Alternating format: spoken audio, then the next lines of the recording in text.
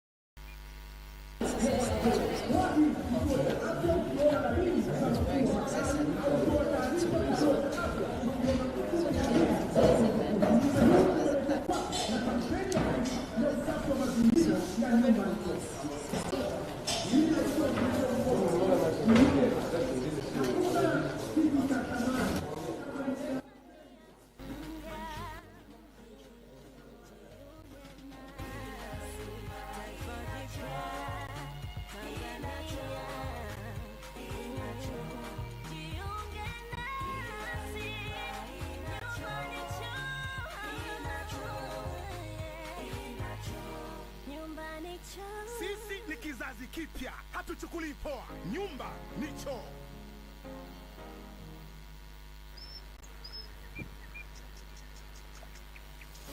Tumetoka mbali sisi, ngoja nikwambie, ni mengi tulopitia, lakini sasa tumeanza upya. Jiunge nasi kwenye Tanzania mpya.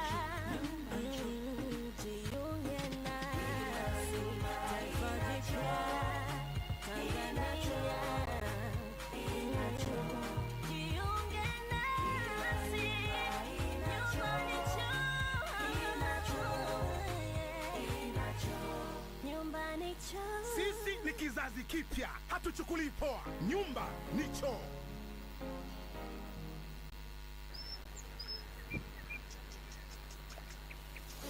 Tumetoka mbali sisi, ngoja nikwambie, ni mengi tulopitia, lakini sasa tumeanza upya. Jiunge nasi kwenye Tanzania mpya. Jiunge nasi taifa jipya Tanzania. Jiunge nasi nyumbani choo. Nyumbani choo. Sisi ni kizazi kipya, hatuchukuli poa. Nyumba ni choo.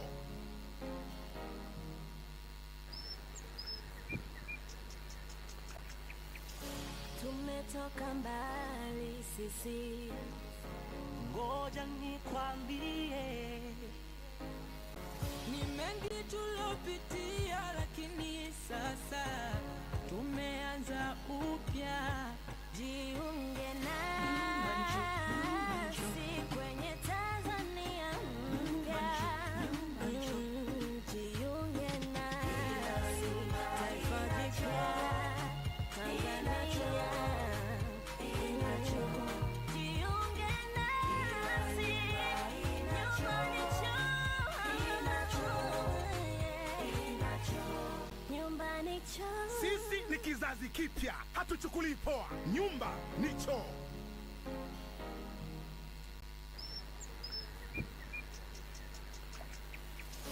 Tumetoka mbali sisi, ngoja nikwambie, ni mengi tulopitia, lakini sasa tumeanza upya. Jiunge nasi kwenye Tanzania mpya. Jiunge nasi taifa jipya Tanzania. Jiunge nasi nyumbani choo.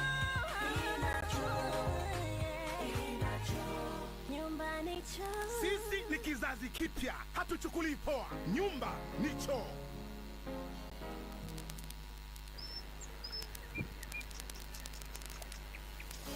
Tumetoka mbali sisi, ngoja nikwambie, ni mengi tulopitia, lakini sasa tumeanza upya. Jiunge nasi kwenye Tanzania mpya. Jiunge nasi taifa jipya Tanzania. Jiunge nasi nyumbani choo. Nyumbani choo. choo. Sisi ni kizazi kipya, hatuchukulii poa. Nyumba ni choo.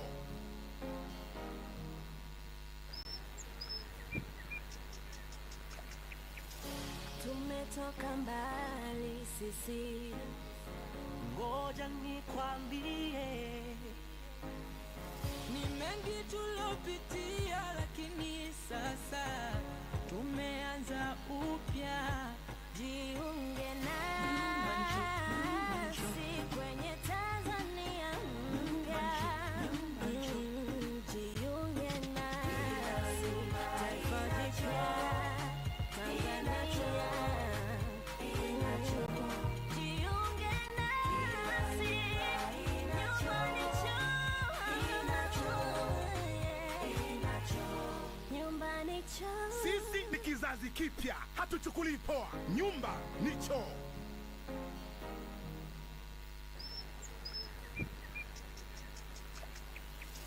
Tumetoka mbali sisi, ngoja nikwambie, ni mengi tulopitia, lakini sasa tumeanza upya. Jiunge nasi kwenye Tanzania mpya. Jiunge nasi taifa jipya Tanzania. Jiunge nasi nyumbani choo.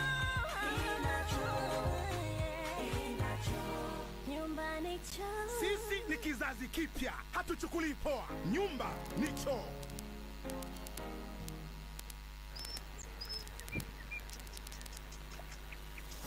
Tumetoka mbali sisi, ngoja nikwambie, ni mengi tulopitia, lakini sasa tumeanza upya. Jiunge nasi kwenye Tanzania mpya. Jiunge nasi taifa jipya Tanzania. Jiunge nasi nyumbani choo. Nyumbani choo. Sisi ni kizazi kipya, hatuchukulii poa. Nyumba ni choo.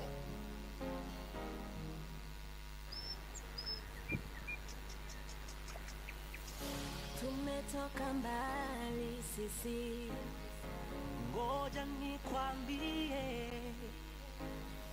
ni mengi tulopitia, lakini sasa tumeanza upya. Jiunge nasi kwenye Tanzania mpya. Jiunge nasi taifa jipya Tanzania. Jiunge nasi nyumbani choo. Nyumbani choo. Sisi ni kizazi kipya, hatuchukulii poa. Nyumba ni choo.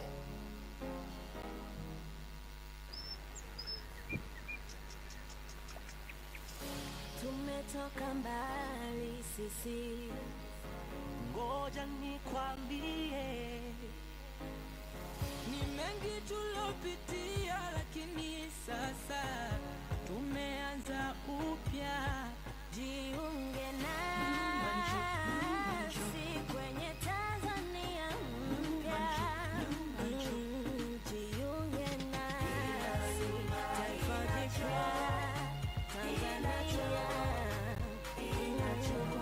Jiunge nasi nyumbani choo. Nyumbani choo. Sisi ni kizazi kipya, hatuchukulii poa. Nyumba ni choo.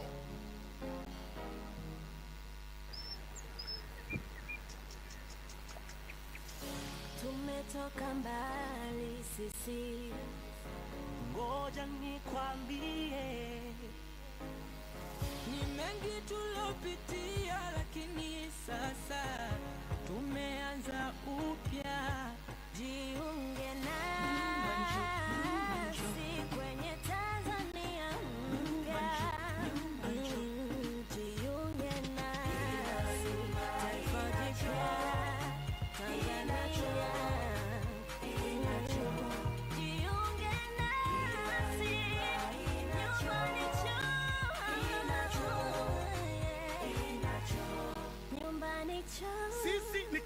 kipya, hatuchukulii poa. Nyumba ni choo.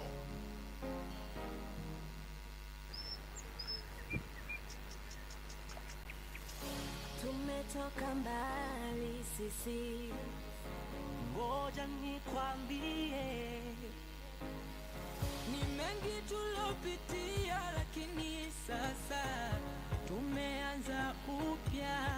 Jiunge nasi kwenye Tanzania mpya.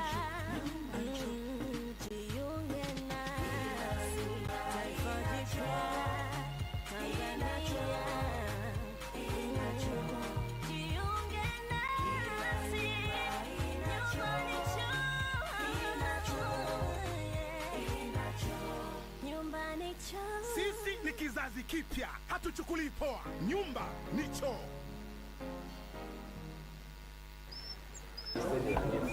Sianza kunishangaza. Tumetoka mbali sisi, ngoja nikwambie, ni mengi tulopitia, lakini sasa tumeanza upya. Jiunge nasi kwenye Tanzania mpya. Jiunge nasi taifa jipya Tanzania. Jiunge nasi nyumbani Choo.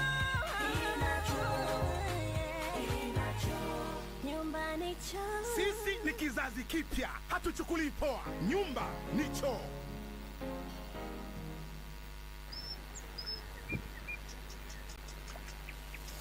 Tumetoka mbali sisi, ngoja nikwambie, vizuri, umependeza, na uwezi kumzania kwamba huyo anaweza kuwa tumeanza upya.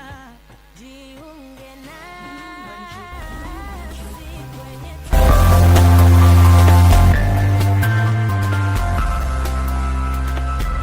kwenye Leo ni siku nyingine tena kwenye nyayo za Nyumba ni Choo. Najua mlikuwa mnanisubiri, ukasema leo mjomba anakuja kutuambia nini bwana katika mafanikio ya Nyumba ni Choo.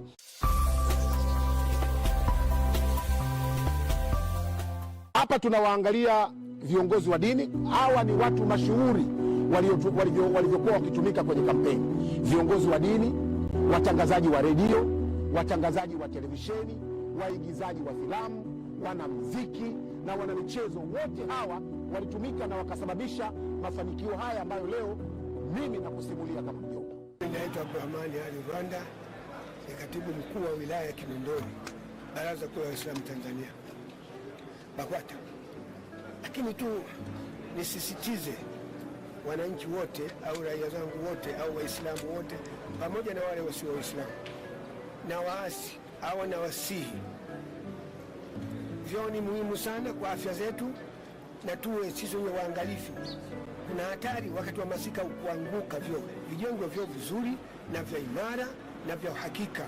Na sangaa kuna watu wengine ukiwaona barabarani, ukiwaona kwenye vikao, watu wamekuwa wasafi, wana nguo mzuri, wamevaa vizuri, wamependeza, na uwezi kumzania kwamba huyo anaweza kuwa vyoo vya nyumbani viko tofauti na yeye alivyo. Lakini lazima ajijue, mtu ajielewe.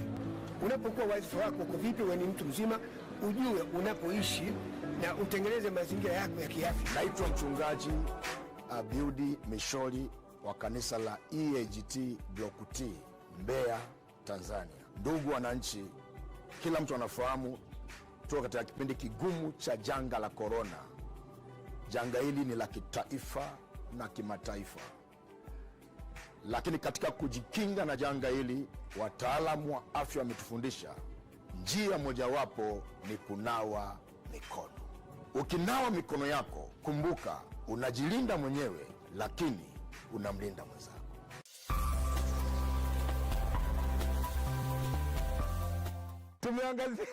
Tumeangazia viongozi wa dini na ushawishi wao na nguvu yao, lakini kwa upande wa vijijini, kiukweli nisiwe muongo, viongozi wa kimila, machifu, walifanya kazi kubwa sana, kwa sababu ni watu ambao walikuwa wanaaminika, wanasikilizwa, na matamko yao na maneno yao yakisemwa yalikuwa yanakwenda kufanyiwa kazi haraka.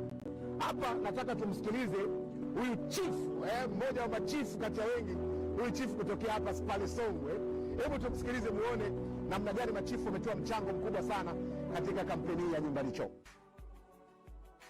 Mimi naitwa Lokiti Masoko Mwanshenga, ni chifu wa Mbeya mjini na Mbeya vijijini. Mimi ni chifu wa Wasafa Mbeya, na ndiyo naiombea Mbeya yetu kwa watu wetu wa Mbeya, ili tuwe salama, tuwaokoe watu wetu.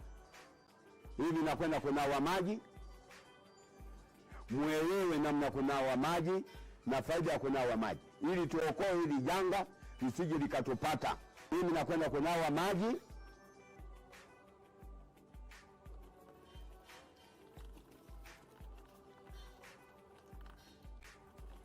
Hai, nanawa maji, naweka sabuni,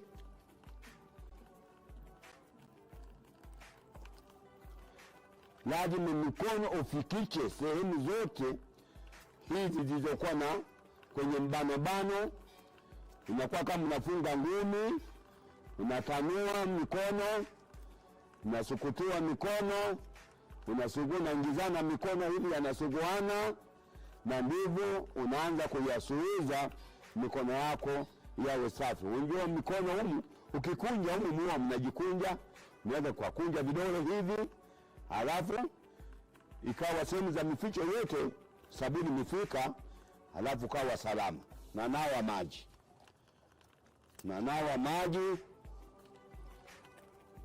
maji, mikono safi, Tanzania salama.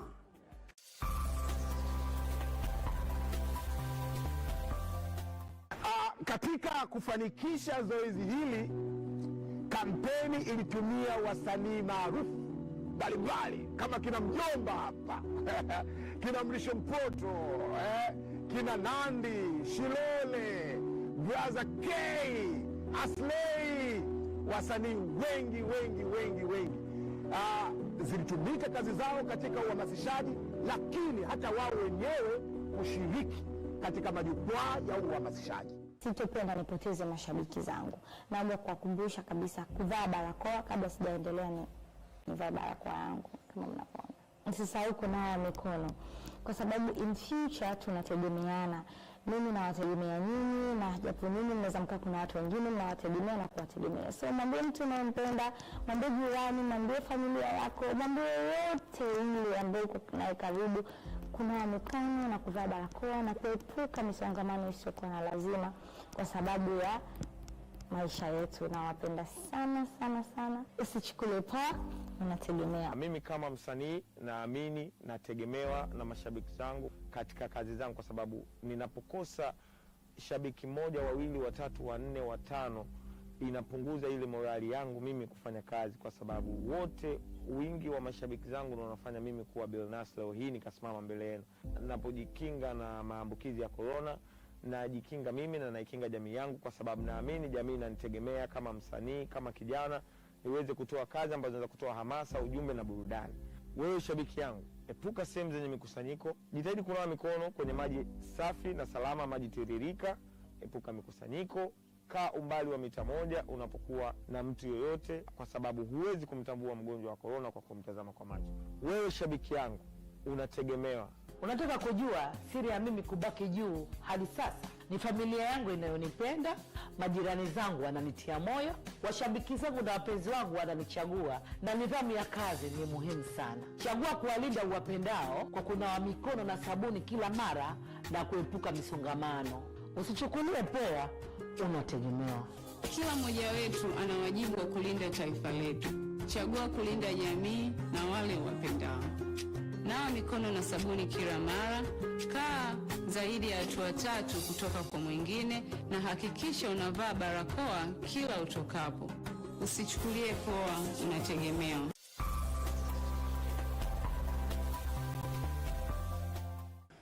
Zamani bwana, unapomwangalia mtu kama Juma Kaseja, unategemea kumuona katika viunga vya mpira, uwanja wa mpira, akifanya yake ndani na nje ya nchi, kama ambavyo tunamfahamu Juma Kaseja na heshima na uwezo alionao. Lakini taifa lilipopata janga la uviko 19,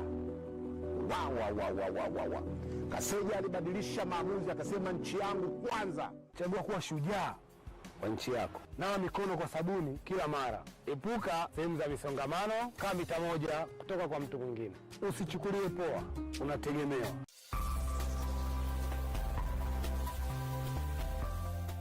Kampeni ya Nyumba ni Choo iliunganisha hamasa kupitia wachezaji katika kauli mbiu ambayo tulikuwa tunasema unategemewa. Mimi na shabiki zangu wote tunategemeana. Ewe shabiki yangu, walinde wanayokutegemea kwa kunawa mikono mara kwa mara, epuka mikusanyiko. Usichukulie poa, unategemewa.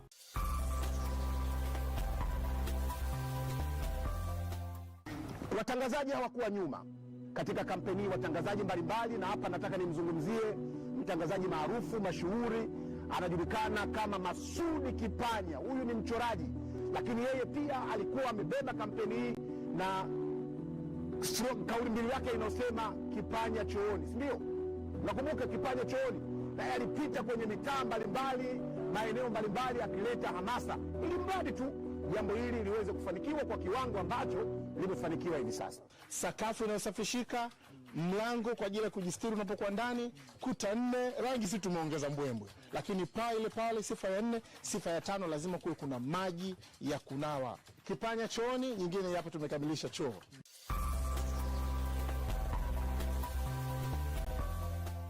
Ushiriki wa watu mashuhuri na watu maarufu kwenye kampeni ya Nyumba ni Choo umekwenda kuvunja ukuta mkubwa sana, kwa sababu kama nyinyi mnakumbuka, zamani ilikuwa hauwezi kuzungumzia swala la choo kwenye jamii ya watu, lakini kupitia ushiriki wa watu mashuhuri, wasanii, wamekwenda kufanya mjadala huu unajadiliwa.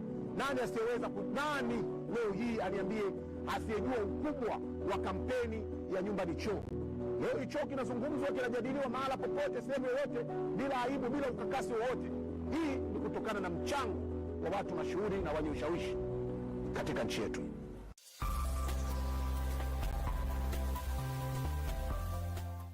Bwana, mimi naitwa Mrisho Mpoto. Mpaka siku nyingine, naomba ukae tayari kwenye nyayo hizi za Nyumba ni Choo. Nitakuwa nakusimulia kila wakati, kila napata nafasi, kuhusiana na kampeni hii au nyayo hizi za kampeni ya Nyumba ni Choo. Tunasema usichukulie poa. Kama kawaida unajibu kwamba Nyumba ni Choo.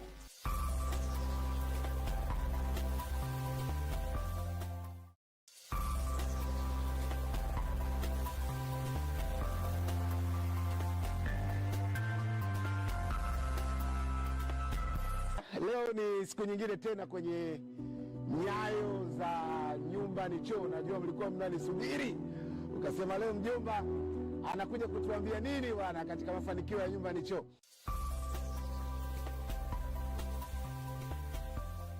Hapa tunawaangalia viongozi wa dini. Hawa ni watu mashuhuri walivyokuwa wakitumika kwenye kampeni. Viongozi wa dini, watangazaji wa redio, watangazaji wa televisheni, waigizaji wa filamu, wanamuziki na wanamichezo, wote hawa walitumika na wakasababisha mafanikio haya ambayo leo mimi nakusimulia kama mjomba. Naitwa Abdurahmani Ali Rwanda, ni katibu mkuu wa wilaya ya Kinondoni, Baraza Kuu la Waislamu Tanzania, BAKWATA. Lakini tu nisisitize wananchi wote au raia zangu wote au waislamu wote, pamoja na wale wasio waislamu na waasi au na wasihi, vyoo ni muhimu sana kwa afya zetu, na tuwe sisi wenye waangalifu. Kuna hatari wakati wa masika kuanguka vyoo. Vijengwe vyoo vizuri na vya imara na vya uhakika.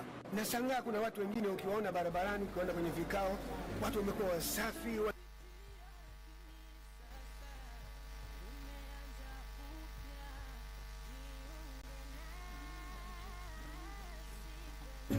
Unapokuwa wadhifa wako uko vipi, wewe ni mtu mzima, ujue unapoishi na utengeneze mazingira yako ya kiafya. Naitwa mchungaji Abiudi Mishori wa kanisa la EAGT Block T, Mbeya, Tanzania. Ndugu wananchi, kila mtu anafahamu tuko katika kipindi kigumu cha janga la korona. Janga hili ni la kitaifa na kimataifa, lakini katika kujikinga na janga hili, wataalamu wa afya wametufundisha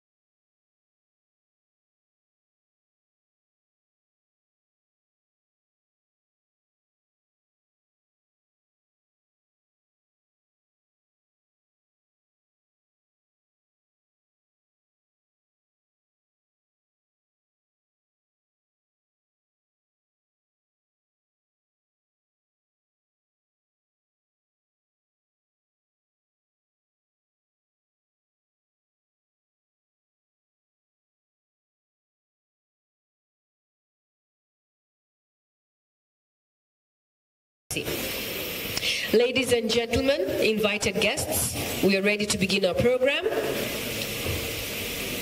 I'd like to call upon Mr. Anyetike, mratibu wa kampeni ya Nyumba ni Choo from the Ministry of Health, to come and give us the welcome remarks.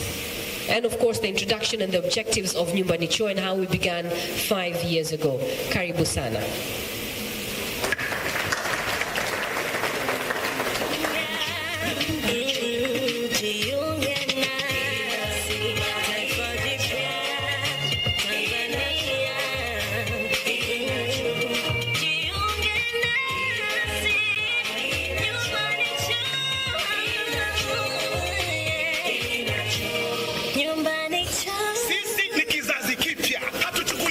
Honorable Umi Mwalimu, Member of Parliament and the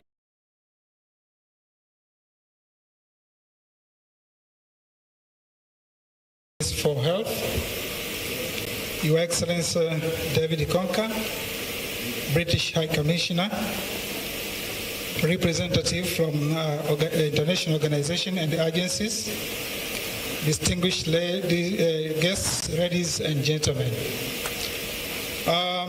Before I lead the remarks from the Permanent Secretary, please allow me to quickly introduce members who have attended this important occasion on the celebration of 5 years of Nyumba ni Choo.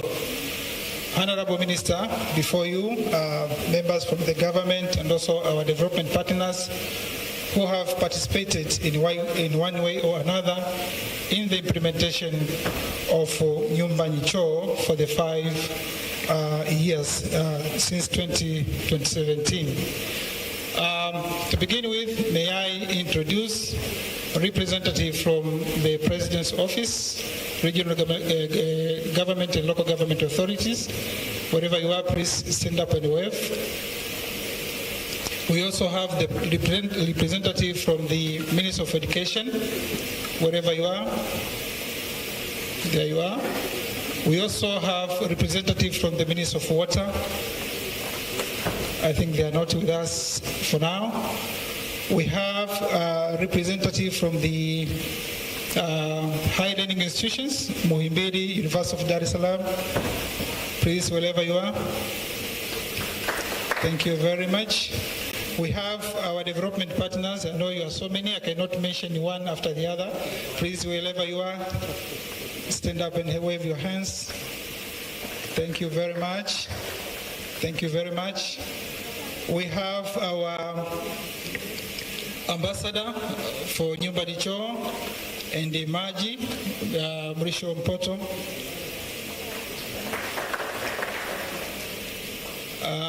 We have, my friends, the District Administrative Secretary for Ruangwa, Hassan Goma. We have colleagues from the Ministry of Health.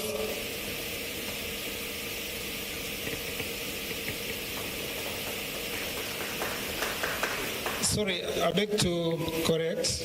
Mr. Hassan Goma is not a district administrative secretary, rather the district commissioner. Sorry for that. So, Honorable Hassan Goma, district commissioner for Ruangwa district. We have implementers from the CREA consortium. These are the people who implement campaign. And all others, if I've not mentioned your name, please acknowledge that I've introduced you before the guests of honor.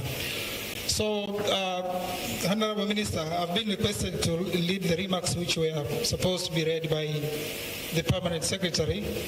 So, on his behalf, allow me please to read the remarks which he prepared for this meeting. Honorable Minister, allow me to thank God for availing us the chance to attend this important occasion on the celebration of 5 years of the implementation of Nyumba ni Choo campaign. The campaign that has triggered massive change of attitude and practices on sanitation and hygiene among community members in the country. Honorable Minister, On behalf of the Ministry of Health, I would like to take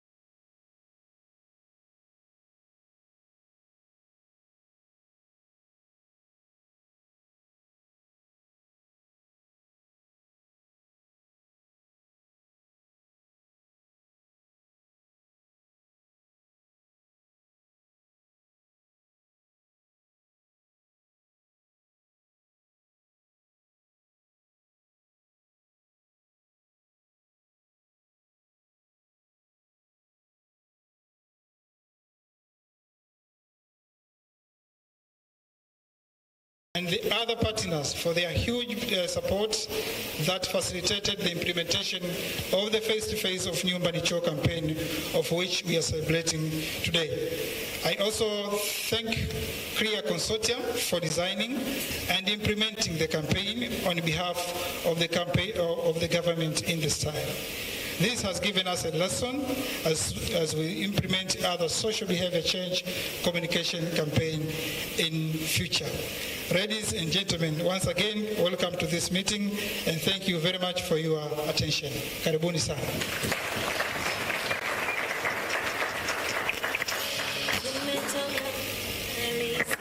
Asante sana. Makofi tena tafadhali. Thank you very much. Our Principal Health Officer from the Ministry of Health, Anytike Mwakitilema. Thank you for the welcome remarks. Mheshimiwa Waziri, nilikuwa nimewapitisha wageni ambao walikuwa wamefika, labda nikupitishe na wale ambao wamefika sasa hivi.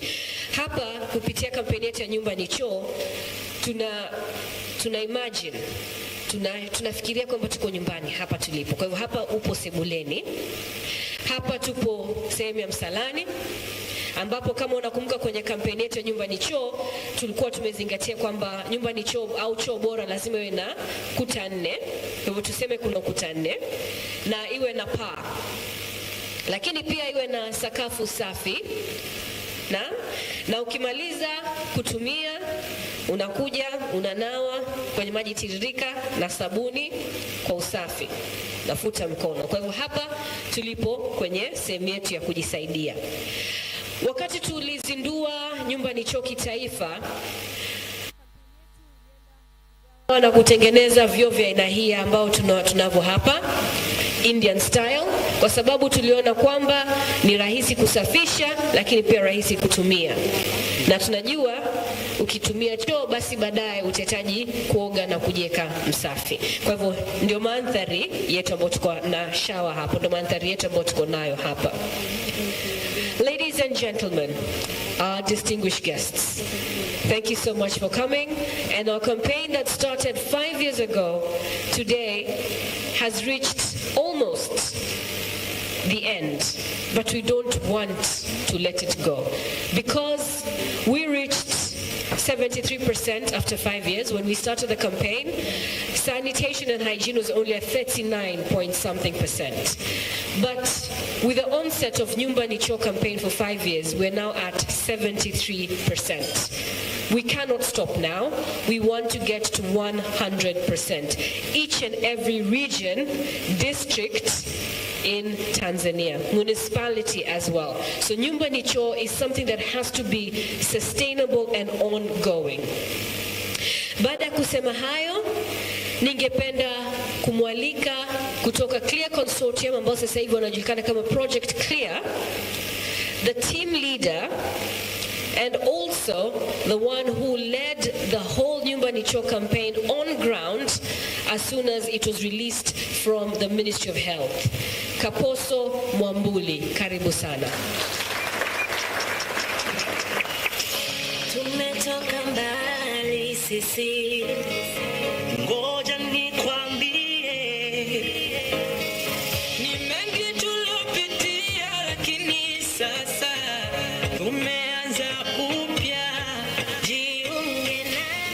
Honorable Minister, Umi Mwalimu, the Minister of Health, His Excellency, the High Commissioner to Tanzania from the UK government, and all the guests who are invited. Today I will just try to take you through, this time, the timelines where we started and where we are now. So I would like to tell you that we started this campaign in 2016, planning, but the actual implementation started in 2018 because we had 1 year for research. If you know, the consortium consisted of many organizations. One of them was London School of Hygiene and Tropical Medicine. At the time, when we were planning to do the big research so that we can design the campaign, we went to meet the stakeholders, and one of the most important key stakeholder was the minister herself.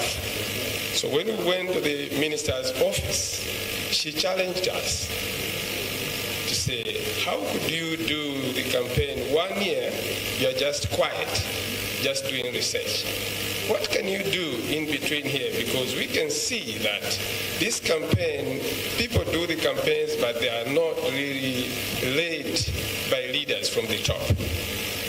So can you organize something which I'll be there to lead? And that was the starting point of Nipo Tayari. So she called us to organize it in the way that it will suit. Most of the leaders should be there. And they said, okay, that thing, I organize it myself in Dodoma. If you can come to Dodoma, well and good. It was on the 8th of May, if I'm not mistaken, that we had a Nipo Tayari event, the call for action, where the Honorable Minister herself was hosting and asking all the leaders from the government, from the government partners, and private sector to join her, join the efforts of the Ministry of Health to promote sanitation and hygiene. To me, and maybe to most of us in here, that marked a very important occasion, that the campaign for the first time was led from the top. And that gesture saw a lot of development partners making commitments. One of the biggest commitments I will not forget is the commitment of the World Bank Global Director for Water, who I remember she spoke Swahili that day. She said, "Nipo tayari." And now she honored her commitment. We have a whole water and sanitation program in Tanzania running 17 regions, and now I'm told it will be scaling up to many regions. The call for action worked. And the same gesture when she started asking us to involve leaders. We also talked to her, how are we going to launch after we have finished the research? We have designed the campaign. London School said, we are ready. I said, no, what we need to do, I'm going to launch it, but I will need the vice president, a much bigger leader than I am. So she invited the then vice president, who is now the president, to launch the campaign in Dodoma after the design. And from that gesture, we saw a lot of leaders rallying around or behind the campaign. Then came the Prime Minister then, and still now, to call for all the government officials. He talked about the dates, the regional secretariats to support the campaign. Then the campaign started and rolled out across the country, with only Project Clear having staff of not more than 10 people. But this campaign has been rolled out across the country to almost all the regions. So to us, that made it easier. Instead of employing many people, we augmented and supported the structure which was existing, using local government staff and very few staff to augment and push the results which we are talking about here. I'm not talk a lot about what we have achieved. I hope Anyitika has already explained. But the support which we got from the government is something which we cannot really overemphasize. And the support we got from development partners, we cannot also overemphasize. The other aspect which turns out, which I feel to be important for us to know here, is the adaptability. The leadership which we got from the ministry under her leadership was very, very important to us. They allowed us in the oversight to focus on the results, but adapt according to the circumstances on the ground. I think I will leave that to be explained a lot by other members who will come after me, but we adapted at all levels. We changed from, we started with RCCs. We used to go to regional consultative council meetings. When we saw that they don't go with the schedule, we had to adapt. We had to bring in more people who were not there at the very beginning. Then people started seeing the important in the regions, that's ground activations, which were not really part of the design. They had to come in because the need was seen. But in some other programs, I doubt that could have happened if it was not for the leadership or the stewardship which we had from FCDO and the Ministry of Health. Because it's not easy for you to bring in any change midway. But all this was made possible because of the good leadership of two people who were scaffolding us. I should say two organizations which were scaffolding us, FCDO and the Ministry of Health. And let me also use this opportunity to thank FCDO for the special support that they provided to the campaign. Because at that time, most organizations in 2016 were moving out from water, from sanitation especially. it was only FCDO, the development partner, who felt like it would be important to hold on to those results which we achieved. If you remember when the president was launching, she said we had already achieved some results. But we were about to sustain the results, and there was no organization to keep on going. And those who are working in the water sector, it was the time when the WSDP basket funding was disintegrating. But FCDO maintained the support, and really we are celebrating here 5 years because of their support. And that to me could not go alone if we didn't have the private sector flanking us. We had SATO coming in, we had other international organizations like WaterAid, who have worked with them in their regions. We have got AMLEF, who are working with them in their regions. So the whole campaign and design, the way it was implemented up to this date, it was in a different way. How we use the platforms which were already existing, lucky enough to one of the most important person who was leading this, the implementation of media. This is Luge Mtahaba. That gave us a springboard, because most campaigns start with their own platforms, but we had to use the platforms which were existing on crowds media. And some people even thought that this campaign, it was about crowds radio, but it was really a good platform, because Nyumba ni Choo, which is not known, couldn't have cut the code as it had done, just because of the platforms which we used. From there, we had to use people who were known already, like in Porto. Otherwise, we would have started ourselves. I could be standing on the pulpits and telling people on the podiums or stages, telling people about sanitation and hygiene as a team leader. I wouldn't have gotten anywhere. But with all these people in front of me, I can't mention all of them. I would like just to say thank you for making it happen. It wasn't for me or for Project Clear, but it was for you people. That's all what I could do today.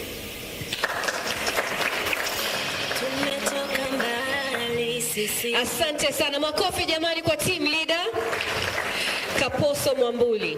Kwa kifupi ameongea vile ilivyoanza 2017, lakini anasema kwamba walianza 2016 na Wizara ya Afya kwenye maandalizi na kupanga. 2017 utafiti ukafanyika, mashirika tofauti yakafanya utafiti. 2017 tukaanza ile nipo tayari kampeni, unakumbuka, na amezungumza mashirika ambayo alisaidia, moja hapo ikiwa UKAID kupitia FCDO na mashirika mengine AMREF, WaterAid ambao waliendelea kushirikiana nao nchini Tanzania. Lakini pia vile walivyomshirikisha Waziri Umi, ambaye alisema hapana, lazima tuende juu kidogo, tumshirikishe mama, wakati akiwa makamu wa rais, kwa sababu masuala ya mazingira na pia usafi yapo chini ya ofisi ya makamu wa rais. Kwa hivyo ndo tulizindua, nakumbuka, na Hassan Ngoma na Samsa Sali tukiwa Dodoma, na tukazindua na Choo kabisa pale. Ilikuwa siku ya asubuhi na tukawa na wimbo maalum na wasanii wengi, tulikuwa tumevaa zile t-shirt za nipo tayari, na tulikuwa na Mrisho Mpoto, na Mrisho naye akaendelea kutoka hapo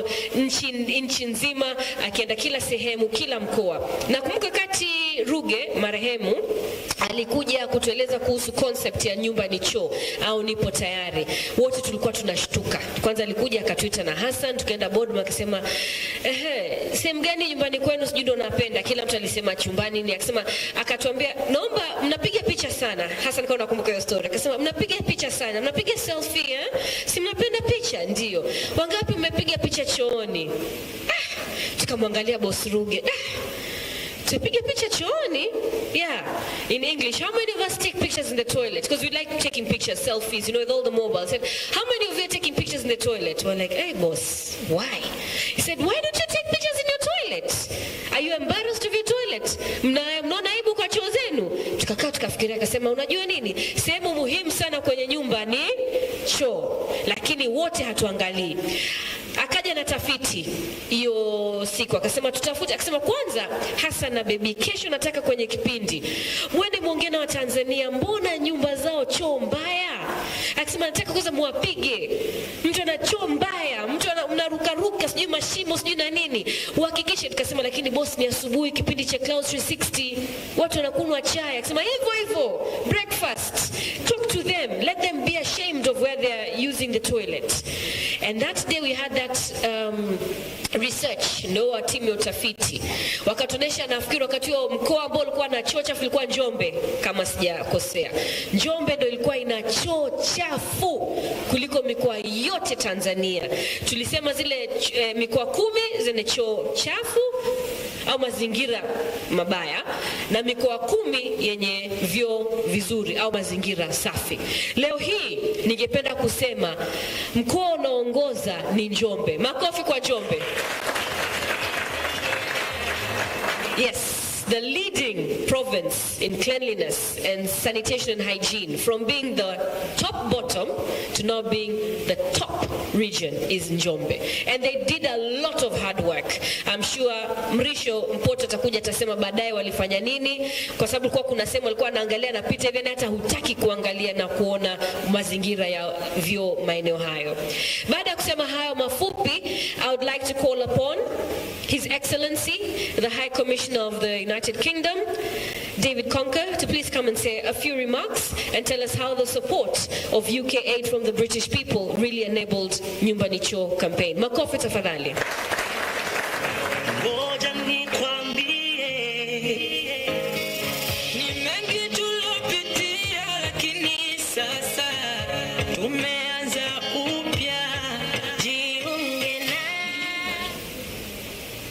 Honourable Minister for Health, Umi Mwalimu, Permanent Secretaries, officials of the Government of the United Republic of Tanzania, distinguished guests, ladies and gentlemen, all protocols observed.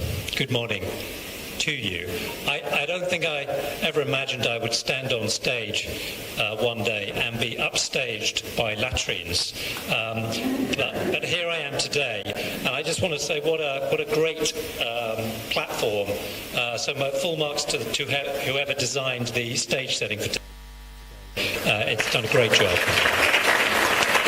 And as you just heard, it's important to get people to focus on hygiene and just the importance of toilets, to bring it on stage, to get it out into the open, and to mark and celebrate the huge contribution that water, sanitation, and good, clean toilets make to safety and life here and elsewhere in the world. So it's an honour to be here today to mark the closeout of this phase of the National Sanitation Campaign, and to celebrate the achievements of the partnership between the Government of Tanzania and the development partners, including the UK, on water, sanitation and hygiene. And I want to commend, to start with, the Ministry of Health for its leadership in this sector. Over the past 5 years, the Ministry has been the central driving force of the National Sanitation Campaign that is, as we know, is known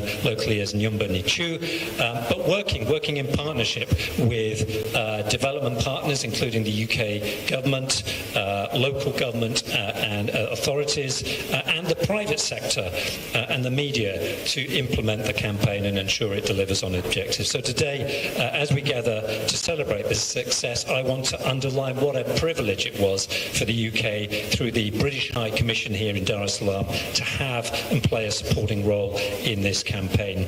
And as you are aware, and as we heard earlier on the stage, that in 2017, when the campaign was launched, only 42% or thereabouts of Tanzanians had access to improved decent sanitation facilities. Today, 5 years on, it's up at around 70+% of households who have those facilities. And with that huge increase has become a change in awareness, a huge uplift in awareness of the importance of homes having an improved decent latrine, and the importance of washing hands with soap. As we've heard, attitudes and behaviours across the country really have changed as a result of this campaign. And I want to highlight and thank and acknowledge the really consistent, high-level political support here in Tanzania that the campaign has had, that's enabled it to evolve into, I think it's fair to say, into one of Tanzania's most effective government-led campaigns in recent times, and to establish a campaign which has become a household brand through recognition, which has helped to mobilize more than 8 million Tanzanians to build or upgrade the toilets in their homes. That's a massive achievement. Honourable Minister, an important ingredient of the campaign's success, I'm told, was the way it very consciously learned from Julius Nyerere's Mtu ni Afya campaign in the 1970s. Nyumba ni Choo adopted strategies that helped to really push the issue of sanitation to the top of the political agenda, and importantly sought to connect with what really motivated people. And I think you found out early in the campaign that what people were motivated by, in part, was their aspirations for modernity, a sort of wider set of aspirations about the kind of lives they wanted to lead, and making sanitation part of that set of aspirations, I think, was probably one of the great successes of the campaign. And I think I've also been told that another crucial element of the success is the public-private partnership approach which the campaign adopted. The Ministry of Health, of course, coordinating and overseeing and giving that political driving force, but the private sector and the media being very much involved in providing expertise on supply chains, creative designs, and distribution of campaign materials, and really helping the government to understand what would motivate people to change their behaviours.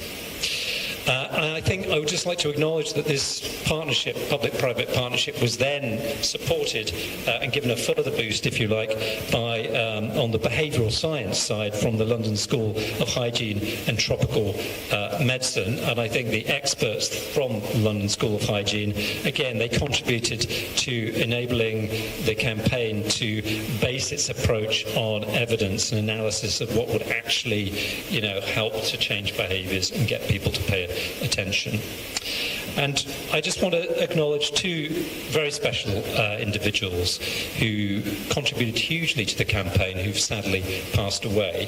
Ruga Mutahaba and Val Curtis. I'm told that Ruga was instrumental on the media side and really getting information out and making that important connection into the real motivations of people. And Professor Val Curtis was an expert in her field who made a huge difference on the behavioural science side. So I'd just like to pause just for a moment for us all to reflect on the contributions of those two amazing individuals.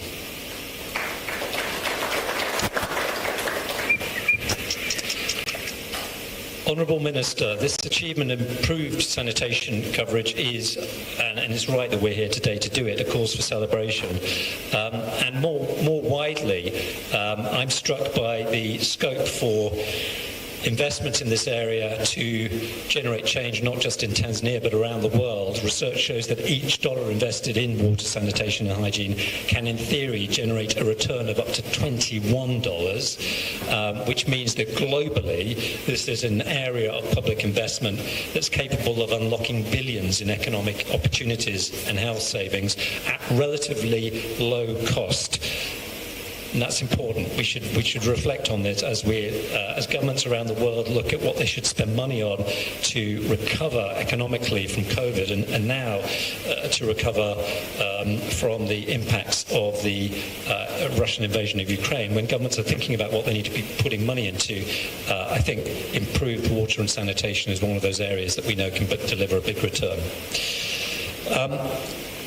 Honourable Minister, it's important, and I think you know this, you don't need me to keep going on this, because you're up above 70% now, but as we heard earlier, the ultimate goal must be 100%, and we should keep going until every Tanzanian household has the opportunity and access to use improved and clean latrines, and where there are fully adequate systems across the country for disposal of human waste.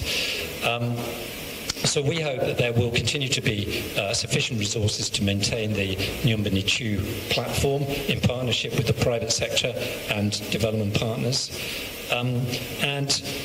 We've also seen how this platform can be used for other public health issues or related public health issues.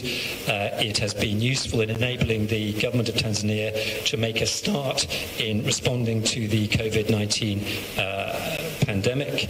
And I think as the government here and as health experts here look to ask the question, how can vaccination rates across Tanzania on COVID-19 be increased from what is currently quite a low level, then maybe there's a message from Nyumba Choo, which is high-level political support in harness with the right kind of partnerships with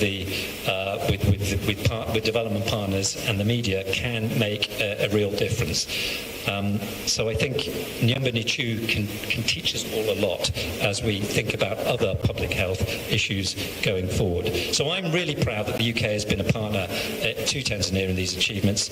And through the second phase of the water sector development programme, the UK supported the government of Tanzania to provide access to clean drinking water and sanitation services to 8.2 and 5.2 million respectively, where we're really proud of having the opportunity to make that contribution. Good partnerships are based on regular and open and honest communication, and I think Nyumba Choo is an absolutely brilliant textbook case of how to go about doing that to achieve something really quite remarkable in a particular and important health field. So on behalf of the UK government, I extend my thanks to you, Honourable Minister, to your team at the Ministry of Health, and also I'd like to thank the Ministry of Water and the President's Office for Regional and Local Government for their superb commitment and partnership in implementing the initiative. I'm really pleased to have this opportunity to participate in today's event. Asanteni sana. Thank you very much. Nyumba ni choo.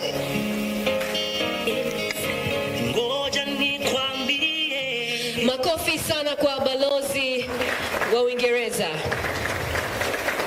Nchi ya ufalme wa Uingereza. Thank you very much for your support. Our biggest supporters, the government of Tanzania, makofi tafadhali. UK Aid and the implementers Project Clear. I'd also like to take this moment to recognize the WHO country representative, Dr. Tejas Mengistu. Welcome, karibu sana. Thank you for your partnership as well. And would like to say thank you to the Tanzanian government through the Ministry of Health, the President's Office, that's Regional Administration and Local Government, au TAMISEMI, Ministry of Education, Science and Technology, and Ministry of Water and Irrigation. These are the ministries that actually enabled Nyumba Choo to actually reach the whole of Tanzania, plus also to educate, inform, and make Tanzanians aware of sanitation and hygiene. Asanteni sana. Makofi tafadhali, mpo hapa wakilishi wengi.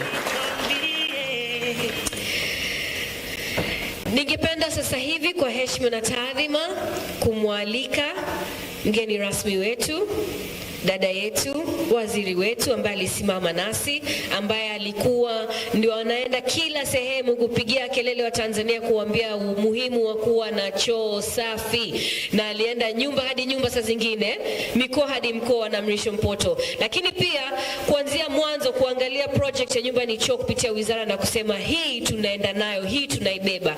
Labda wakati mlikuwa mnaanza 2016 haukuona kwamba itakuwa kubwa kama leo, haukuona labda itafika miaka mitano. Kwa hivyo kwanza tumpigie makofi waziri wetu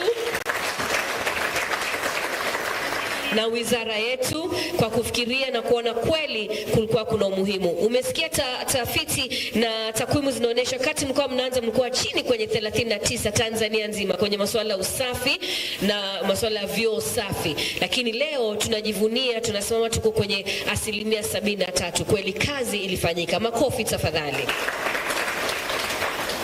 Ladies and gentlemen, our guest of honor, Umi Mwalimu, the Minister of Health. Welcome, karibu sana. Makofi, please.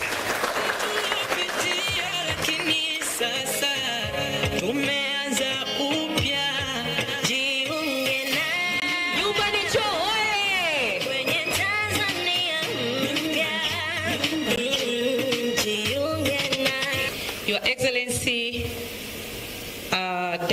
Konka, the British High Commissioner in Tanzania, Madam Tikesti, WHO Country Representative in Tanzania. I would also like to recognize the presence of representatives from UNICEF, USAID, World Bank, DFID, and government officials from the Ministry of Health, Ministry of Education, Ministry of Water, our partners and stakeholders, civil society organizations, our implementing partner for this particular project, Project Clear Consortium, which is led by Mr. Kaposo, distinguished guests, members of the media, ladies and gentlemen, na wasalimu kwa jina la Jamhuri ya Muungano wa Tanzania. Usichukulie poa. Usichukulie poa. Asanteni sana. It is my pleasure to address you at this event that we are now marking 5 years of implementation of the second phase of the National Sanitation Campaign, and in particular the Nyumba ni Choo campaign. I thank you all for joining us at this occasion, share the success, experience, and lessons learned in this period. Ladies and gentlemen, sanitation is a global development priority. The Sustainable Development Goals launched in 2015 include a target to ensure everyone, everywhere has access to toilets by 2030. Everyone, everywhere. Ndiyo SDG inavyoswambia. Choo kwa kila mtu, kila mahala by 2030. And in 2017, as it has been said here, we launched a 5 years campaign, and it was we had a privilege to have Her Excellency Samia Suluhu Hassan, the President of the United Republic of Tanzania. By then, she was the Vice President of Tanzania, with commitment to end open defecation and ensure, of course, we were supposed to reach 100% target, but by that time we said we want to reach at least 75% of the household in Tanzania to have improved toilets by June 2021. And I remember Kaposo amesema, when they came to my office in 2016 with the 1 year program, I said, are we going to achieve this? No, why don't we come up with a long-term plan? You know, especially, you know, a problem in Tanzania ni behavior and attitude. Watanzania wengi tunadharau choo. Yani choo vyetu vichafu sana. Vichafu kweli yani hatuthamini choo. Amesema hapa vizuri, choo ni sehemu ambayo baby nadhani ametuambia. Choo ni sehemu ambapo panatakiwa kuwa pasafi, ni sehemu pia ya kutulia, ya kureflect, na ikiwezekana ndio sehemu ya kuondoa stress. Choo. Seriously. But that time mindset zetu, attitude zetu, yani choo ni sehemu chafu. Kwa hiyo ndio maana sehemu kubwa ya hii kampeni ikajikita katika kubadilisha nitaka kusema attitude and behavior kwa Kiswahili. Attitude and behavior. Mtazamo na tabia yetu kuhusu choo. And by that time also we had data from the World Bank.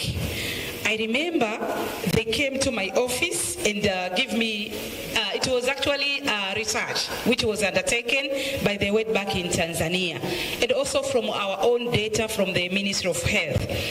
For example, in terms of OPD visit in our facility, healthcare facilities, 8 out of 10 OPD visits were basically caused by lack of good sanitation facilities. Magonjwa ukiangalia kuhara damu, minyoo, kipindupindu.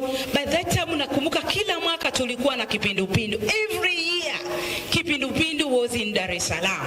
And then I would like to acknowledge also the contribution of His Excellency, the late Dr. John Pombe Magufuli. Aliniambia sitaki kusikia kipindupindu Tanzania.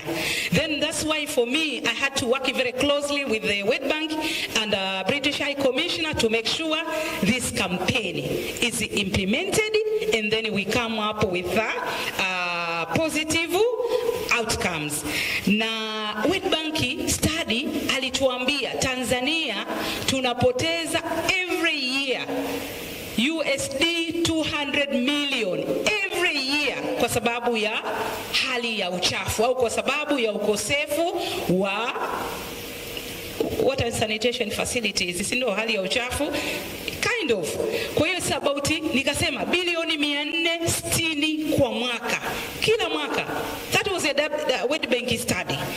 460 million shilling every year because of poor sanitation services and facilities in Tanzania. Nikasema tunazungumza hatuna madarasa, hatuna madawati shuleni, hatuna vituo vya afya, then we have to do something in order to improve sanitation facilities in Tanzania.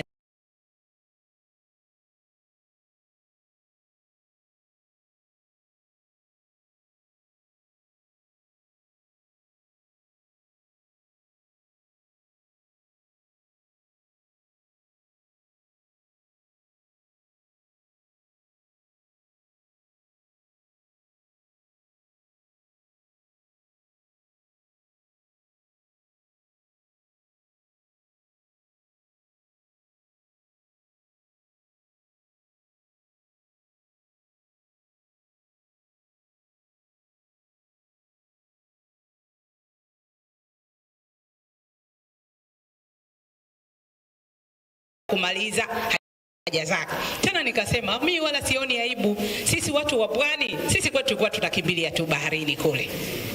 Sisi watu wa Tanga, ambao watu wa mwambao, Tanga, Lindi, Mtwara, Pwani, Dar es Salaam. Kwa kweli ndio huko nakumbuka mambo yote tunamaliza baharini, basi mambo yanakuwa safi. Kwa hiyo ni jambo ambalo pia lilikanifutia kama waziri wa afya. I have to take leadership katika kuhakikisha kwamba Nyumba ni Choo campaign is implemented, and then we come up with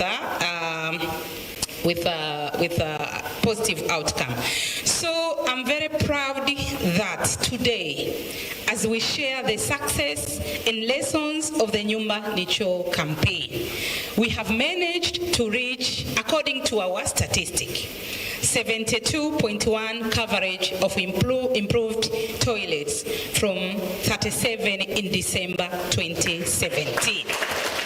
Kwa hiyo kwangu mimi, na ndio maana leo ratiba yangu kidogo ngumu, but nimesema I have to be here even if for 1 hour. We are very proud. Tunafurahi sana. Wakati tunazindua kampeni 2016 it was 76, 77 ikaenda 79. Kwa hiyo tumefika 72% ya kaya za Kitanzania zinavyo bora. Hakika. Lakini tunaita open defecation, kujisaidia barabarani. Unajua sisi unatoka tu pale, tena hasa wanaume, kidogo wanawake tuna aibu. According to statistics pia zinaonyesha proportion of household practicing open defecation has also decreased from 5.7% in 2017 to 1.4% in 2021. So this is a significant achievement and acceleration from previous efforts, and I'm confident we will see a Tanzania where everyone, everywhere has access to an improved toilet in the second phase of the Nyumba ni Choo campaign, which will start soon. Na kwenye hili nakumbuka tumetoka mbali. When Clear Consortium came to my office na the late Ruge Mutahaba, wakaja na team, tukasema tuseme haba ni haba. Nikasema no. Hatuwezi kwenda kwa wananchi. What is haba ni haba? I don't remember the logic behind the haba ni haba theme. Nikasema hapana. And then I remember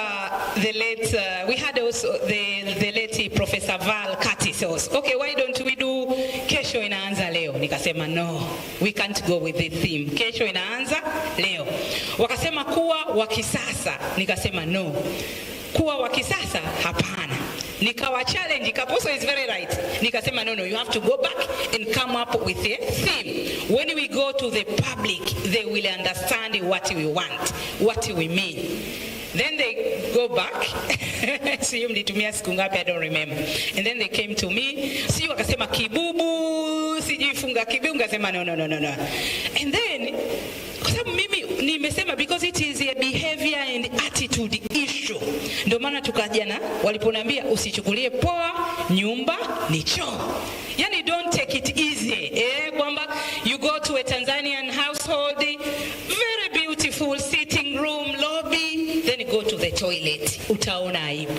Yani wa Tanzania utamuona msafi sitting room, utamuona vizuri, amevaa vizuri, suti, kitenge, kanga nzuri, nenda chooni kwake, aibu. Kwa hiyo ndio maana tukasema usichukulie poa, lakini pia we wanted to make sure we invest on young people.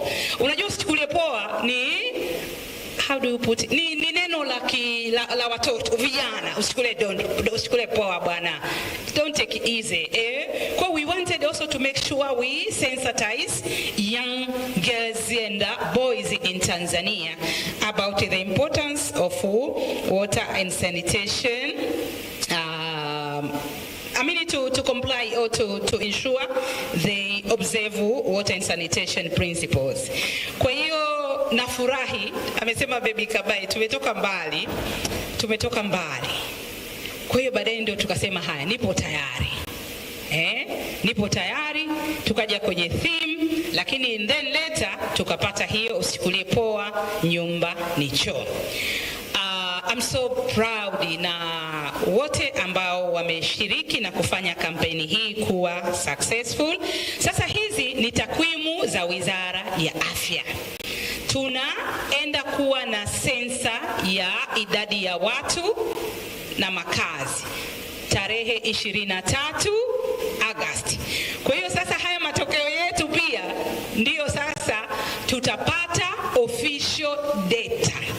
Tutapata takwimu rasmi kwenye national census exercise kwamba household with improved toilet facility, is it 71% or it is less than that. Kwa hiyo we look forward kwamba sensa ita confirm what we have observed. Na tukiangalia katika mikoa na halmashauri zetu kama alivyosema Baby, kwa upande wa halmashauri Njombe District Council, wao ni 100% household they have improved the toilets. Na Njombe si hatujawalika leo, lakini kila siku tulikuwa wanapata mazawadi. Halmashauri ya pili ni Iringa DC. Iringa District Council wao wako 86.6 na Moshi District Council ni 85. Lakini tukaangalia kwa upande wa mikoa, Kilimanjaro wanaongoza kwa 89, Iringa 87.7, alafu Njombe ni 86. Lakini lengo letu, WHO country representative is here, we want 100% achievement. Lakini another good component ya usichukulie poa nyumba ni choo campaign ni jinsi kampeni hii pia inavyoji align na emerging issues. Poto kakaangu umezunguka nchi nzima, hongera sana. Na kabla sijaondoka itabidi tumpe Mpoto angalau hata dakika.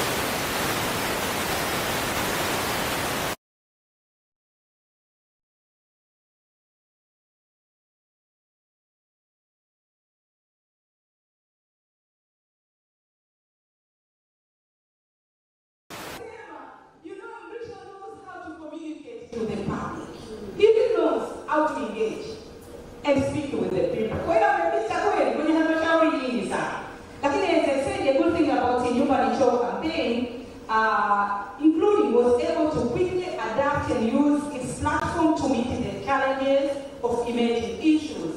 For example, COVID-19 risk communication with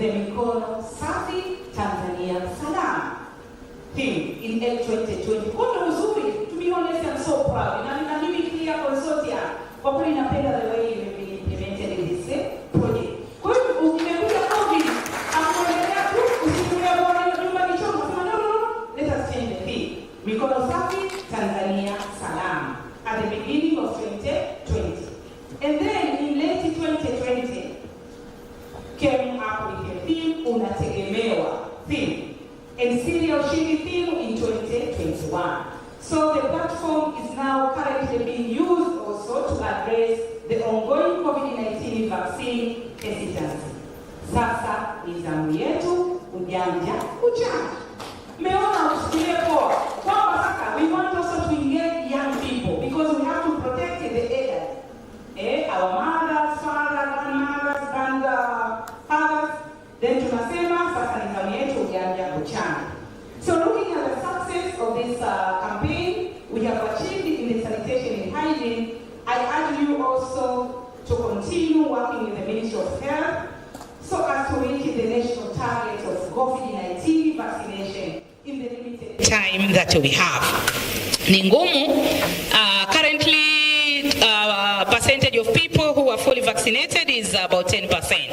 And then we have the global target of 70% by December 2022. And so nitoe wito pia kwa Watanzania. Of course, tumepunguza sasa hivi ukiangalia takwimu zetu confirmed cases za COVID-19 zinaenda chini, vifo vinaenda chini, watu wanaolazwa wanapungua, lakini bado corona ipo. Na the only kwa sasa hivi tumeelezwa njia bora na iliyothibitika kupunguza maambukizi ya uviko 19 ni kupitia kuchanja. Kwa niendelee tena kutoa rai kwa Watanzania kupata chanjo ya uviko 19. Chanjo hizi ni salama na hazina madhara yoyote. Na mpaka dakika hii nafurahi. Tulipata tu kesi 2 za watu wanasema si mkono umevimba, lakini baadaye ni just hizi minor symptoms. Tunashukuru Mungu hakuna jambo lolote kubwa lililotokea kutokana na chanjo. So I'd like to urge all of you also to make sure we work together on this target of vaccinating at least 60% of the eligible target population in Tanzania. Ladies and gentlemen, His Excellency the Ambassador, the Ministry of Health, is very proud of the milestone achieved by the Nyumba Choo campaign in the 5 years. We recognize and appreciate the contribution of all the partners in making the campaign a success. This was also a one national campaign. That was maybe the advantage of it. It was a one national campaign with all partners working together to achieve the national target. By working this way, we can meet our national development goals and quickly adapt to emerging challenges, as I have highlighted. We are grateful to all organizations who have responded to our leadership calls for coordination action. I would like to thank our development partners who funded the campaign, including UK Foreign Commonwealth Development Office, FCDO, His Excellency Ambassador, we thank you very much. I remember we worked very closely with Madam Jenny Miller. She was the head of the Development Corporation at DFID. I remember we worked very closely with the World Bank. Thank you very much, Madam Ruth, for being here on behalf of the World Bank. UNICEF, kwa sababu pia nilikuwa naangalia hata yale magonjwa ya OPD. 5 out of 10 top 10 disease for under 5 years in Tanzania ni magonjwa yanayotokana na hali ya uchafu. Tumeaona pale takwimu zangu za December 2021. So UNICEF was also very instrumental to work with us, including WHO. Asante sana, Madam Country Representative, TGST, WaterAid, CNV, GIZ, AMREF. Asante sana, Doctor. World Vision in making the campaign a success. But I also like to thank my colleague in the Ministry of Health, especially Dr. Halidi Massa, the Assistant Director for Environmental Health and Sanitation, and Mr. Anyatike Mwakitalima for the good job of coordinating the National Sanitation Campaign and the Nyumba ni Choo campaign. Anyatike hana kazi nyingine, yeye ni choo. Kwa hiyo napenda pia amekuwa focused. We would also like to thank the implementing partners under the Project Clear Consortium, including Innovex Development Consulting. Sijui wako wapi leo na Chacha yeye hayupo. Tumefanya upo. Yes, nimewasumbua sana nikasema no. The London School of Hygiene Tropical Medicine, lakini kwenye Clear Consortium pia kwenye hii ya Innovex pia Kaposo has been very instrumental to make this campaign a success. Lakini pia marehemu Ruge, may his soul also rest in peace. Kemi, tunafurahi kwamba uliweza kukopu na kutake over what Ruge has actually initiated. The London School of Hygiene nimeshasema, GSY tunawashukuru sana. Where are they? They are not here. The Tanzania House of Talents na ndio baadaye kina Kemi waliingia, lakini wizara ya ofisi ya Rais TAMISEMI, without you tusingeweza kuimplement hii project. Thank you very much. Thank you very much, Pierre Large, Ministry of Water, our great media companies who often gave time and space at a reduced cost. Lakini Mrisho Mpoto, asante sana Mjomba, kazi yako imezaa matunda. Mrisho, sijui nitakulipa nini. Naamini awamu ya pili tutaendelea kufanya kazi pamoja. Lakini Mrisho pia alikuwa pia ni sehemu ya Clouds Media, ambao ni sehemu ambao waliweza kufanya kazi. Baby amesema vizuri, tumeanza mwanzoni tu. Yes, Mheshimiwa Hassan Goma, thank you very much. Sam Sasali, sijui yuko wapi leo. Sam yupo? Sam hayupo. Umefanya kazi nzuri. Kama unavyosema, unajua tatizo, tunaona choo ni sehemu chafu. Lakini tena unakumbuka, tukasema wakati ule leo wanakula, nyi pitisheni agenda ya nyumba ni choo. Choo bora. Kwa hiyo unasema tu. Alafu asikudanganye mtu, hichi kitu ni natural. You want to relieve yourself. Kwa lazima ukae sehemu moja nzuri ina amani. Kwa hiyo thank you very much Olo. Sijaweza kuwa mention wote, lakini tunawashukuru sana Wizara ya Elimu. Na hii ya Wizara ya Elimu na wenzetu ofisi ya Rais TAMISEMI itabidi tuendelee kufanya kazi. Nilipata bahati ya kuwa waziri wa nchi ofisi ya Rais TAMISEMI miezi 9. Bado shule zetu hazina vyoo bora. Kwanza vyoo vichache, lakini vyoo vichafu. Hili ni eneo ambalo tunataka kulipa kipaumbele katika awamu ya pili. Tuongeze idadi ya matundu ya vyoo, lakini vyoo viwe visafi. Yaani shuleni ndio maana watoto wanaona bora wajisaidie nje kuliko kwenda chooni. Lakini ni kwa sababu pia upatikanaji wa maji katika shule zetu.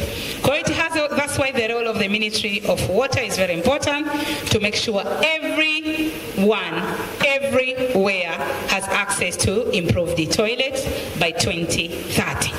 Kwa hiyo eneo ambalo tunaenda kulipa kipaumbele ni vyoo mashuleni pia. Kwa kweli nimekaa pale, unaenda shule na watoto 2,000 3,000, matundu ya vyoo ni 5. Wakati mwongozo wa Wizara ya Elimu unasema kwa wasichana tundu moja, watoto 20. Kwa hiyo nataka takwimu. We have to work very closely to make sure tunajenga vyoo.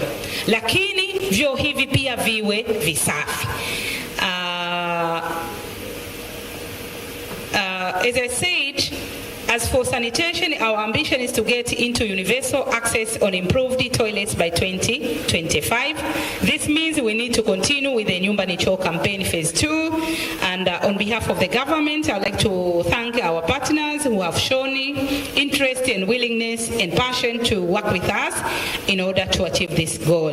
Let us keep the momentum and proceed from where we ended. We hope our development partners will continue supporting the government led by Her Excellency Samia Suluhu Hassan, the President of the United Republic of Tanzania, so that all Tanzanians have sustained access to sanitation, hygiene, and all Tanzania who are able and willing can be fully vaccinated against COVID-19. Nilikuwa na washukuru watu, lakini nilipata bahati sana kwenye kuwa waziri wa afya katika miaka mitano chini ya Rais Magufuli.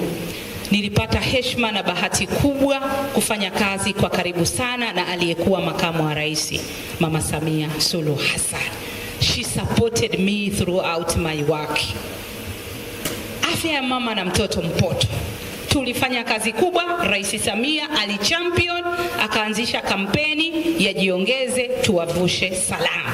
Lengo lilikuwa ni kuaccelerate kupunguza vifo vya kina mama wajawazito na watoto. I'm very pleased, maybe it is not a right place to say here, lakini takwimu pia zinaonyesha vifo vya kina mama wajawazito tumevifunguza by 50%, from 11,000 maternal death to lower than 5,000. Sensa pia, actually hii sio sensa, Tanzania Demographic and Health Survey results of findings will be released in October 2022. Kwa hiyo pia mimi ndio maana nafurahi Rais Samia amenirisha Wizara ya Afya. I'm so happy. In order sasa nitaweza kuendelea kutekeleza yale ambayo tulipanga kuyatekeleza. Na kwenye hili nimekuwa nikisema mimi ni waziri wa afya. Jukumu la kwanza la waziri wa afya ni kuhakikisha Watanzania hawaumwi. Sio waziri wa wagonjwa peke yake. Lakini ukiangalia attitude, thinking na mwelekeo wetu, tiba, tiba, tiba. Dawa hazitoshi, hospitali hazitoshi, vituo vya afya hazitoshi, hakuna dialysis. Why can't we invest on preventive interventions? Kwa hiyo mwelekeo wa sekta ya afya chini ya awamu ya 6 tunafanya mambo makubwa mawili. Ya kwanza, we are going to invest in terms of human and financial resource on preventive interventions. Preventive intervention tunaenda kujikita kwenye lishe, hususan kwa under 5 na women, adolescent and women of reproductive age. Lakini la pili, tutafocus kwenye chanjo hususan za watoto. Kwenye chanjo tuko vizuri, lakini COVID-19 iliturudisha nyuma. Tulifikia Dr. Beatrice 99%, tumeshuka 93. Kwa hiyo chanjo kidogo za watoto, na mnisikia ndio maana unasikia chanjo sijui hakuna ya kifua kikuu, mabomba hakuna, sindano hakuna, but we are sorting it out. Na nimewaambia katibu mkuu na wenzangu wizarani, kati ya jambo ambalo sitaki kulisikia ni kwamba chanjo za watoto hakuna. Hapana. Kwa sababu tumepunguza hii watoto kuhara, watoto kuumwa vifua, watoto homa zisizo na maana kwa sababu ya chanjo. Kwa hiyo pia tutafanya chanjo hizi ya routine immunization, but we are also going to focus, for example, on HPV vaccine in order to protect our girls from against cervical cancer. Kwa eneo la tatu tutaenda kuwekeza kwenye suala la elimu. Tumesema our main challenge is about behavior and attitude. Okay, behavior and attitude. Kwa hiyo pia elimu ya afya kwa umma, kitengo chetu cha elimu ya afya kwa umma, na ndio maana mmeona kimeanza siku hizi kufanya kazi nzuri, kwa tutaweka fedha. Lakini kubwa kwenye environmental health, kwenye masuala ya afya, usafi na afya ya mazingira. Kwenye hili nimesimama hapa mbele ya wadau wetu.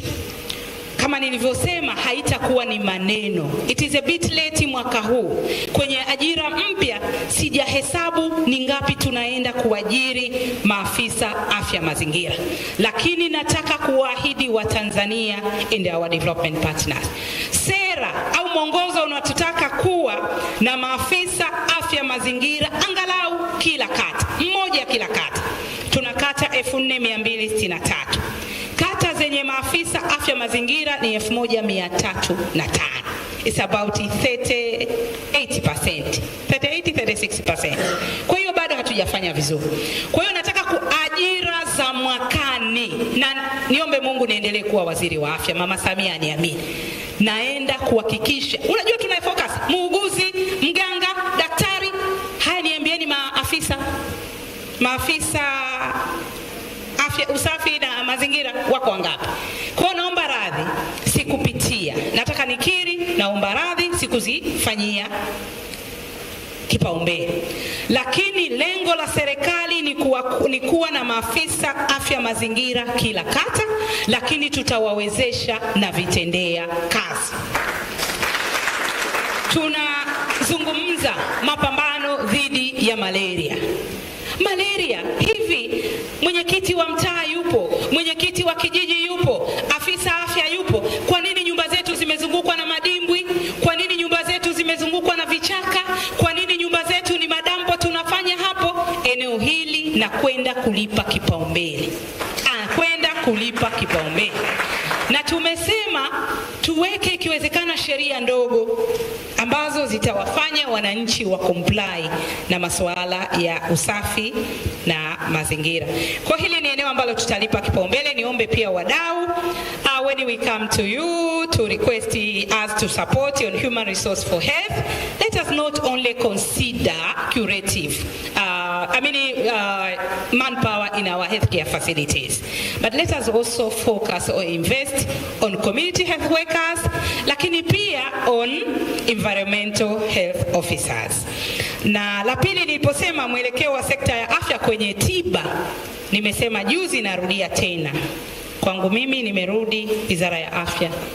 It is not going to be business as usual. Tutafocus kwenye ubora wa huduma na sio bora huduma. Tunaposema ubora wa huduma, mtu ameenda hospitali, amepata ushauri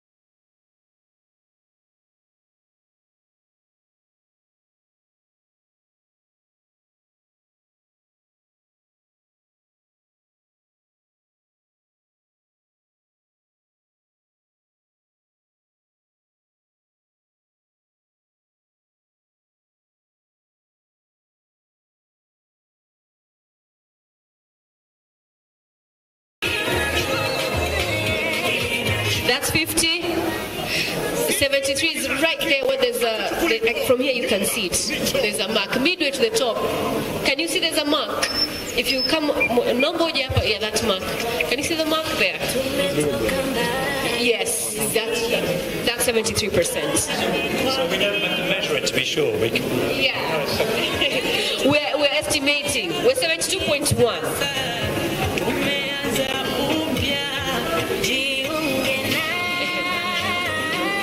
You'll be somewhere half. Yeah, let's estimate. Okay? All right, the rest of us are going to clap, all right? 1, 2, 3. Hey!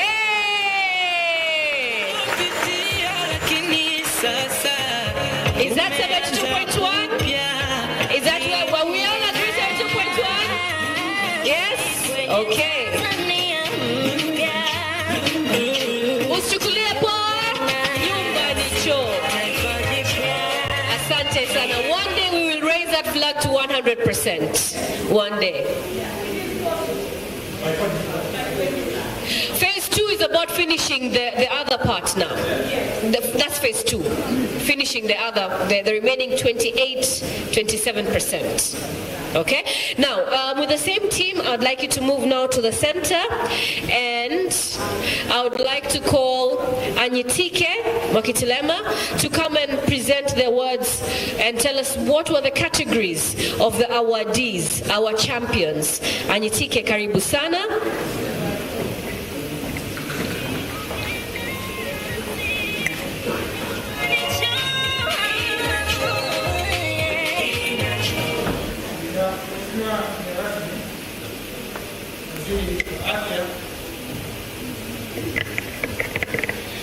Mheshimiwa mgeni rasmi, waziri wa afya, hatua inayofuata sasa ni kutoa tuzo kwa watu mbalimbali ambao walikuwa na mchango katika utekelezaji wa kampeni ya Nyumba ni Choo kwa kipindi cha miaka mitano. Tuna kategori 6 na kwa sababu ya muda naomba nianze na kategori ya kwanza. Kategori ya kwanza tumetoa zawadi kwa Mheshimiwa Rais wa Jamhuri ya Muungano wa Tanzania, Mheshimiwa Samia Suluhu Hassan, kwa mchango wake mkubwa katika kufanikisha kampeni ya Nyumba ni Choo. Kama ambavyo tumeeleza kwamba katika kipindi hiki tumeweza kuongeza idadi ya kaya zenye vyoo bora kwa 35%, kwa maana kwamba kutoka 37% mpaka 72%. Lakini vile vile serikali ya awamu ya 6 imetega fedha nyingi, takriban shilingi bilioni 150 kwa ajili ya kushughulikia masuala ya maji, vyoo katika shule na vituo vya kutolea huduma za afya. Kwa hiyo tunatambua mchango mkubwa wa Mheshimiwa Rais katika kufanikisha masuala ya usafi. Kwa hiyo kampeni ya Nyumba ni Choo pamoja na Wizara ya Afya imeandaa tuzo maalum kwa ajili ya Mheshimiwa Rais. Naomba tuwasilishe hapa.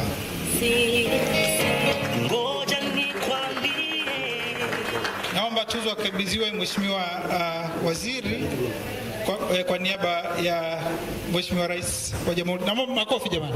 Makofi jamani. Makofi kwa ajili ya tuzo ambayo tumeandaa kwa ajili ya Mheshimiwa Rais kwa kutambua mchango wake mkubwa katika masuala ya usafi wa mazingira, na ni jambo ambalo amekuwa akisisitiza kila wakati, lakini vile vile ametenga fedha shilingi bilioni 150 kwa ajili ya masuala ya usafi wa mazingira. Tuzo yetu ya pili inakwenda kwa FCDO, zamani ikifahamika kama DFID, ambao wamekuwa ni wadau wakubwa na ndio walio finance awamu ya kwanza ya Nyumba ni Choo. So the award is going to the FCDO for their support to the national sanitation campaign, in particular Nyumba ni Choo. So Honorable Your Excellency Ambassador, makofi. Tuzo yetu ya tatu, Mheshimiwa mgeni rasmi, inakwenda kwa ndugu yetu marehemu Ruge Mtahaba. Kama ambavyo tumezungumza hapa, alikuwa ni mdau mkubwa sana katika kubuni namna bora ya kutumia vyombo vya habari katika kufikisha ujumbe wa Nyumba ni Choo katika jamii. Kwa hiyo tumeandaa tuzo na ninaomba aliyeandaliwa kupokea kwa niaba aje hapa mbele. Makofi, makofi, makofi, makofi. Asante sana na hongera. Ni ndugu yake Ruge, anaitwa Mbaki Mtahaba. Tuzo yetu ya 4, Mheshimiwa mgeni rasmi, inakwenda kwa barozi Huyu jamani balozi wa kila kitu. Kule Wizara ya Maji unamuita engineer. Mrisho Mpoto. Yeye amekuwa ni balozi wa masuala ya usafi wa mazingira kwa kipindi cha miaka 10. Huyu jamaa tulianza naye awamu ya kwanza ya kampeni ya usafi wa mazingira mwaka 2012 wakati wa uzinduzi kule Moshi, lakini ameendelea kufanya hii kazi kwa kujitolea kwa sehemu kubwa na amezunguka katika mikoa. Yes. Sawa kabisa. Makofi jamani. Hongera sana mjomba. Kini sasa tumeanza upya.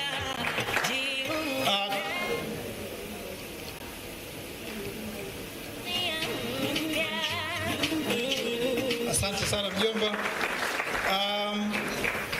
Kundi letu la tatu au tuzo yetu ya 5 ni ya ngazi ya mkoa ambao umefanya vizuri kampeni ya Nyumba ni Choo. Mheshimiwa Waziri, wakati tunaanza kampeni ya Nyumba ni Choo mwaka 2017, mkoa wa Iringa ulikuwa kati ya mikoa ambao ulikuwa ufanye vizuri masuala ya usafi wa mazingira.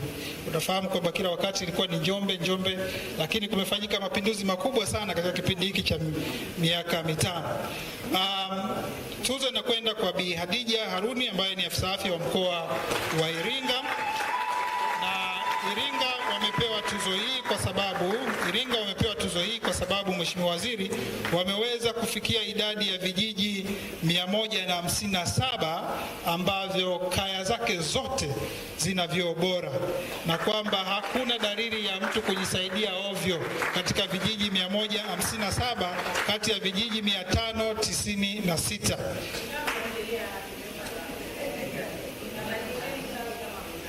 Sawa Mheshimiwa.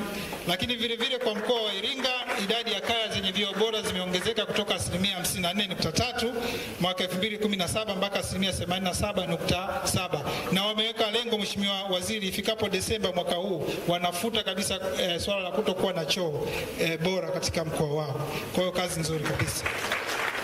Tuzo yetu ya mwisho inakwenda katika ngazi ya wilaya iliyofanya vizuri zaidi katika kundi hili ni halmashauri ya wilaya ya Iringa, ambayo wao waliweza kuongeza idadi ya kaya zenye vyoo bora kutoka 46.3 mwaka 2017 na kufikia 86. Lakini vile vile halmashauri hii ina jumla ya vijiji 134. Kati ya vijiji hivi, vijiji 75 zina vyoo bora kwa 100% na hakuna dalili ya kujisaidia ovyo. Na haya matokeo yamekuwa verified na wizara, kwa maana tumeenda kukagua, tumejiridhisha. Na hivi karibuni watawasilisha tena vijiji 41 ambavyo navyo vimefikia daraja hii. Kwa ndani ya kipindi kifupi kijacho wilaya nzima itakuwa na vyoo bora kwa 100%. Iringa DC. Kwa tunawapongeza sana kwa kazi nzuri. Mheshimiwa Waziri, kuna tuzo nyingine hapa ilikuwa iwasilishwe hapa, lakini waandaaji wamesema kuna special event baadaye. Kwa hiyo tungekuomba sana Mheshimiwa Waziri usikosekane. Baadaye kuna tuzo maalum, nisingependa kuhitaji naenda kwa nani, lakini imeandaliwa. Hatutaitoa hapa, lakini baadaye kwenye event ya baadaye tumeona ni vema tukabidhi. Kwa hiyo tunaomba sana Mheshimiwa Waziri ujumuike nasi katika hiyo event ya baadaye. Asante sana. Event ya baadaye itakuwa event ya futari. Mheshimiwa Waziri, tungependa tupige picha na nyinyi, ambao picha ya kwanza ndio hiyo hapo ya Country Directors, Development Partners, High Commissioner na Waziri. Samahani kidogo Mheshimiwa, kuna tuzo ziko nyingi. Kuna tuzo nyingine nimeambiwa hapa, hii kampeni ya Nyumba ni Choo ilishinda. Kulikuwa kuna shindano la kwenye digital media huko, ikaonekana kampeni ya Nyumba ni Choo imefanya vizuri zaidi. Sasa kuna wenzetu kutoka wanaitwa TDA wameandaa hiyo tuzo, kwa hiyo walikuwa nataka kukabidhi hapa leo. Hii sio ile niliyozungumza ya baadaye, iko pale.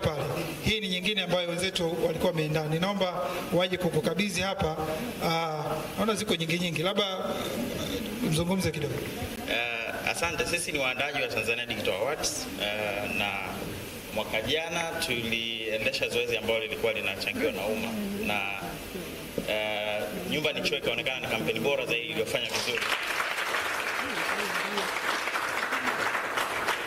Lakini kwa mwaka 2021 vile vile tulifanya zoezi la kuangalia utendaji kazi wa watu wadau mbalimbali, mashirika ya umma na viongozi na watu binafsi mtandaoni. Na Mheshimiwa Waziri pia pamoja na wizara yake walishinda tuzo mbili. Kwa maana kama viongozi bora zaidi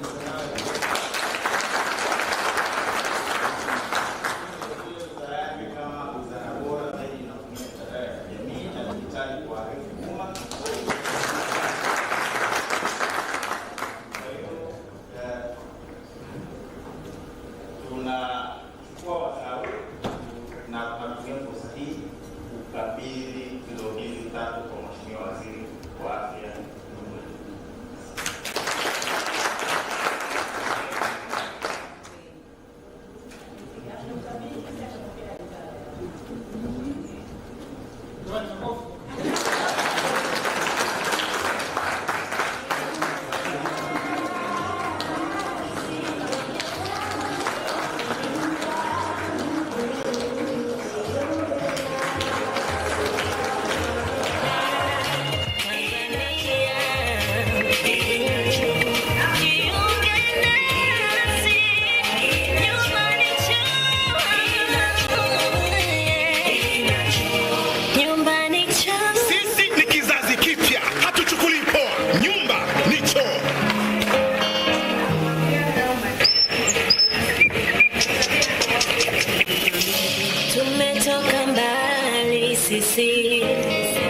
Ngoja nikwambie, ni mengi tulopitia, lakini sasa tumeanza upya. Jiunge nasi kwenye Hongera, makofi kwa Mheshimiwa Waziri tafadhali. Aya, asante. Sasa mnaweza kupiga picha ambayo umeandaa hiyo hapo. Tumalizane na sehemu ya picha. Photo.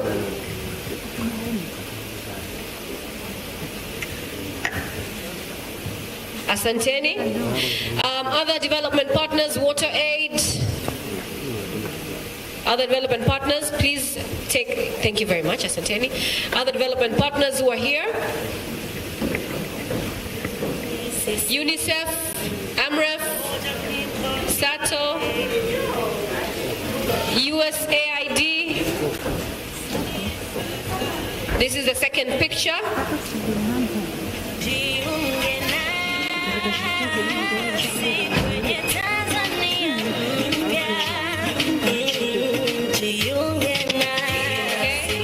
Thank you very much. Award winners, Mrisho, Arachori Ringa, walioshinda tuzo. Tunaombeni kama tunaweza piga picha ya pamoja. Ni kizazi kipya, hatuchukuli poa. Nyumba Mbaki upo. Walioshinda tuzo, tunaomba picha pamoja na washindi. Tumetoka mbali sisi, ngoja nikwambie, washindi mengi tulopitia, lakini sasa tumeanza upya. Asante. Wawakilishi wote ambao wametoka serikalini, TAMISEMI, Wizara ya Afya, Wizara ya Elimu, Sayansi na Teknolojia, Wizara ya Maji na Umwagiliaji, wakilishi wote wa serikalini.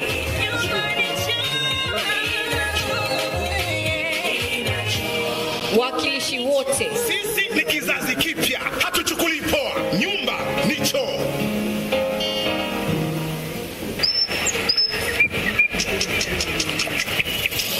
Tumetoka mbali sisi, ngoja nikwambie, ni mengi tulopitia, na picha ya mwisho, Project Clear Team.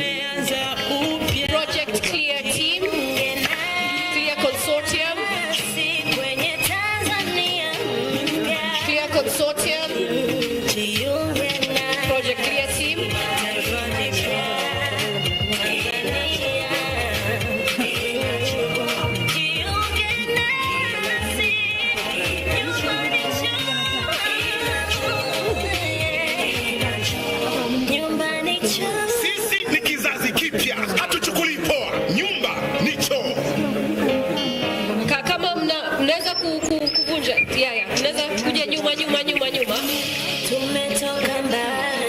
sisi. Nyuma.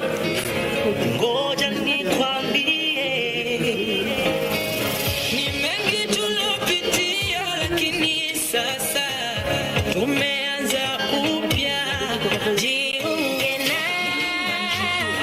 na wakuu wa wilaya na wakurugenzi wamesema wataki kuachwa nyuma. Wakuu wa wilaya na wakurugenzi wamesema wataki kuachwa nyuma.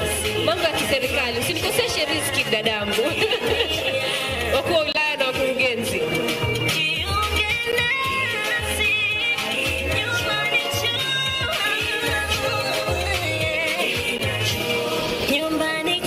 Sisi ni kizazi kipya, hatuchukuli poa. Nyumba. Asante sana. Ladies and gentlemen, mabibi na mabwana, tuweza kumruhusu mgeni rasmi aondoke sasa. Asante, tunajua kuna mambo mengine ya kujenga taifa. Asante kwa kuwa nasi, tunakushukuru tena sana sana sana.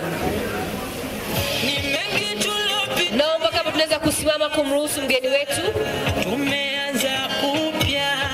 Jiunge nasi kwenye Tanzania mpya.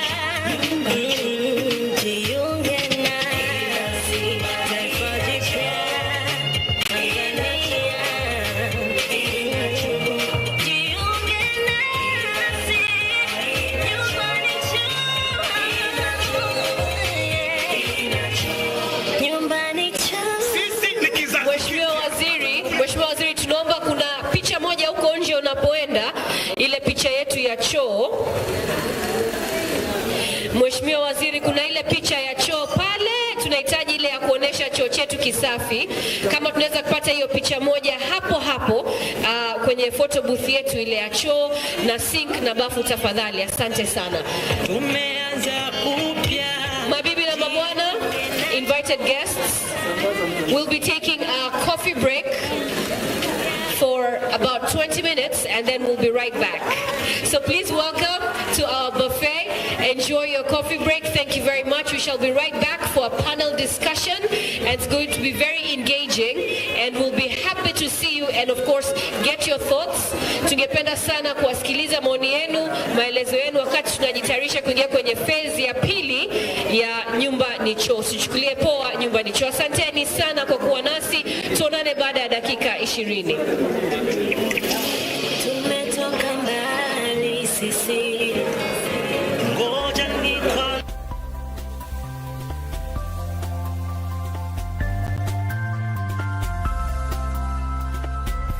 Leo ni siku nyingine tena kwenye nyayo za Nyumba ni Choo. Najua mlikuwa mnanisubiri, ukasema leo mjomba anakuja kutuambia nini bwana katika mafanikio ya Nyumba ni Choo.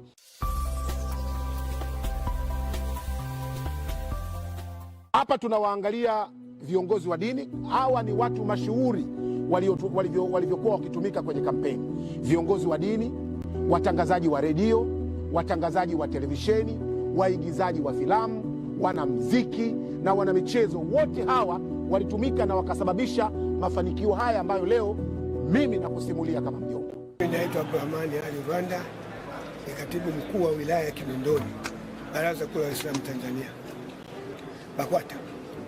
Lakini tu nisisitize wananchi wote au raia zangu wote au Waislamu wote pamoja na wale wasio Waislamu na waasi au na wasihi, vyoo ni muhimu sana kwa afya zetu na tuwe sisi wenye waangalifu. Kuna hatari wakati wa masika kuanguka vyoo. Vijengwe vyoo vizuri na vya imara na vya uhakika. Na sangaa kuna watu wengine ukiwaona barabarani, ukiwaona kwenye vikao, watu wamekuwa wasafi, wana nguo mzuri, wamevaa vizuri, wamependeza, na uwezi kumzania kwamba huyu anaweza kuwa vyoo vya nyumbani viko tofauti na yeye alivyo.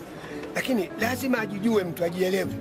Unapokuwa wadhifa wako uko vipi, wewe ni mtu mzima, ujue unapoishi na utengeneze mazingira yako ya kiafya. Naitwa mchungaji Abiudi Mishori wa kanisa la EAGT Block T, Mbeya, Tanzania. Ndugu wananchi, kila mtu anafahamu tuko katika kipindi kigumu cha janga la korona. Janga hili ni la kitaifa na kimataifa. Lakini katika kujikinga na janga hili, wataalamu wa afya wametufundisha njia mojawapo ni kunawa mikono. Ukinawa mikono yako, kumbuka unajilinda mwenyewe, lakini unamlinda mwenzako.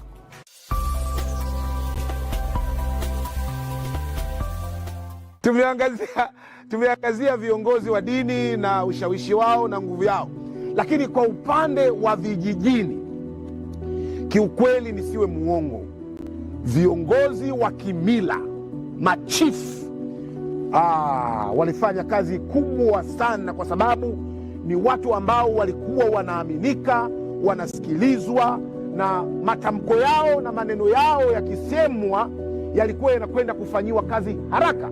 Hapa nataka tumsikilize huyu chifu, mmoja wa machifu kati ya wengi, huyu chifu kutokea hapa pale Songwe. Hebu tumsikilize muone namna gani machifu wametoa mchango mkubwa sana katika kampeni ya Nyumba ni Choo. Mimi naitwa Lokiti Masoko Mwashenga, ni chifu wa Mbeya mjini na Mbeya vijijini. Mimi ni chifu wa Wasafa Mbeya, na ndiyo naiombea Mbeya yetu kwa watu wetu wa Mbeya, ili tuwe salama, tuwaokoe watu wetu. Hivi nakwenda kunawa maji, muelewe namna kunawa maji na faida ya kunawa maji, ili tuokoe hili janga lisije likatupata. Mimi nakwenda kunawa maji.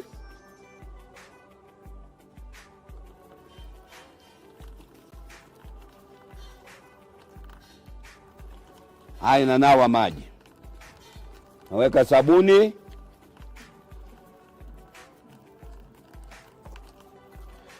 lazima mikono ufikishe sehemu zote hizi zilizokuwa na kwenye mbano. Unakuwa kama unafunga ngumi, unatanua mikono, unasukutua mikono, unaingizana mikono hivi yanasuguana, na ndivyo unaanza kuyasuuza mikono yako yawe safi. Unajua mikono humu ukikunja humu muo mnajikunja, unaweza kukunja vidole hivi, halafu ikawa sehemu za mificho yote sabuni mifika, halafu kawa salama. Nanawa maji, mikono safi, Tanzania salama.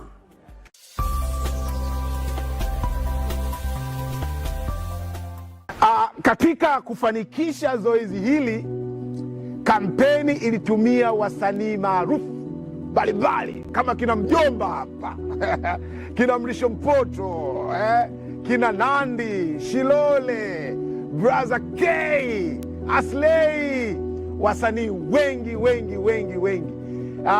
Zilitumika kazi zao katika uhamasishaji, lakini hata wao wenyewe kushiriki katika majukwaa ya uhamasishaji. Sitopenda nipoteze mashabiki zangu. Naomba kuwakumbusha kabisa kuvaa barakoa. Kabla sijaendelea nivae barakoa yangu kama mnapoona. Msisahau kunawa mikono, kwa sababu in future tunategemeana. Mimi nawategemea nyinyi, na japo nyinyi mnaweza mkaa kuna watu wengine mnawategemea na kuwategemea. So mwambie mtu unayempenda, mwambie jirani, mwambie familia yako, mwambie yoyote yule ambaye uko naye karibu kunawa mikono na kuvaa barakoa na kuepuka misongamano isiyokuwa na lazima, kwa sababu ya maisha yetu. Nawapenda sana. Usichukulie poa, unategemea. Mimi kama msanii naamini nategemewa na mashabiki zangu katika kazi zangu, kwa sababu ninapokosa shabiki moja, wawili, watatu, wanne, watano, inapunguza ile morali yangu mimi kufanya kazi, kwa sababu wote wingi wa mashabiki zangu ndio wanafanya mimi kuwa Bilnas leo hii nikasimama mbele yenu. Ninapojikinga na maambukizi ya corona, najikinga mimi na naikinga jamii yangu, kwa sababu naamini jamii inanitegemea kama msanii, kama kijana, niweze kutoa kazi ambazo zinaweza kutoa hamasa, ujumbe na burudani. Wewe shabiki yangu, epuka sehemu zenye mikusanyiko, jitahidi kunawa mikono kwenye maji safi na salama, maji tiririka, epuka mikusanyiko, kaa umbali wa mita 1 unapokuwa na mtu yoyote, kwa sababu huwezi kumtambua mgonjwa wa corona kwa kumtazama kwa macho. Wewe shabiki yangu, unategemewa.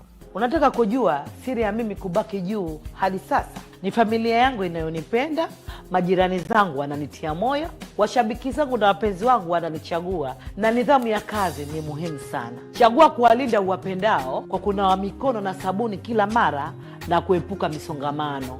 Usichukulie poa, unategemewa. Kila mmoja wetu ana wajibu wa kulinda taifa letu. Chagua kulinda jamii na wale wapendao. Nawa mikono na sabuni kila mara. Kaa zaidi ya hatua 3 kutoka kwa mwingine, na hakikisha unavaa barakoa kila utokapo. Usichukulie poa, unategemewa.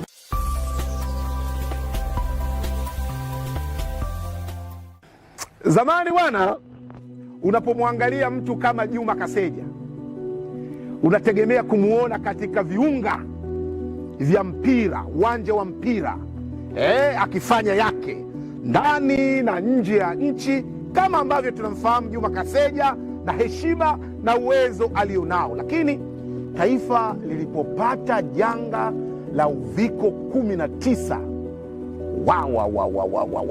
Kaseja alibadilisha maamuzi, akasema nchi yangu kwanza. Chagua kuwa shujaa wa nchi yako. Nawa mikono kwa sabuni kila mara. Epuka sehemu za misongamano. Kaa mita 1 kutoka kwa mtu mwingine.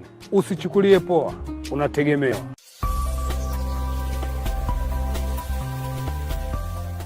Kampeni ya Nyumba ni Choo iliunganisha hamasa kupitia wachezaji katika kauli mbiu ambayo tulikuwa tunasema unategemewa.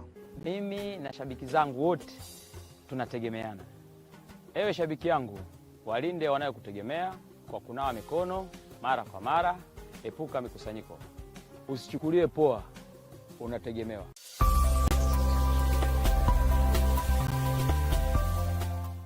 Watangazaji hawakuwa nyuma katika kampeni hii, watangazaji mbalimbali, na hapa nataka nimzungumzie mtangazaji maarufu mashuhuri, anajulikana kama Masudi Kipanya. Huyu ni mchoraji, lakini yeye pia alikuwa amebeba kampeni hii na kauli mbiu yake inayosema Kipanya chooni, si ndio? Unakumbuka Kipanya chooni? Naye alipita kwenye mitaa mbalimbali, maeneo mbalimbali, akileta hamasa ili mradi tu jambo hili liweze kufanikiwa kwa kiwango ambacho limefanikiwa hivi sasa. Sakafu inayosafishika, mlango kwa ajili ya kujistiri unapokuwa ndani, kuta 4, rangi si tumeongeza mbwembwe, lakini paa ile pale, sifa ya 4. Sifa ya 5, lazima kuwe kuna maji ya kunawa. Kipanya chooni, nyingine hapa tumekamilisha choo.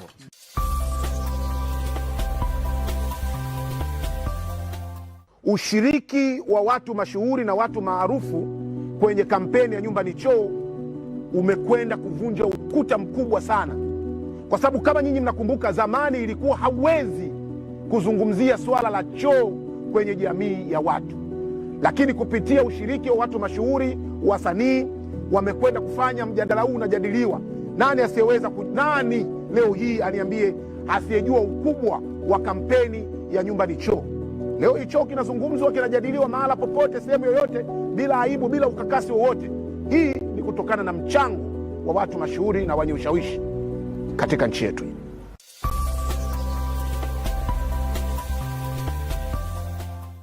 Bwana, mimi naitwa Mrisho Mpoto. Mpaka siku nyingine, naomba ukae tayari kwenye nyayo hizi za Nyumba ni Choo. Nitakuwa nakusimulia kila wakati, kila napata nafasi, kuhusiana na kampeni hii au nyayo hizi za kampeni ya Nyumba ni Choo. Tunasema usichukulie poa. Kama kawaida, unajibu kwamba Nyumba ni Choo.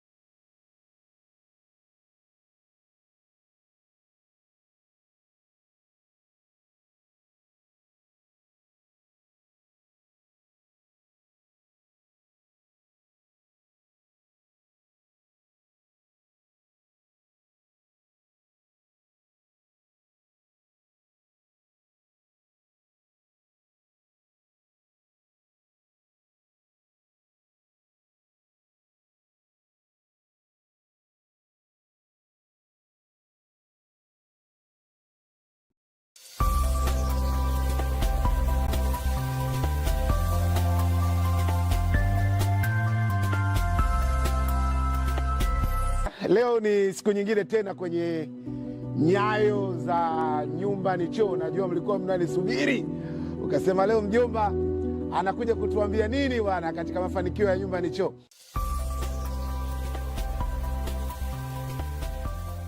Hapa tunawaangalia viongozi wa dini. Hawa ni watu mashuhuri walivyokuwa wakitumika kwenye kampeni. Viongozi wa dini, watangazaji wa redio, watangazaji wa televisheni, waigizaji wa filamu, wanamuziki na wanamichezo, wote hawa walitumika na wakasababisha mafanikio haya ambayo leo mimi nakusimulia kama mjomba. Naitwa Abdurahmani Ali Rwanda, ni katibu mkuu wa wilaya ya Kinondoni, Baraza Kuu la Waislamu Tanzania, BAKWATA. Lakini tu nisisitize wananchi wote au raia zangu wote au waislamu wote pamoja na wale wasio waislamu na waasi au na wasihi, vyoo ni muhimu sana kwa afya zetu na tuwe sisi wenye waangalifu. Kuna hatari wakati wa masika kuanguka vyoo. Vijengwe vyoo vizuri na vya imara na vya uhakika. Na sangaa kuna watu wengine ukiwaona barabarani, ukiwaona kwenye vikao, watu wamekuwa wasafi, wana nguo mzuri, wamevaa vizuri, wamependeza, na uwezi kumzania kwamba huyo anaweza kuwa vyoo vya nyumbani viko tofauti na yeye alivyo. Lakini lazima ajijue, mtu ajielewe. Unapokuwa wadhifa wako uko vipi, wewe ni mtu mzima, ujue unapoishi na utengeneze mazingira yako ya kiafya. Naitwa mchungaji Abiudi Mishori wa kanisa la EAGT Block T, Mbeya, Tanzania. Ndugu wananchi, kila mtu anafahamu tuko katika kipindi kigumu cha janga la korona. Janga hili ni la kitaifa na kimataifa. Lakini katika kujikinga na janga hili, wataalamu wa afya wametufundisha njia mojawapo ni kunawa mikono. Ukinawa mikono yako, kumbuka unajilinda mwenyewe, lakini unamlinda mwenzako.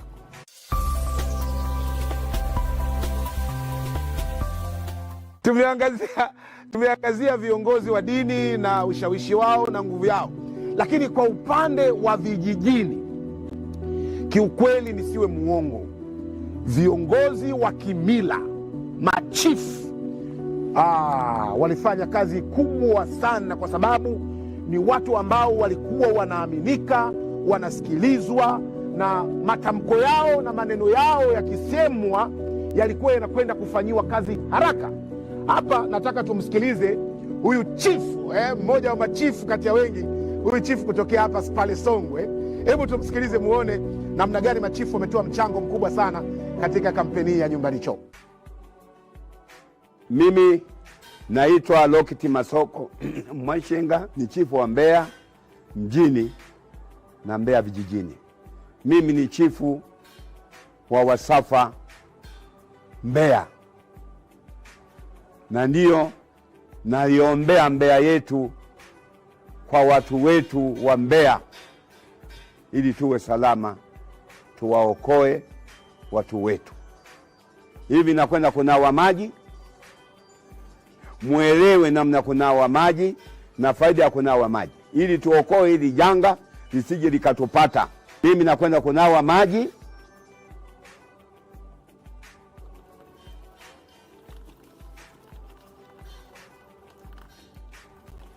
Haya, nanawa maji, naweka sabuni,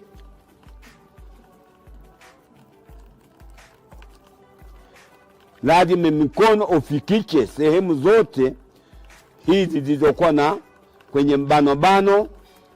Unakuwa kama unafunga ngumi, unatanua mikono, unasukutua mikono, unasugua, unaingizana mikono hivi yanasuguana, na ndivyo unaanza kuyasuuza mikono yako yawe safi. Unajua mikono humu, ukikunja humu muo mnajikunja, unaweza kukunja vidole hivi, alafu ikawa sehemu za mificho yote sabuni mifika, alafu kawa innovative techniques like real world TV shows, reality. Salaam. Huyu chifu, mmoja wa machifu kati ya wengi, huyu chifu kutokea hapa pale Songwe. Hebu tumsikilize muone namna gani machifu wametoa mchango mkubwa sana katika kampeni ya Nyumba ni Choo. Mimi naitwa Lokiti Masoko Mwashenga, ni chifu wa Mbeya mjini na Mbeya vijijini. Mimi ni chifu wa Wasafa Mbeya, na ndiyo naiombea Mbeya yetu kwa watu wetu wa Mbeya, ili tuwe salama, tuwaokoe watu wetu. Hivi nakwenda kunawa maji, muelewe namna kunawa maji na faida ya kunawa maji, ili tuokoe hili janga lisije likatupata. Mimi nakwenda kunawa maji.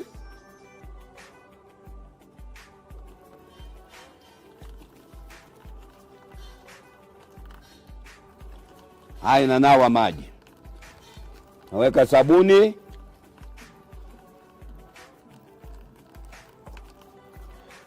lazima mikono ufikishe sehemu zote hizi zilizokuwa na kwenye mbano.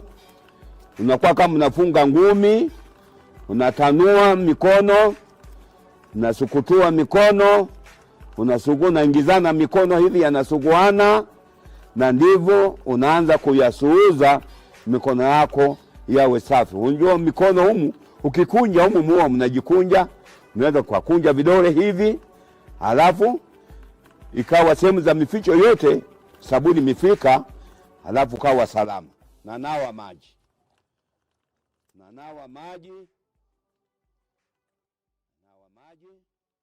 mikono safi, Tanzania salama.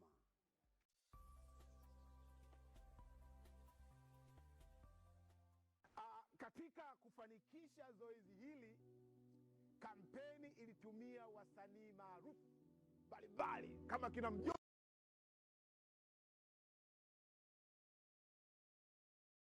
Wataalamu wa afya wametufundisha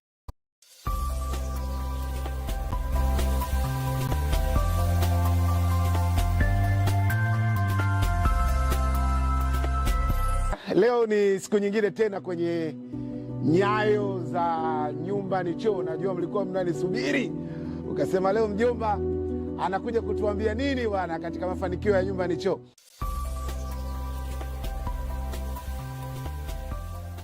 Hapa tunawaangalia viongozi wa dini. Hawa ni watu mashuhuri walivyokuwa wakitumika kwenye kampeni. Viongozi wa dini, watangazaji wa redio, watangazaji wa televisheni, waigizaji wa filamu, wanamuziki na wanamichezo, wote hawa walitumika na wakasababisha mafanikio haya ambayo leo mimi nakusimulia kama mjomba.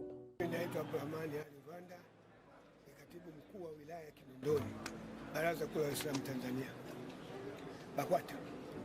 Lakini tu nisisitize wananchi wote au raia zangu wote au waislamu wote pamoja na wale wasio waislamu na waasi au na wasihi, vyoo ni muhimu sana kwa afya zetu, na tuwe sisi wenye waangalifu. Kuna hatari wakati wa masika kuanguka vyoo. Vijengwe vyoo vizuri na vya imara na vya uhakika. Na sangaa kuna watu wengine ukiwaona barabarani, ukiwaona kwenye vikao, watu wamekuwa wasafi, wana nguo mzuri, wamevaa vizuri, wamependeza, na uwezi kumzania kwamba huyo anaweza kuwa vyoo vya nyumbani viko tofauti na yeye alivyo. Lakini lazima ajijue, mtu ajielewe. Unapokuwa wadhifa wako uko vipi, wewe ni mtu mzima, ujue unapoishi na utengeneze mazingira yako ya kiafya. Naitwa mchungaji Abiudi Mishori wa kanisa la EAGT Block T, Mbeya, Tanzania. Ndugu wananchi, kila mtu anafahamu tuko katika kipindi kigumu cha janga la korona.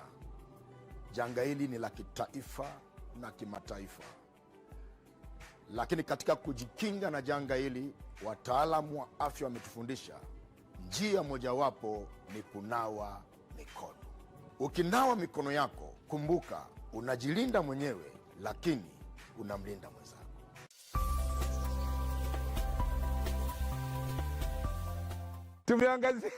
Tumeangazia viongozi wa dini na ushawishi wao na nguvu yao, lakini kwa upande wa vijijini, kiukweli nisiwe muongo, viongozi wa kimila, machifu, walifanya kazi kubwa sana, kwa sababu ni watu ambao walikuwa wanaaminika, wanasikilizwa, na matamko yao na maneno yao yakisemwa yalikuwa yanakwenda kufanyiwa kazi haraka. Hapa nataka tumsikilize huyu chifu, mmoja wa machifu kati ya wengi, huyu chifu kutokea hapa pale Songwe. Hebu tumsikilize muone namna gani machifu wametoa mchango mkubwa sana katika kampeni ya Nyumba ni Choo. Mimi naitwa Lokiti Masoko Mwashenga, ni chifu wa Mbeya mjini na Mbeya vijijini. Mimi ni chifu wa Wasafa Mbeya, na ndio naiombea Mbeya yetu kwa watu wetu wa Mbeya, ili tuwe salama, tuwaokoe watu wetu. Hivi nakwenda kunawa maji, muelewe namna kunawa maji na faida ya kunawa maji, ili tuokoe hili janga lisije likatupata. Mimi nakwenda kunawa maji.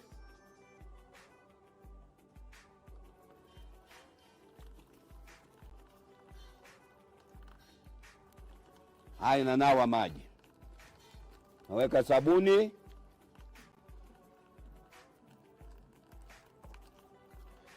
lazima mikono ufikishe sehemu zote hizi zilizokuwa na kwenye mbano. Unakuwa kama unafunga ngumi, unatanua mikono, unasukutua mikono, unaingizana mikono hivi yanasuguana, na ndivyo unaanza kuyasuuza mikono yako yawe safi. Unajua mikono humu ukikunja humu muo mnajikunja, unaweza kukunja vidole hivi, alafu ikawa sehemu za mificho yote sabuni mifika, alafu kawa salama. Nanawa maji, nanawa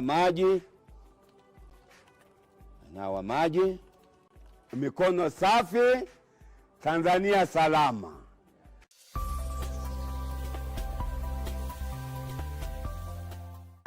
Katika kufanikisha zoezi hili, kampeni ilitumia wasanii maarufu mbalimbali kama kina Mjomba hapa kina Mrisho Mpoto, kina Nandi, Shilole, Brother K, Aslay, wasanii wengi.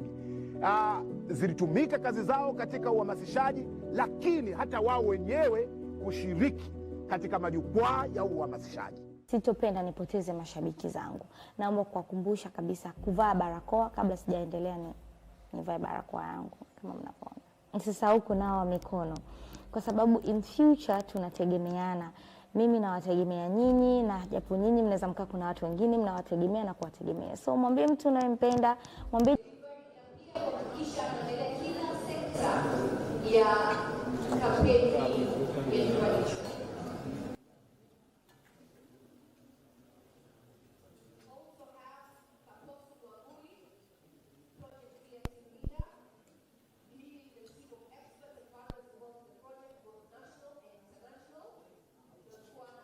Kwenye mipango ya kitaifa na kimataifa, alikuwa ndo supervisor, anaangalia upande wa kuhakikisha kwamba tunaendelea vizuri supervision expertism and technical expertism, ensure that adaptive programs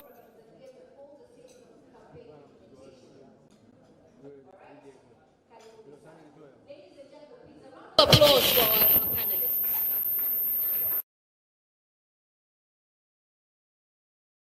Unaweza kujitambulisha vile unapenda kujitambulisha, kazi zako ambazo unafanya, alafu Kaposo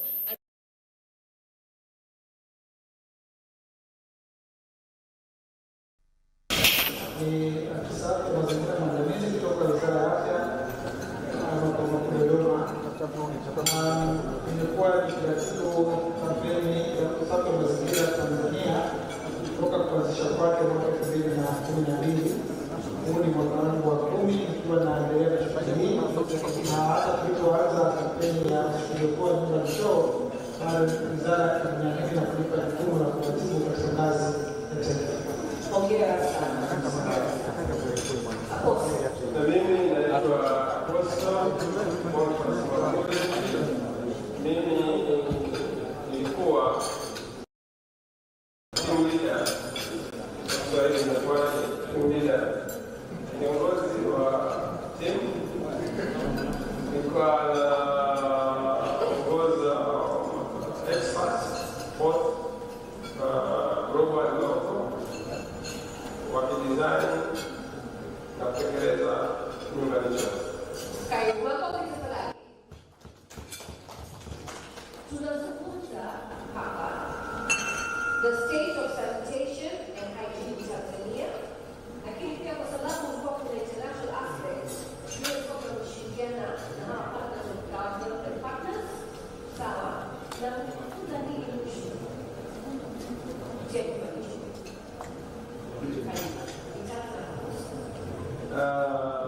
Tunajifunza mengi.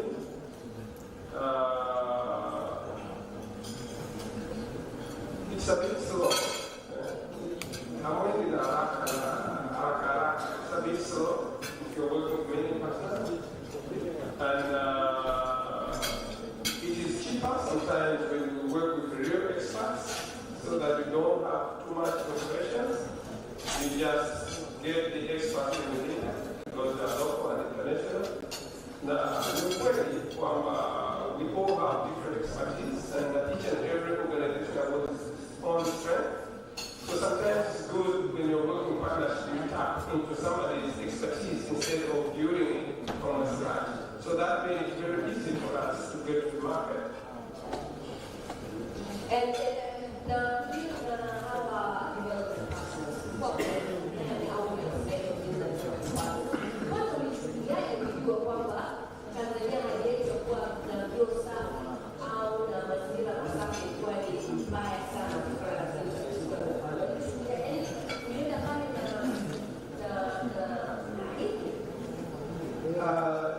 development partners is like, to me, a continuation of something I've been doing for so long.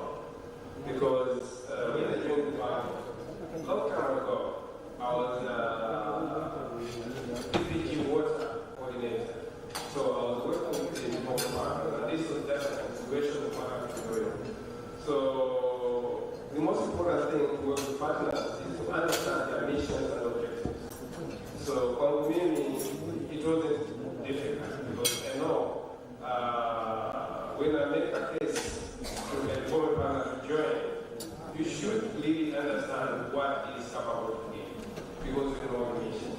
Sometimes you cannot go to Amber and ask them to do the dinner because you know Amber will deal with people, they will deal with health issues. So from there, so you need to do your homework, which development partners were able for what happens. So it wasn't a difficult thing because you also know sometimes, I know I'm working with water aid, but water aid by nature, they will not cover the whole country. But I'll go and engage water aid when I'm engaged. So that's where so at least there's a need of mapping. Once you map them very well, there are no conflicts and there are no issues working with government partners. How is their reaction looking at the statistics, accuracy, that was in a dire situation that Tanzania was in when we were starting, or just initiating the concept of Nyumba ni Choo, and looking at the statistics that were so bad at that time when it came to sanitation and hygiene? The development partners, I think they have been aware of that, especially those who are working in sanitation and hygiene. But the only thing they didn't have is a one national campaign. So this is the only thing which was missing. Now, how do you do it? Yes, you have to take some experience working with all partners, and again, you cannot work with all the government partners as an individual, as a private entity, like me, but we always do that on behalf of the government. Because all the government partners here in Tanzania are here to support the government of Tanzania. So if you all engage on what really the government is looking for, so you don't duplicate the resources, but instead you leverage each other. So once you agree in that way, everything goes on very well. All right, thank you. Let's go from the government perspective.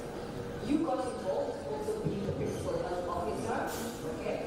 How bad was the situation in terms of sanitation and hygiene in Tanzania before Nyumba ni Choo was actually initialized as a concept? And what were we doing before Nyumba ni Choo came about? Of course, the community come there Nyumba ni Choo. How about Yeah, asante. Kwanza niseme kwamba masuala ya usafi wa mazingira. Hapo kwa dakika moja tu ni kupitisha kwenye historia fupi ili tuweze kupata reflection na tumetoka wapi na tunafikaje. Sawa.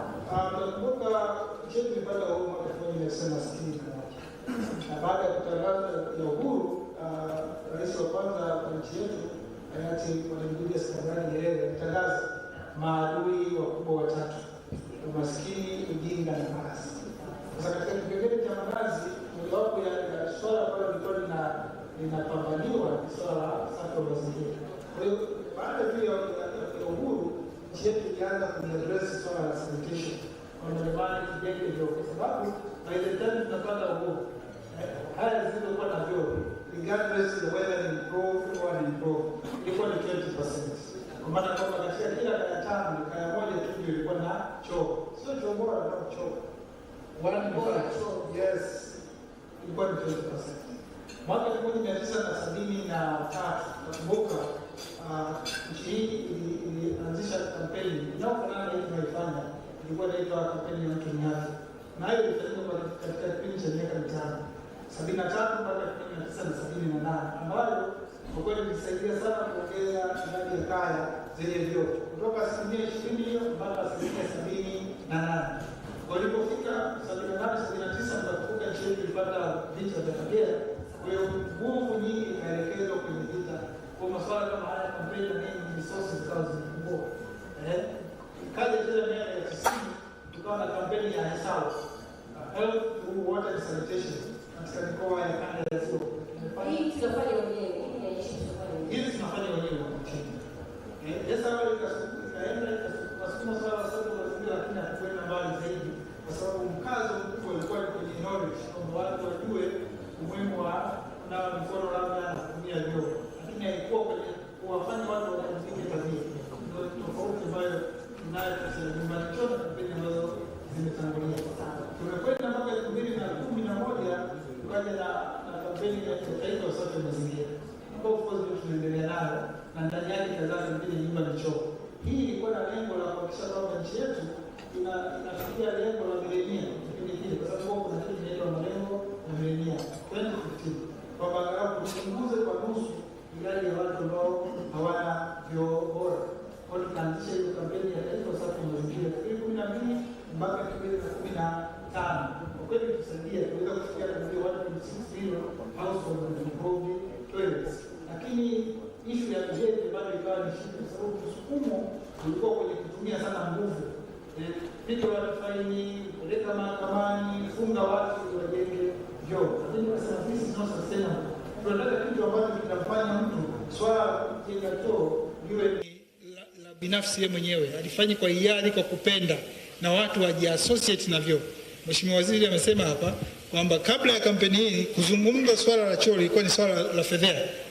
Nakumbuka siku moja kuna mbunge kauliza issue ya choo bungeni, spika akamwambia kaa chini, hapa ni mahali patakatifu, uruhusiwi kuzungumza issue ya choo, kwa sababu it was seen as a nasty thing, kitu kibaya. Lakini tumekuja na kampeni hii, kwa kweli imetusaidia katika ku break the barrier katika community, kwa maana ya understanding, lakini hata katika watu wanaofanya maamuzi. Leo hii mawaziri, riveroni mawaziri, hata Mheshimiwa Waziri Rais mwenyewe anasisitiza jamii ijenge vyoo, taasisi ziwe na vyoo bora. Kwa hiyo ni jambo ambalo ni kubwa sana. Kwa hiyo Nyumba ni Choo kututoa kwenye 37.1 kuja kwenye 72%. Na kwa kawaida tumekuwa na historia kwamba vyoo vinapanda na kushuka, panda na kushuka. Lakini toka tumeanza kampeni hii tuko consistent. Yaani vyoo vinaongezeka tu, hakuna vinavyopungua. Maana yake ni nini? Kwamba watu wameelewa maana ya choo. Kwa maana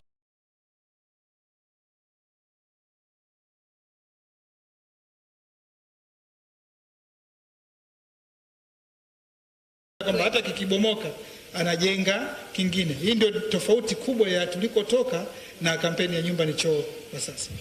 Asante. Kwa hapo ningependa kuuliza hili kwamba kupitia hizo kampeni zingine, tuziite kampeni zingine ambazo zilikuwa zimepita tangia tumepata uhuru, nchi yetu imepata uhuru. Namba zimepanda na zinashuka na kila kitu. Kulikuwa kuna mwendelezo au zilikuwa zinafanyika kwa muda alafu ndio zinaishia hapo alafu ndio tunasahau? Kwa sababu hapa tunajaribu kuingia phase 2 ya Nyumba ni Choo. Kwa sababu tumeona kuna kuna haja ya kuwa na phase 2, kuna haja ya muendelezo, kwa sababu tumebakisha ka percent kadogo tu tumalize tufike 100%. Umeona sasa kwenye hizo kampeni zingine ambazo zimetaja sio Heswa na mengineo ambayo yamepita na kila kitu tenge tupata uhuru, je, zilifika 100% au hapana? Hakuna kampeni ambayo ilifika 100%. Zilikuwa zinatufikisha mahali tu, lakini afu tunaachwa hapo. Lakini kama nilivyosema, kampeni hii ina uendelevu. Huu nimesema ni mwaka wa 10 kwenye ile kampeni kubwa ya taifa ambayo ndani yake kazaa kampeni ya Nyumba ni Choo. So kwa miaka 10 consistently tumekuwa tukiendelea, lakini hapa tunapozungumza tumetengeneza mkakati wa miaka mitano 2020-2025 ambao lengo la mkakati huu actually ni kufuta kabisa kaya zisizokuwa na vyoo Tanzania. Tunasema open defecation free Tanzania by 2025. Lakini hata tukifika 2025 tayari tuna maono mengine ya 2030. Kumbuka sustainable development goals zinaangalia 2030. Kwa hiyo tuna vision ambayo tunayo mpaka 2030 to begin with. Na ikifika hapo tutakuwa na kitu kingine, kwa sababu tunataka tu maintain status ya kuwa na universal coverage ya improved sanitation katika nchi yetu, lakini vile vile katika upande wa taasisi, hasa kwenye shule za msingi na kwenye vituo. Na labda tu kwa faida ya wasikilizaji ni kwamba kwa sasa Wizara ya Afya kwa kushirikiana na Wizara ya Maji tunatekeleza mradi wa Sustainable Rural Water Supply and Sanitation ambao ni sehemu ya kampeni hii. Tunafanya kupitia serikali ya Tanzania, lakini kwa kushirikiana na Benki ya Dunia. Tumelenga kabisa kwa dhati kuondokana na tatizo la ukosefu wa huduma bora za maji, vyoo bora, sehemu za kunawa mikono katika vituo vyetu vya afya vyote nchini. Yaani hakuna hata kimoja ambacho kitakosa. Na as we speak now here, tumekamilisha ujenzi wa vituo 873 mwaka jana. Mwaka huu tuna ujenzi wa vituo 662, na ndani ya kipindi cha miaka mitatu ijayo ifikapo 2025 tunategemea tufikie vituo 2700. Kwa hiyo ukijumlisha na vile vya awali ambavyo tayari vilikuwa vina maji, vyoo bora, sehemu ya kunawa mikono, hakuna kituo ambacho utakwenda utaambiwa uje na maji kwenye kituo, hakuna. Na maji hayo yanatoka kwenye bomba, sio ya kubeba kwenye ndoo. Ukiingia chooni unapata maji, sehemu ya kunawa mikono unapata maji, tena maji ya kutosha. Okay, labda ningependa kuuliza wote hapa, ni mwache Kaposo ajibu kwanza, ni kupumzishe kidogo ajitike.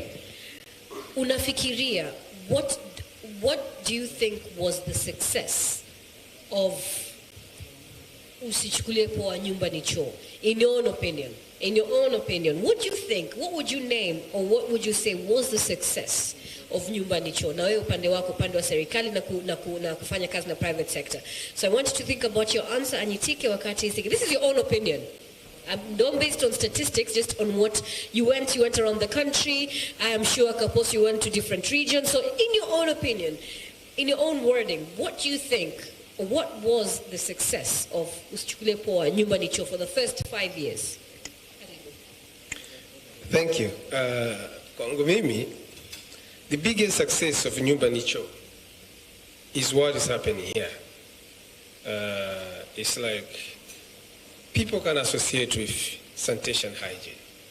Just like what Anyitike said. To me, that's the biggest success, the mindset. It has really shifted. People now, they look at sanitation hygiene as part and parcel of their developmental need. So it wasn't there in the past. If you ask people, or if you ask me, when you ask, you do this research, what wanafanya research, the willingness to pay. When I started doing sun plats, I was at the bank, World Bank. You do vyoo vya sungura. Tumefyatua sana vyoo vya sungura. What is vyoo vya sungura? Sun plat, some concrete stuff. Yeah. Okay. So what tunajua vyoo vya sungura? Nani mrishibu nieleze, mimi sijapata picha bado. Naona kama nanyimwa. So, vya cement. Precast cement. Yeah. So tulikuwa tunafyatua vile, nimefyatua sana vile, nimefundisha mafundi kwa sababu tulikuwa tunakuja na mawazo ya kusema watu hawa kuna hela kwenye sanitation. So tufundishe mafundi, alafu tukiwafundisha jinsi ya kufyatua, wakifyatua watu wananunua. Tukienda kwenye washa workshop, yes, tulikuwa na waalika wenzetu, tunaomba wenzetu wa halmashauri watuletee mafundi mwashi. Tunawafundisha kama wiki vile jinsi ya kufyatua vile vidude. Wakifyatua tunawaacha sasa wafanye nini? Wauze. Ukirudi after some time I found kwamba watu niliowafundisha ni wapa training, they were like 400 across the country. Right. Vyo vilivyouzwa au fyatuliwa havikufika 400. Walifanyaje na vyo jamani? Wakienda wakipata tu mafunzo wana ile diary wanaenda kuiweka nyumbani. Huo ndio mradi umeisha. Ina maana ukifika hapo the biggest thing kwamba jamani hakuna watu wajui vyo, tuwafundishe. Kama alikuwa anaongea Anyitike, people were basing very much on knowledge, kwamba watu hawana ujuzi. Sasa tukafikia hatua hivi, watu kweli hawana ujuzi au watu hakuna soko la vyo? Na kwa nini soko hakuna? One day mmoja Kitule amefyatua vingi sana pale Rufiji Kibiti, aviacha nje na watu hawaibi. Watu hawaibi choo? Hawaibi, vipo pale pale. Lakini sisi tunafundisha mafundi kwamba watauza, lakini vile wamefyatua viacha nje, vimekaa hadi huku majani anaota pale, vipo pamekauka. Like, to me, ukiniuliza mafanikio ni kwamba sasa watu wakikuta kile kisungura hawataiba. Wataiba. Unafikiri watapeleka nyumbani ili watapeleka nyumbani kukitumia? Sawa. Kwa sababu by that time ilikuwa kinaonekana hakina thamani. Na ukifanya research zetu tulikuwa willingness to pay zero. No. Choo haikuwa brand. It was not something watu walikuwa wanaona kama kina value. So hata ukifanya research namna gani, kila mtu asema kwamba utanunua nini na mimi nitampeleka mtoto shule. Sawa. Mi maskini. So the only thing it comes back to mikopo. So what you need is the money. Kama kuna mkopo, mi maskini. So we could reach that level. But now tuna Sato hapa. Sato wanauza vyo. So you can see that it's no more like tunaenda kutoa vyo bure.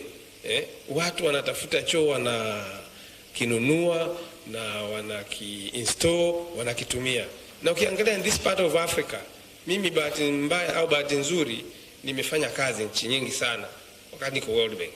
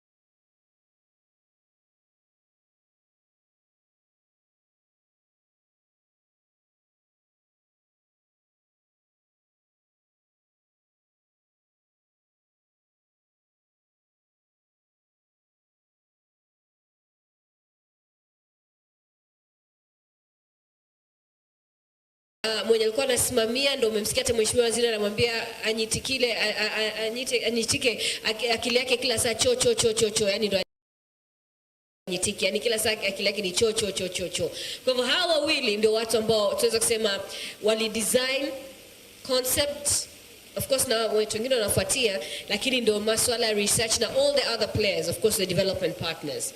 Kwa hivyo do you have a question, a comment? Okay.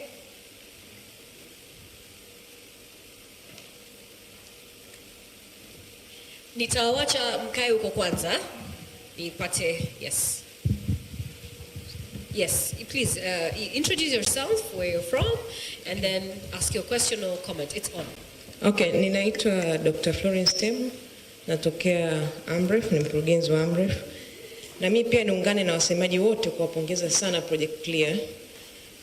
Metubadilisha sana na imekuwa kampeni ambayo tunaitumia, na sisi kama Amref tunafanya sana miradi ya afya ya mazingira na masuala ya choo, sanitation, mashuleni ya institution. Na kingine ambacho nimekiona, labda kama hiyo awamu ya pili tafikiria kuweka economic benefits au nini niseme, motivation, yani kama kuwe na benefits kwamba kwa sababu kuna ile recycling, kuna sababu biogas matumizi ya human waste kutengeneza alternative energies. Maeneo kama hivyo kutumia biogas, nafikiri initiative ambayo imetumika maeneo mengi na inaweza kusaidia especially kipindi hiki cha changamoto za bei za mafuta na nini. Lakini nafikiri tu ni ile kwamba inaleta motivation apart from human behavioral change, lakini inakuwa na economic benefit. Labda something ya kuangalia pia. Asante, tumemwelewa. Yeah, how can we make money out of our needs? Okay? All right. Yes. Go for it. You think it's on?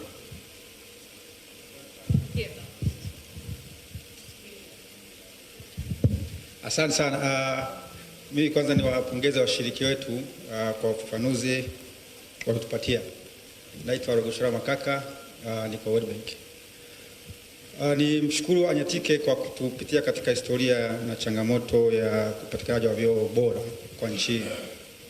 Lakini nimekuwa intense sana na ile historia tupatia ambayo inaonyesha kwamba awamu ya kwanza wakati wa Mwalimu Nyerere, wakati tunaanza ilikuwa tuko kwenye 20%, na kwa miaka mitano waliweza kuipandisha mpaka 78%, kwa hiyo ni kama increase ya 58%. Sasa nataka nijue ni aliwezaje kufikia 58% kwa miaka mitano, na jinsi gani sitaweza kufanya, pengine tukajifunza kutoka kule tukaweza kumaliza hizo 8% zilizobaki kwa muda ule ubaki. Asante sana. All right, Anyitike akiwa anajibu hilo swali. Can you help me to also ask another question, get someone else? Yes, please. Naitwa Gertrude Mapunda, natoka British High Commission. Niwapongeze Kaposo na Anyitike kwa kazi kubwa. Wakisema tumetoka mbali, ni kweli tumetoka mbali. Na experiences za Anyitike za vyoo vingi tulikuwa tunakuwa pamoja. Unaambiwa choo lakini uone choo. Unauliza choo, unaambiwa yes ni choo. Alafu unaangalia mbona niko nje, lakini ni choo. Kwa hiyo it's a very good progress, and our baseline was really low. Na mara nyingine ilikuwa aibu, na ilikuwa mkikaa mkisema kwamba our coverage was low. People were getting angry. Na Anyitike anaweza kutestify. They were getting angry. And what was shameful ni kwamba ilikuwa hata ndani ya ofisi za wizara. Tulikuwa tukienda mikutano mingi, tulikuwa tunafanyia wizara ya maji. Utamani kunywa maji kwa sababu hutaki kwenda chooni. That's how bad it was. Hutaki kunywa maji huko kwenye ofisi ya serikali. Hutaki kunywa maji kwa sababu hutaki kwenda chooni kwa sababu choo ni kibaya. Kwa hiyo hata kampeni ilivyoanza, nakumbuka tulikuwa na idea ya kuanza kupiga picha na kuonyesha hali halisi ya vyoo. Tukasema tuanze na institutions. Tukasema tuanze hapa wizara ya afya. Tulifukuzwa. Hamna mtu alikuwa anataka kushuhudia hali halisi iliyopo kwa sababu hali ilikuwa ni mbaya. Lakini leo tunajivunia. Lakini nafikiri Anyitike umesema kwamba we have a 5 years strategy for improving sanitation going forward. It would be really good to hear whether in the strategy we're looking at sanitation sort of is waste systems, moving beyond the latrines. Kwa sababu, as the population grows and as cities urbanize, the dig pit latrines will no longer be sufficing the need. Kamati ya afya miaka mitatu bado. Kwa hiyo mimi naomba mnieleze hapo mlifanya nini kuweza kuondoa hiyo na kuweza kufikia mafanikio. Nafikiri kuna kitu kizuri kimefanyika. La pili, nitaka kuamplify kitu alichoongea Gertrude kidogo hapa. Experience yangu kwenye kuengage private sector kwenye masuala ya fursa zilizoko kwenye choo. Kuna experience baada ya mtu kuwa amehamasika akanunua choo, akaenda akamtengenezea babu yake choo cha kukaa cha plastiki cha sato. Baada ya muda alinipigia simu kunieleza afya ya yule mzee ilivyokuwa ikiendelea kuimarika. Nikaja kugundua kumbe hao wazee tulionao nyumbani wakati mwingine vijijini choo kinajengwa mbali kama mita 20 kutoka kwenye main house. Alafu labda na kwenye sio kusafi, ni hatarishi, labda inawezekana kina zile mbao kama alizokuwa anasema Kaposo. Kwa hiyo wazee wote wanaogopa ile adha. Maana yake nini? Hata kula papai, hata kunywa maji mengi, usiku ndio hataki kabisa kula. Sasa huyu alivyo improve kile choo akamjengea yule mzee pale ndani kile choo cha kukaa na tunatumia maji. Yule mzee resheni ikaongezeka, yani anakula kila mara, anakunywa maji, anakula chakula na afya ikaimara. No, nilipigiwa simu after 3 months kuambiwa hicho kitu na naweza nikawapeleka leo. Hiyo kitu ilitokea. Kwa hiyo mimi nafikiri iko haja ya kuangalia kwenye huo mtazamo. Tunapoongelea masuala ya vyoo ni zaidi ya hii kitu tunayo isemea sasa hivi. Asanteni sana. Asante sana. Ya mwisho kule, alafu tutarejea utapatia muda pia wajibu. Asante. Asante sana. Mimi naitwa Abdalla Hengo kutoka GIZ Water Program. Tunajishughulisha vile na sanitation lakini in most urban places. Swali langu labda lingeenda kwa Nyetike, mwakilishi wa wizara. Ninafahamu kwamba kukuza uelewa ni jambo generic na kwa maana linaweza kufanywa broadly, lakini kuna kitu kinachoitwa context specific.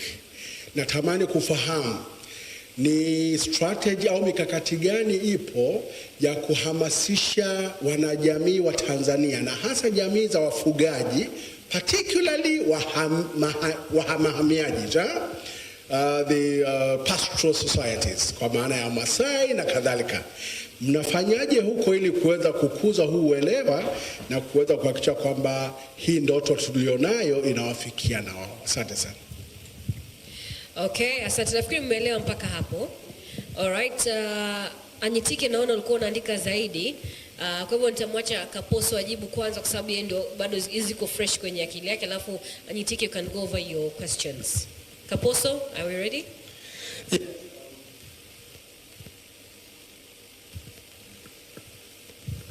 There we are.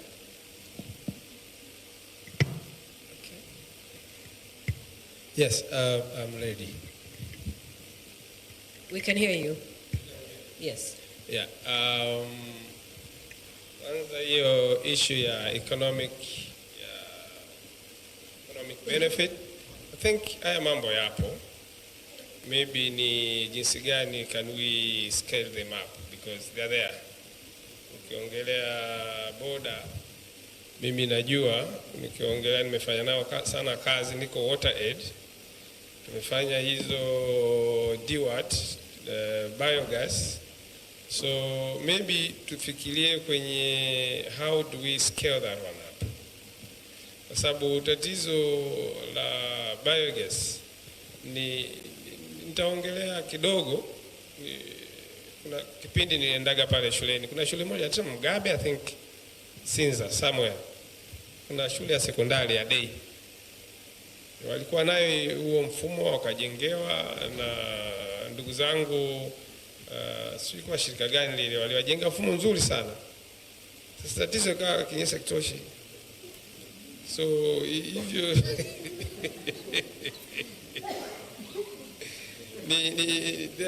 you need to be very careful ku plan na jinsi kurani ule mfumo.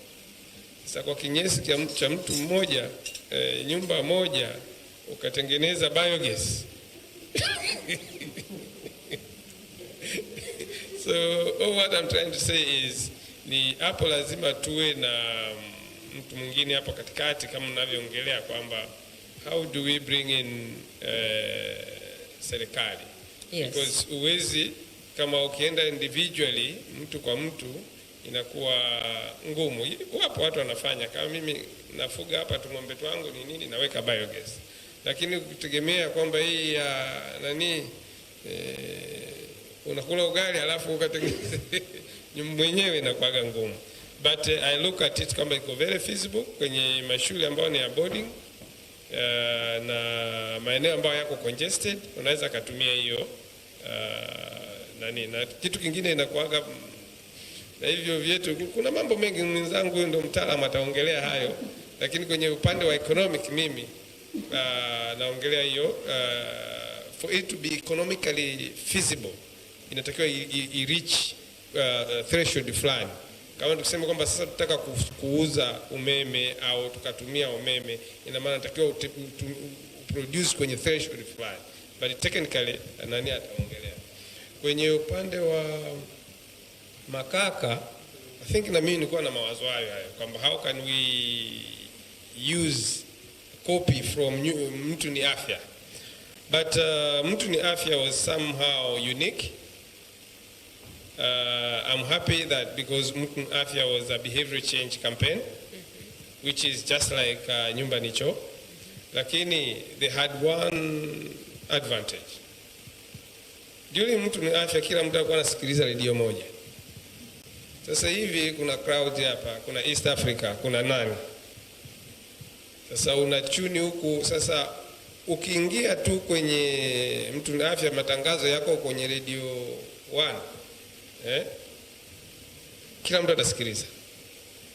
So the challenge we're having now, there are a lot of content na media. Sasa ili uweze kutuma ujumbe wako ukawa specific wapata watu ni tofauti.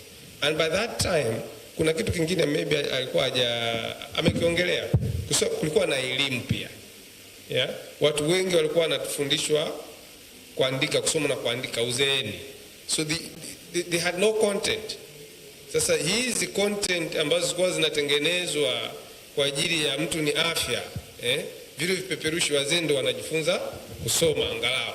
Kwa sababu kufika gazeti kijijini ilikuwa ngumu. So by then that was the advantage. Na kweli ujumbe ukawafikia watu wengi wakasikia and it was relevant. Na kuna point nyingine iliingia kipindi kile ni kama mnajua that time it coincided with ujamaa. So people were being pulled into clusters. So it was very easy watu kama wote mnaishi pamoja information kuwafikia ilikuwa rahisi. Alafu the effect ya choo kibaya walikuwa wanaiona haraka sana, cholera, because mwanzoni walikuwa wanaishi mbalimbali,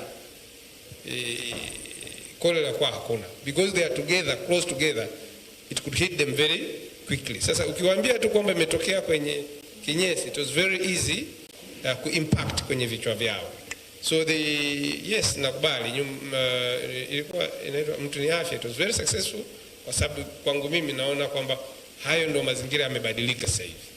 That's right. We keep on evolving. Yeah. Now, in 10 years, itakuwa imebadilika pia. Yes. Anytike, if we can answer the questions before we break off this panel. Okay. Nianze na Abdara kutoka GIZ.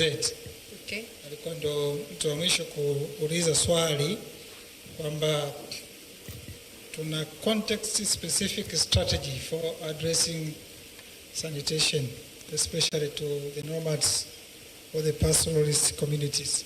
Yes. Kama umepata nafasi ya kusoma the national strategy for accelerating Sanitation for All 2020-2025 tumeweka a specific strategy ya kuaddress sanitation katika hard to reach areas.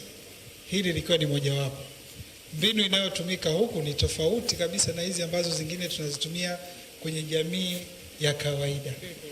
Jamii za kifugaji, unapozungumzia jamii za Kimaasai, kuna Mang'ati kule na wengineo, uwezo kaenda na usichukulie poa nyumbani choo akakuelewa kirahisi.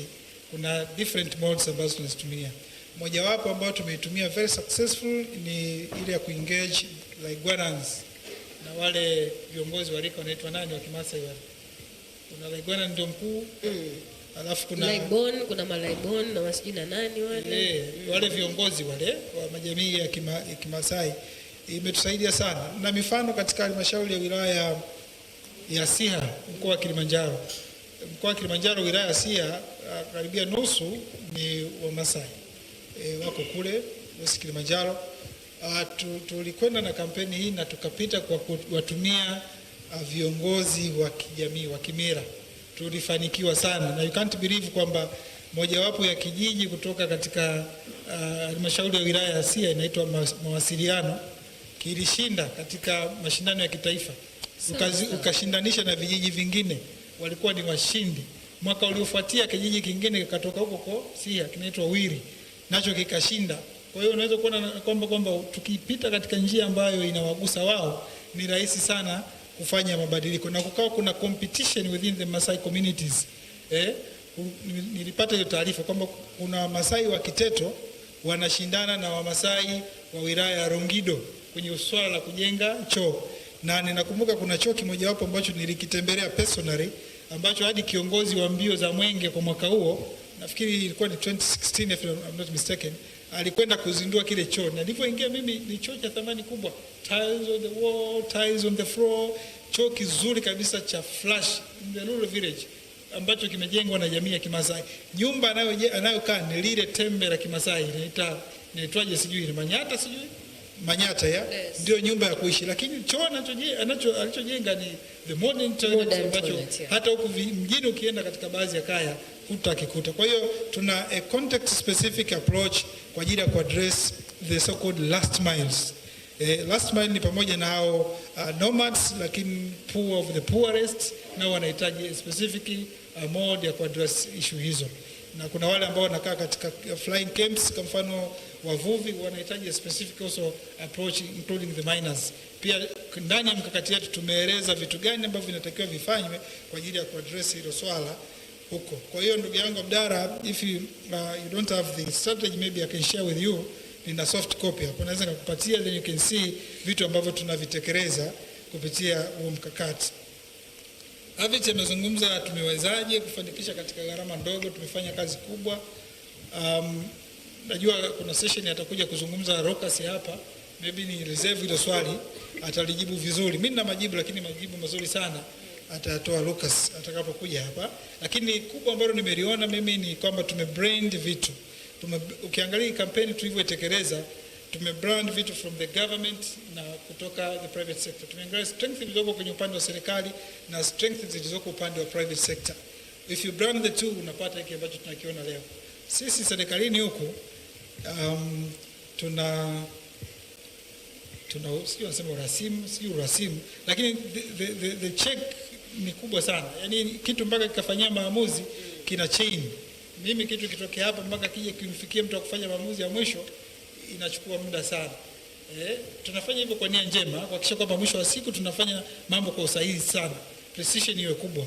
Lakini wenzetu wa private sector, likitoka meza ya kwanza, meza ya pili, maamuzi yameshafanyika. Kwa hiyo tulipofanya branding hivi vitu, kwa kweli tusaidia sana katika kuhakikisha kwamba vitu vinafanyika kwa uharaka, lakini vile vile kwa kulenga matokeo. Lakini kuna kitu kinaitwa adaptive programming, atazungumza vizuri pia Lucas baadaye, kwamba tulivyokuwa tunatekeleza hii kampeni, kuna vitu tulikuwa tunaviadopt as we move. Yaani programu yetu haikuwa legit. Yaani jinsi ilivyo ndivyo hivyo, kulikuwa na a lot of flexibility, na tunawashukuru sana DFID, FCDO nao kwa kukubali hicho kitu kinaitwa adaptive programming, kwamba tunabadilika kulingana na mahitaji. tunakuwa informed na research. Research inatuambia bwana, hapa do A and C, not A and B. Basi tunafanya hivyo, ili tusaidia sana kwenda vizuri. Gertrude, yes, amezungumza experience nzuri ya mambo ya vyoo, lakini issue ya biogas ni the other question. Issue ya kutazama miundombinu ya usafi, hasa katika maeneo ya mijini, kwa sababu kweli tunakokwenda sidhani tutahitaji kuwa na kuchimba vyoo tena, kwa sababu katika baadhi ya maeneo hapa nchini everywhere is a toilet. Hata chumba ambacho unakaa last year it was a toilet, kimejaa, wamefukia pale. Sasa hatuwezi kuendelea na njia kama hizo. The best way ni kwenda kwenye convention system ambayo ni sewer, kuwa na sewerage. Na nashukuru sana wenzetu wa Wizara ya Maji, kwa sababu ndio wanashughulika na masuala ya sewers. Hili swala wamelipa uzito. Sasa hizi tunazungumza, tunatengeneza WSDP3, na mojawapo ya component ambayo imepewa uzito wa kutosha ni swala la sewerage, kwamba maeneo ambayo ni ya mijini haya has to use sewerage system, kwa sababu ile ndio the best. Una minimize matumizi ya land, lakini hata operation and maintenance yake is cheaper. Kwa maana ya vyoo vya kawaida kikijaa, ile ukifukia ukiacha ujenge kingine, lakini hili ni swala tu la kuhakikisha kwamba unalipia zile levies, na uzuri zimeweka kwenye bili za maji, inakuwa ni rahisi tu mtu ku-operate. Swala la makaka amezungumza mwenzangu hapa, issue ya mtu ni afya. Of course Nyumba ni Choo tumejifunza mengi sana kutoka kwenye mtu ni afya. Yani it's a replica kind of, lakini tumefanya modification katika baadhi ya maeneo.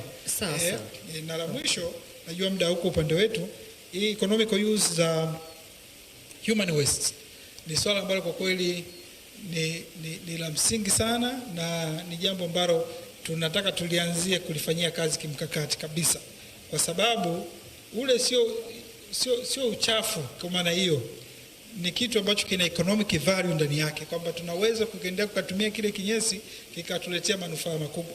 Leave alone kutengeneza biogas, of course inahitaji a massive generation, lakini kuitumia kwa maana ya kufanya soil conditioning, watu waliosoma agriculture wanajua, kuweka rutuba katika ardhi. Kile kinyesi cha binadamu kikiachwa kikadecompose kwa kipindi cha miaka 2-3, kinabadilika form, hakiwi kinyesi anymore. Inakuwa ni something else, inakuwa ni manure ambayo you can even touch and apply in the farm, ukapata mchicha mzuri, ukapata mahindi mazuri. Mimi kwangu kuna kipindi tulisafisha kalo lile, wakanyonya watu wanaovuta maji machafu, lakini vikabaki vile michanga ile ambayo gari haliwezi kufanya nini, kunyonya. Tukaweka tukauka ile ka dry, tumepanda mahindi pale. Hata ukija leo ni marefu kweli, yamezaa mahindi makubwa. Mimi nitakula, lakini familia yangu wengine wanasema no, we are not going to eat this because it's not shit. That's not shit. Yani nature imesha compose kutengeneza something else. Kwa hiyo nafikiri with the time ni swala tu la uelimishaji wa jamii kuona kwamba kile sio kinyesi, ile ni manure. Tubadilishe jina, sio kinyesi, mbolea ambayo itatumika katika mashamba na ikatupa mazao makubwa tu. Na la mwisho katika eneo hilo, katika kuhakikisha kwamba tunatumia vizuri kinyesi cha binadamu, wizara ilipeleka mtu kusoma PhD ya hii eneo, asome, abobee huko, aje atusaidie sasa kueneza ujumbe wa matumizi mazuri ya kinyesi cha binadamu kwa manufaa ya kiuchumi, kama ambavyo amezungumza mwasilishaji Dr. Temo. Na huyo mtaalamu tunaye ndani, yupo, amegraduate last week. Dr. Amur, can you stand up? Please stand up for the PhD. Makofi jamani. Kwa hiyo yuko pale kwa ajili ya atatusaidia sana katika eneo hili, economical use ya human waste. Ningependa kuongea naye baadaye atueleze kuhusiana na hilo ambayo human waste inakuwa mbolea, na vile tunaweza kwenda tuendelee kula. Ndio maana ukiona siku hizi ile michicha barabarani wanasema ni tamu, au kila baada ya zile choo kule Uswahilini unakuta kuna tikiti maji. Au siri ndio hiyo hapo. Asanteni sana, makofi jamani to our two panelists. Thank you. Thank you very much gentlemen. Asante sana. Experience yao nzuri sana. Asante sana Nyitike and asante sana Kaposo. All right. Next two panelists.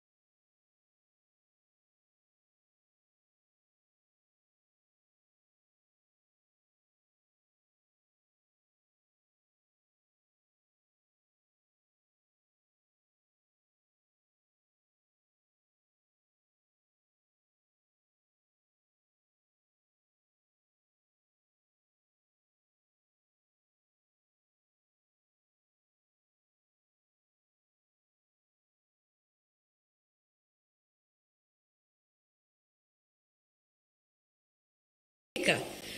Ulikuwa unawezaje kuigeuza? Kulikuwa na changamoto kadhaa kujigeuza wakati iko huku na kwa hivi, lakini kwa sababu nilikuwemo kwenye designing wakati wazo linachakatwa, kwa nilikuwa na kidogo ni zile ABCDs za hiki tulikuwa tunafikiri kiweje, hiki kifanyweje hivyo. Kwa hiyo nimeshiriki kwenye hatua hizo. Kila eneo lilikuwa na changamoto zake lakini generally kampeni imekuwa na matokeo makubwa sana.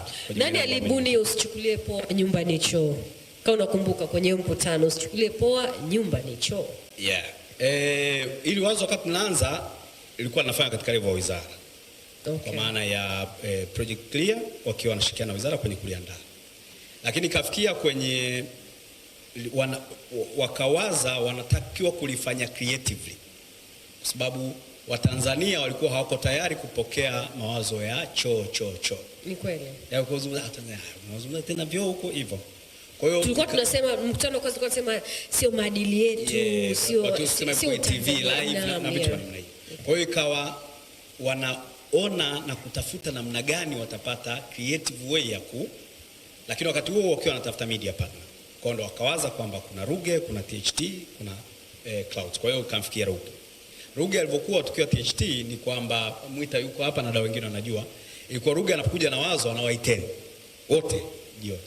Afaambia jamani, labda kuna kitu hiki. Hivi nyewe mnafikiria nini? Kwa hiyo mnaanza hapa. Kwa hiyo wakati tunajadili mnaanza kujadili kwamba vyoo wa Tanzania vyoo na nini. Kwa hiyo kaja wazo la kutafuta hiyo tagline.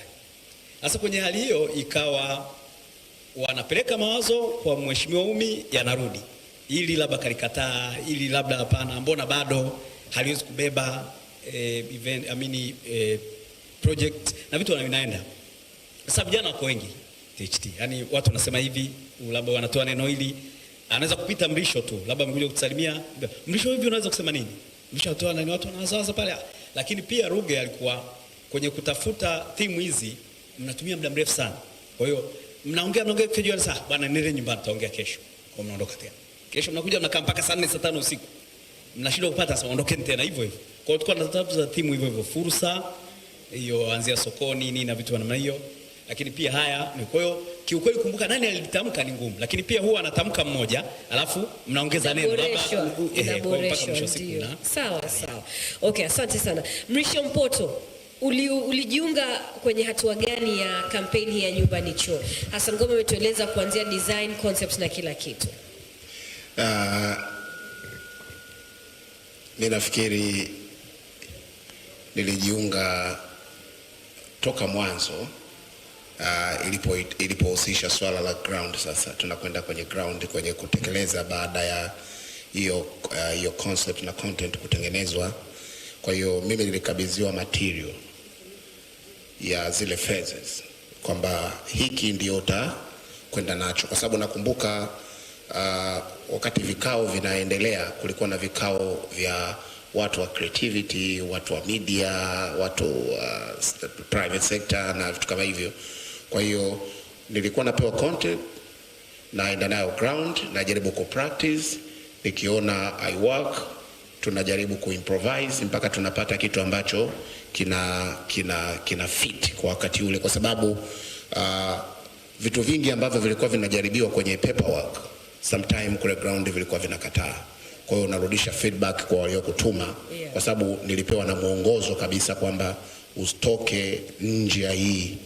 Lakini sasa katika kudevelop unajaribu vitu vyako, unaona vina work, kwa sababu kama mlivyosema dhana yenyewe ya choo ilikuwa ni dhana ngumu sana. Kuikubali kirahisi haikuwa rahisi. Kwa hiyo unatumia means na mbinu mbalimbali za kuhakikisha kwamba unapata cloud, lakini pia unaweza ku maintain kwa maana ya kwamba waweze kushiriki kwenye mchakato mzima mpaka tunapofikia kwenye conclusion mwishoni. Kwa hiyo haikuwa kazi rahisi. Kwa hiyo nilikuwa natumia personal ideas, methodology kwa ajili kuhakikisha kwamba tunaweza kuachieve na zile target ambayo ni, kwa sababu nilikuwa nimepewa target. Kwa maana ya kusema kuanza, nimeanza lini? Ukiacha hii 5 years, mimi nimeanza toka mwaka 2012 wakati nafikiri World Bank wanafanya hii kitu. Nafikiri Ngetike ameongea, tulifanya huko Tabora 2012, ikaja ikaisha tukaanza. Kwa hiyo ni kampeni ambayo nimeiishi. Yani kwa lugha rahisi,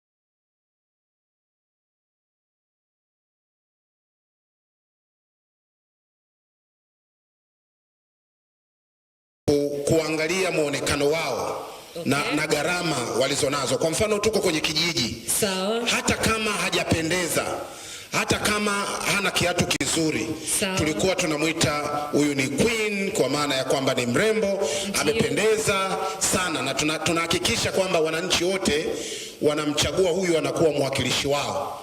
Kwa maana kwamba ndio mwakilishi wao, tunataka tumpige picha kwa ajili ya kumpost Instagram. Kwa hiyo tunamwambia sasa, dada, wewe ndio mrembo wa kijiji cha Ruangwa, labda tunaomba waonyeshe Watanzania kwamba Ruangwa ni ya kisasa, Ruangwa ni ya kireo, Ruangwa ina warembo. Kwa hiyo tunamwomba aende atembee kama mrembo mpaka pale kwenye bendera. Twende dada. Twende dada. Makofi jamani. Mrembo wa Ruangwa. Mrembo wa Ruangwa, karibu. Alafu sasa anajua kutembea kweli sasa. Kabisa. Haya, sasa huyu tulikuwa tunamvalue kutokana na thamani ya alivyovaa. Kuanzia kiatu chake tunaanza kuchukua calculator, tunamwambia kiatu chake cha gharama gani. Kwa hiyo tunampanga, anataja gharama kubwa ya vitu alivyovaa. Suruali yake, shati yake, miwani, wallet, kila alicho nacho tunapata amount fulani. Kwa hiyo mwisho wa siku tunaanza kuuliza kwa thamani alionayo, anaweza katoka kwenye wilaya ambayo haina choo?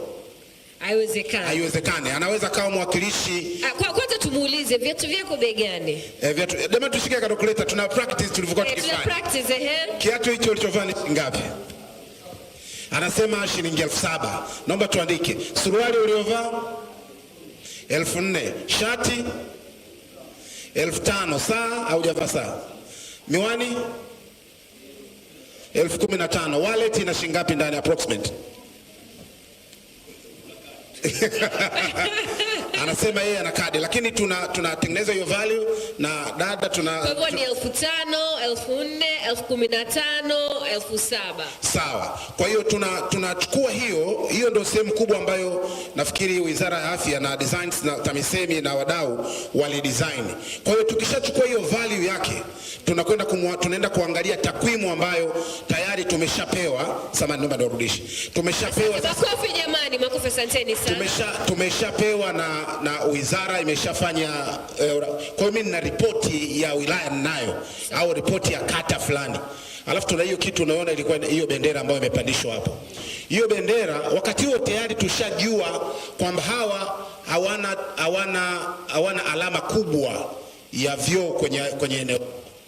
Kwa hiyo tunachokifanya, tunapandisha bendera kutokana na alama walizonazo, tuna relate na muonekano wao.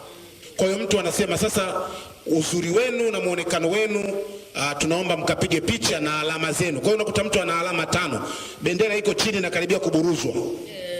Kwa hiyo muonekano wake na urembo wake na umista wake kwenye alama 5 ilikuwa inawauma sana. Wao wanakuwa ni mabalozi, tunawapiga picha, lakini mtendaji wa kijiji au mtendaji wa kitongoji wa kata au mkuu wa wilaya au mkuu wa mkoa anatakiwa apige picha na ndio wapandishe bendera kwenye level. Kwa hivyo kani 5%, 5%. Kwa hiyo tunawachukua watendaji wote wa ngazi ya kata, wilaya au mkoa, wanapiga picha na picha yao tunaiposti. Lakini wanaweka commitment kwamba mrudi siku fulani, tunaomba mtupe miezi 3, hii bendera itakuwa kwenye 98%. Kwa hiyo tunakuwa tunawaachia wao, wanashikana mashati wakijua kwamba kampeni itarudi ili waweze kuwapandishia bendera yao kutoka pale kwenye nafasi, kwa sababu mara ya kwanza wanakuwa hawajui statistic, wanakuwa wajui wako katika hali gani ya vyoo. Kwa hiyo unapowasomea pale, nyinyi mna 15%, wanaanza kwanza kukataa kwamba ondokeni, hizo sio taarifa zetu, mmekuja kutudhalilisha na nini na nini. Anakuja afisa afya anasema nilienda choo fulani, nyumba fulani, sehemu fulani, nikapata ushirikiano fulani, wale wanaokusanya taarifa ndio wametugia taarifa. Mwisho wa siku wanakubali kwamba zile taarifa ni zao na ile picha wanaikubali, lakini wanaweka ahadi ya kukaa pale kwa muda mrefu, kwa sababu tunawaambia tulikotoka wenzenu wana 80%, nyinyi mna 10%, lakini ni majirani tu. Lakini pia na messages nyingine zikitolewa pale, mwisho wa siku tulifanikiwa. Bendera mimi nasema pamoja na kusaini zile document zimeleta mabadiliko makubwa, kwa sababu wanatakiwa kusaini hadharani. Kwa hiyo tunaweka meza, tunamuita mkuu wa wilaya anakaa, tunamuita mwakilishi anakaa, influence people wale watu wenye ushawishi, wanasiasa tunaweka kwenye meza wanakaa, na viongozi wao ambao wana nguvu ya kufanya maamuzi kwenye eneo lao wanakaa, wana sign document. Kwa hiyo mkurugenzi au mkuu wa wilaya ana commit kwamba mimi kwa niaba ya halmashauri au mimi kwa niaba ya wilaya yangu au mkoa wangu tunakubali kwamba sisi hatuna vyoo, na kuna eneo moja wanasema tunakubali sisi tunajisaidia nje. Kwa sababu tuko kwenye media hatuwezi kusema, lakini tulikuwa tunasema kama sisi wana fulani tunajisaidia nje, ambao ni tabia mbaya, na tunasema kwamba itakapofika tarehe fulani sisi tutabadilika na tumesaini hapa. Ilikuwa something like that. Sawa, Hassan, kama unaona unacheka. Je, alikukuta nini huko Singida? Mimi imenikuta walikuja wakati wanakuja awamu ya pili ambao ilikuwa wanahusisha michezo na kwenda mitaani wakati wanashirikiana na TFF. Kwa hiyo ilikuwa mimi ninachoweza kusema ni kwamba katika nafasi mbalimbali ambazo nimeshiriki, kwa maoni yangu, usichukulie poa Nyumba ni Choo ambayo imeratibiwa na Project Clear. Nafikiri ndio program ya kwanza, kampeni ya kwanza kwenye taifa letu. Of course nazungumza kama nikiwa kiongozi wa serikali kwenye taifa letu ambayo imepata matokeo ya moja kwa moja na imekuwa na achievement kubwa kuliko nafikiri kampeni nyingi ambazo tumekufanya kwenye taifa hili. Ni kweli kabisa. Makofi kwetu tafadhali. Na katika hilo nimeweza kujiridhisha vipi? Kama nilivyosema, nimeshiriki mwanzo kwenye kufanya, lakini nikashiriki kama kiongozi wa serikali mtendaji. Kwa nilikuwa ni wajibu wangu kuona kwamba hayo yaliyosema yamefanyika, sababu ukiacha upande wa utekelezaji wa kina Mpoto, Project Clear, kina Nyitike, lakini tuna maelekezo yanayotoka TAMISEMI yalikuwa yanakuja kwetu kuhusu sisi kufuatilia kwamba kampeni inapofanyika inapata matokeo yaliyotegemewa, lakini commitment ambayo tumetakiwa kuiweka tunafuatia kuona inafanyika. Kwa mimi nilikuwa naenda kufuatilia kuona inafanyika.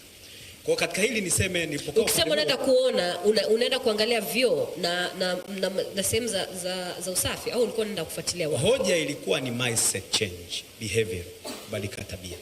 Kwa hiyo bahati nzuri kampeni pia iliwashirikisha. Moja katika kampeni ambazo zimekuwa na engagement kubwa ya watu on ground ni Nyumba ni Choo. Kuna kijiji kimoja kiko kilomita zaidi ya 97 kutoka Singida mjini ambapo ni pati ya wilaya yangu. Kiko mwisho kabisa mpakani na Chemba. Tumeenda kufanya shughuli nyingine, ilikuwa ya lishe, kitu kama hicho. Lakini yani kule unafika tuko kwenye lishe, walikuwa trained hivyo vikundi na kina Mpoto, kwa sababu walikuwa wakienda kina Mpoto, vikundi vinavyoburudisha vinakuwa ni vikundi vya kutoka kule kwenye maeneo husika. Kwa hiyo wanaziimba zile message, wamevaa t-shirt. Hiyo ni karibu miaka 3 baada ya kinamlisho kupita. Yaani tumeenda na lishe lakini wanaimba kuhusu Nyumba ni Choo. Sawa. Siku tukaenda na mkuu wa wilaya kwenye siasa wanaimba Nyumba ni Choo. Mimi nikauza watu vipi? Tumekuja labda kwenye kampeni labda ya chakula. mbona wanaimba nyumbani choo? Kwa hiyo walikuwa wameown ile kitu. Wananchi wamevaa t-shirt.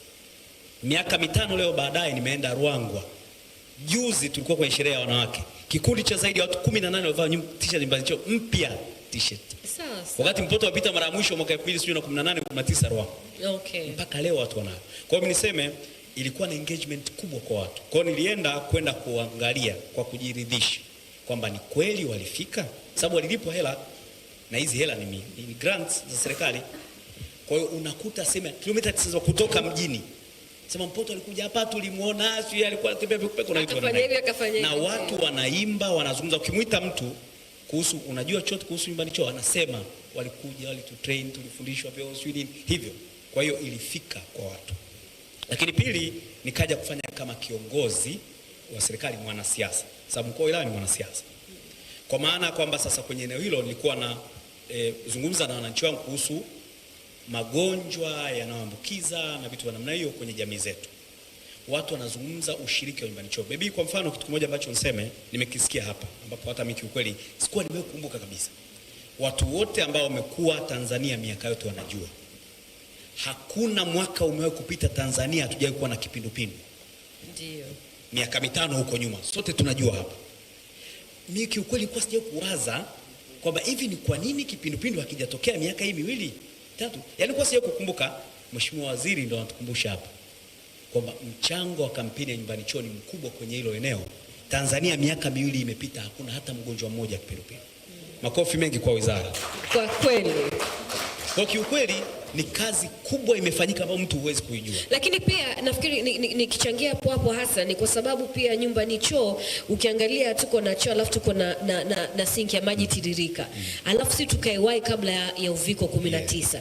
Na nachelea kufikiria kama tungeanza kampeni ya usichukulie poa nyumbani choo kuwa na maji, nafikiri tungepigwa sana na uviko kwa sababu tungekuwa tunawe mikono. Zile maeneo umeenda unakuta tulikuwa hawanawi. Umeambiwa na Kaposo kuna sehemu tunajifunga kanga, ujue atajinawisha vipi. Kwa hivyo kama ndio ile uviko ulikuwa inamaliza watu magharibi, nchi za magharibi, sababu wale hawanawi sana na hatumii maji, basi sisi tungekuwa tumeathirika zaidi. Kwa hivyo kama ndio hivyo, kwa hivyo mlienda zile sehemu kuhakikisha kuna maji na kuna vyoo safi. Umeona ndio kapunguza mlipuko wa kipindupindu. Na baada ya COVID pia kuja ikapunguza pia. Sababu kila sehemu unanawa mikono na sanitize. Kwa hiyo bibi, yani kiukweli mimi hilo nimelikumbuka leo hapa, nikafikiri kwamba kuna vitu huwa watu credits hazitolewi. Ikinapotokea kipindupindu watu wakifa, serikali tunashikana uchawi. Kinanyitike wote muulizwa mnafanya kazi gani hivyo. Lakini kipindupindu kimeondoka hatuwapi credits zao. Sawa sawa. Yaani kusema kwamba kampeni ya nyumbani choo, Project Clear, kina Mrisho Mpoto, wakinanyitike ambao wamezunguka nchi nzima hii wamefanikiwa kucontrol kipindupindu. Kupunguza. Mimi niseme kwa upande wangu kwa niaba ya serikali na wananchi wa Ruangwa tunapongeza sana project kwa upande huu sana. Lakini pili, eneo jingine ambalo limesemwa hapa ni ubunifu na flexibility. Kiukweli jambo hili linishangaza sana. Yaani nafikiri ni project ya kwanza ambayo inaandikwa proposal, inapelekwa kuhusu, sababu unapoenda kuomba fedha unasema kuhusu mpaka utafanyaje. Kwa hiyo project hii iliandikwa namna gani itafanyika na vitu namna hiyo. Lakini hii project kuanzia imeanza day 1 mpaka inaenda kuanda play, haijawahi kutumia njia moja. Kesho ikiwa ndondokapo wamo, ikibuka kipindupindu wamo, ikigeuka uviko wamo, malkia nguvu ikepo wamo, malkia nguvu wamo, ndondokapo wamo, fursa hivyo. Kwa hiyo kiukweli ni project nafikiri ya kwanza ya Kitanzania ambayo imekuwa designed na kuendeshwa ku accommodate mazingira na mabadiliko ya kila wakati.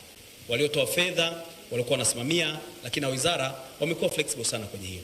Project Clear kina Kaposo wamejaribu kila siku kutumia platform zote zilizokuwepo. Dhamira ilikuwa projects nyingi zilikuwa zinalenga makundi maalum. Unaenda unafanya na hawa unasahau kwamba swala la afya linaanza kuanzia mtoto anayetambaa mpaka babu mzee. Tumeelezwa ushuhuda hapa. Kwa hiyo hii project imegusa watu wote kwenye makundi yote. Fiesta watu wamezungumza nyumbani choo. Fursa tumezungumza, Ndondo Cup wamezungumza, TFF kwenye mpira wamezungumza, Mrisho Mpoto mjomba amezunguka, Masudi Kipanya chooni amechora, vyombo vya habari vimezungumza, radio na TV na kila kitu. Kwa kwangu mimi kwa kweli kama serikali na nasikia very very proud na kuipongeza. Kampeni hii imefanya maajabu na imepata matokeo ya haraka na ya uhakika. Swali kwako, mko namba ngapi wilaya yenu? Maana ya watoe takwimu hapa. Tuko vizuri sana. Kweli? Jamani, takwimu ziko wapi tujue Ruangwa au ni mbwembwe tujue Ruangwa kama wako juu ama wako chini? Ni jimbo la Mheshimiwa Waziri Mkuu, hatuwezi kwa. Usitangulize cheo kwanza. Ngoja tutana. Kwa mimi niseme kabaya, kiukweli nimalizie. Kiukweli mimi nasema kwamba kwa maoni yangu, hii ni project ambayo yani kama kuna project kama nilivyosema ambayo haitakiwi kuachwa. Yes. Yani haitakiwi kuisha, yani hatutakiwi hapa kujadili kuhusu kwamba tunafunga. Hapana, yani ni kuendeleza. Kujadili kuhusu tunaendelea kwenda mbele. Baby Kabaya, nataka nimpe credit pia Hassan Ngoma wakati tunakwenda Ruangwa. Naam. Siku ambayo tunakwenda Ruangwa ndio juzi yake anatoka kuteuliwa. Sawa. Kwa hiyo alikuja kubeba mabegi, kuchukua mabegi Singida. Kwa hiyo sisi tunaingia, yeye yuko Singida, lakini kitu ambacho alitoa maelekezo, alisema kwamba nataka muhakikishe hawa watu wanapewa ushirikiano na hawakwami. Hilo neno hawakwami nilimuona sijui ndio mkurugenzi sijui nani saa 10 nani katibu tawala saa 12 asubuhi yuko hotelini kwangu.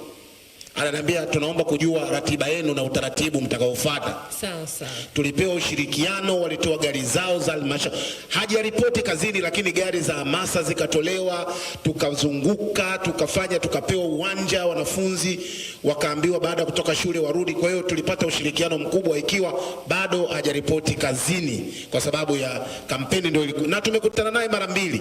Tumekutana naye akiwa katibu tawala Singida, ndio alitupokea na akaifungua kampeni hii pale Singida na tukakutana naye Ruangwa kama halmashauri ya mwisho tunakaribia kumaliza akiwa mkuu wa wilaya. Lakini kitu ambacho nataka kushare Baby Kabaya hapa ni kutaka kuambia wadau. Hapa naona kuna wadau wengi wa mambo ya sanitation. Namna ambavyo kampeni hii imeendeshwa ndio uniqueness ilipopatikana. Watu wengi au sio kama inaruhusiwa, taasisi nyingi ya mashirika mengi wanataka kuonekana fronti wao kama designers. Hiyo the biggest mistake.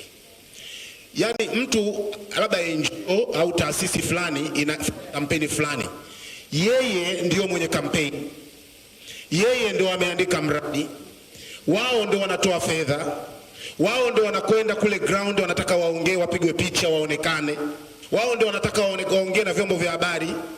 Kwa hiyo mwisho wa siku wanafanya vitu vingi na kwa ina matokeo. Kampeni hii jinsi ilivyodesigniwa, walio design ndio kwanza leo mnawaona. Ni kweli kabisa, makofi. Yani watu ambao waliokuwa wanatengeneza message ambao ndio wamekaa wamecreate, haujawahi kuwaona front. Walisema Mpoto na timu yako, wewe ndio tuka front. Wakija watu wa habari ongea wewe, ukiulizwa swali jibu hivi, ukiona umeshindwa kujibu swali njoo pembeni tukupe majibu, nenda kajibu hivi. Kwa hiyo ndio maana leo unaona nimepata tuzo, lakini kiukweli walio design, waliofanya hii kazi hawakuwahi kuwa front. Kwa hiyo mimi nataka niwaambie tunapokwenda next time, do your task. Usitake kufanya chochote kitu ambacho unaona hauwezi kufanya, usiende kufanya. Kuongea na public kwenye lugha rahisi ya community, tuachieni wenye vipaji vyetu. Nyinyi fanyeni paperwork. Asa mtu unataka ufanye paperwork, unataka uje fronti, uongee na waandishi wa habari, visipoenda unakuja ndio maana kampeni nyingi nikasema siku nikipata nafasi ya kuongea, hiki nitakiongea. Nimepewa credit nyingi. Waziri mpaka anasema nikupe zawadi. Sio za kwangu, nimekabidhiwa vitu kutoka kwa watu walio create ideas. Lakini hawakuwahi kuwa front. Wamenitanguliza front kwa sababu mimi paperwork sio maisha yangu. Please take 5. Mimi nataka niwape take 5. Stop, think, identify, fix, do your task. Usifanye task ambayo sio ya kwako. Hiyo ndio nataka nikizungumza. Asante, makofi jamani. Sasa labda kabla tujaenda kwenye maswali kwa sababu muda ndio unatupiga mkono, niulize nani alikuwa anajua project clear kabla kuja hapa leo kwamba ndio nyumba ni choo? Tuoneshe kwa mikono. Wachache sana.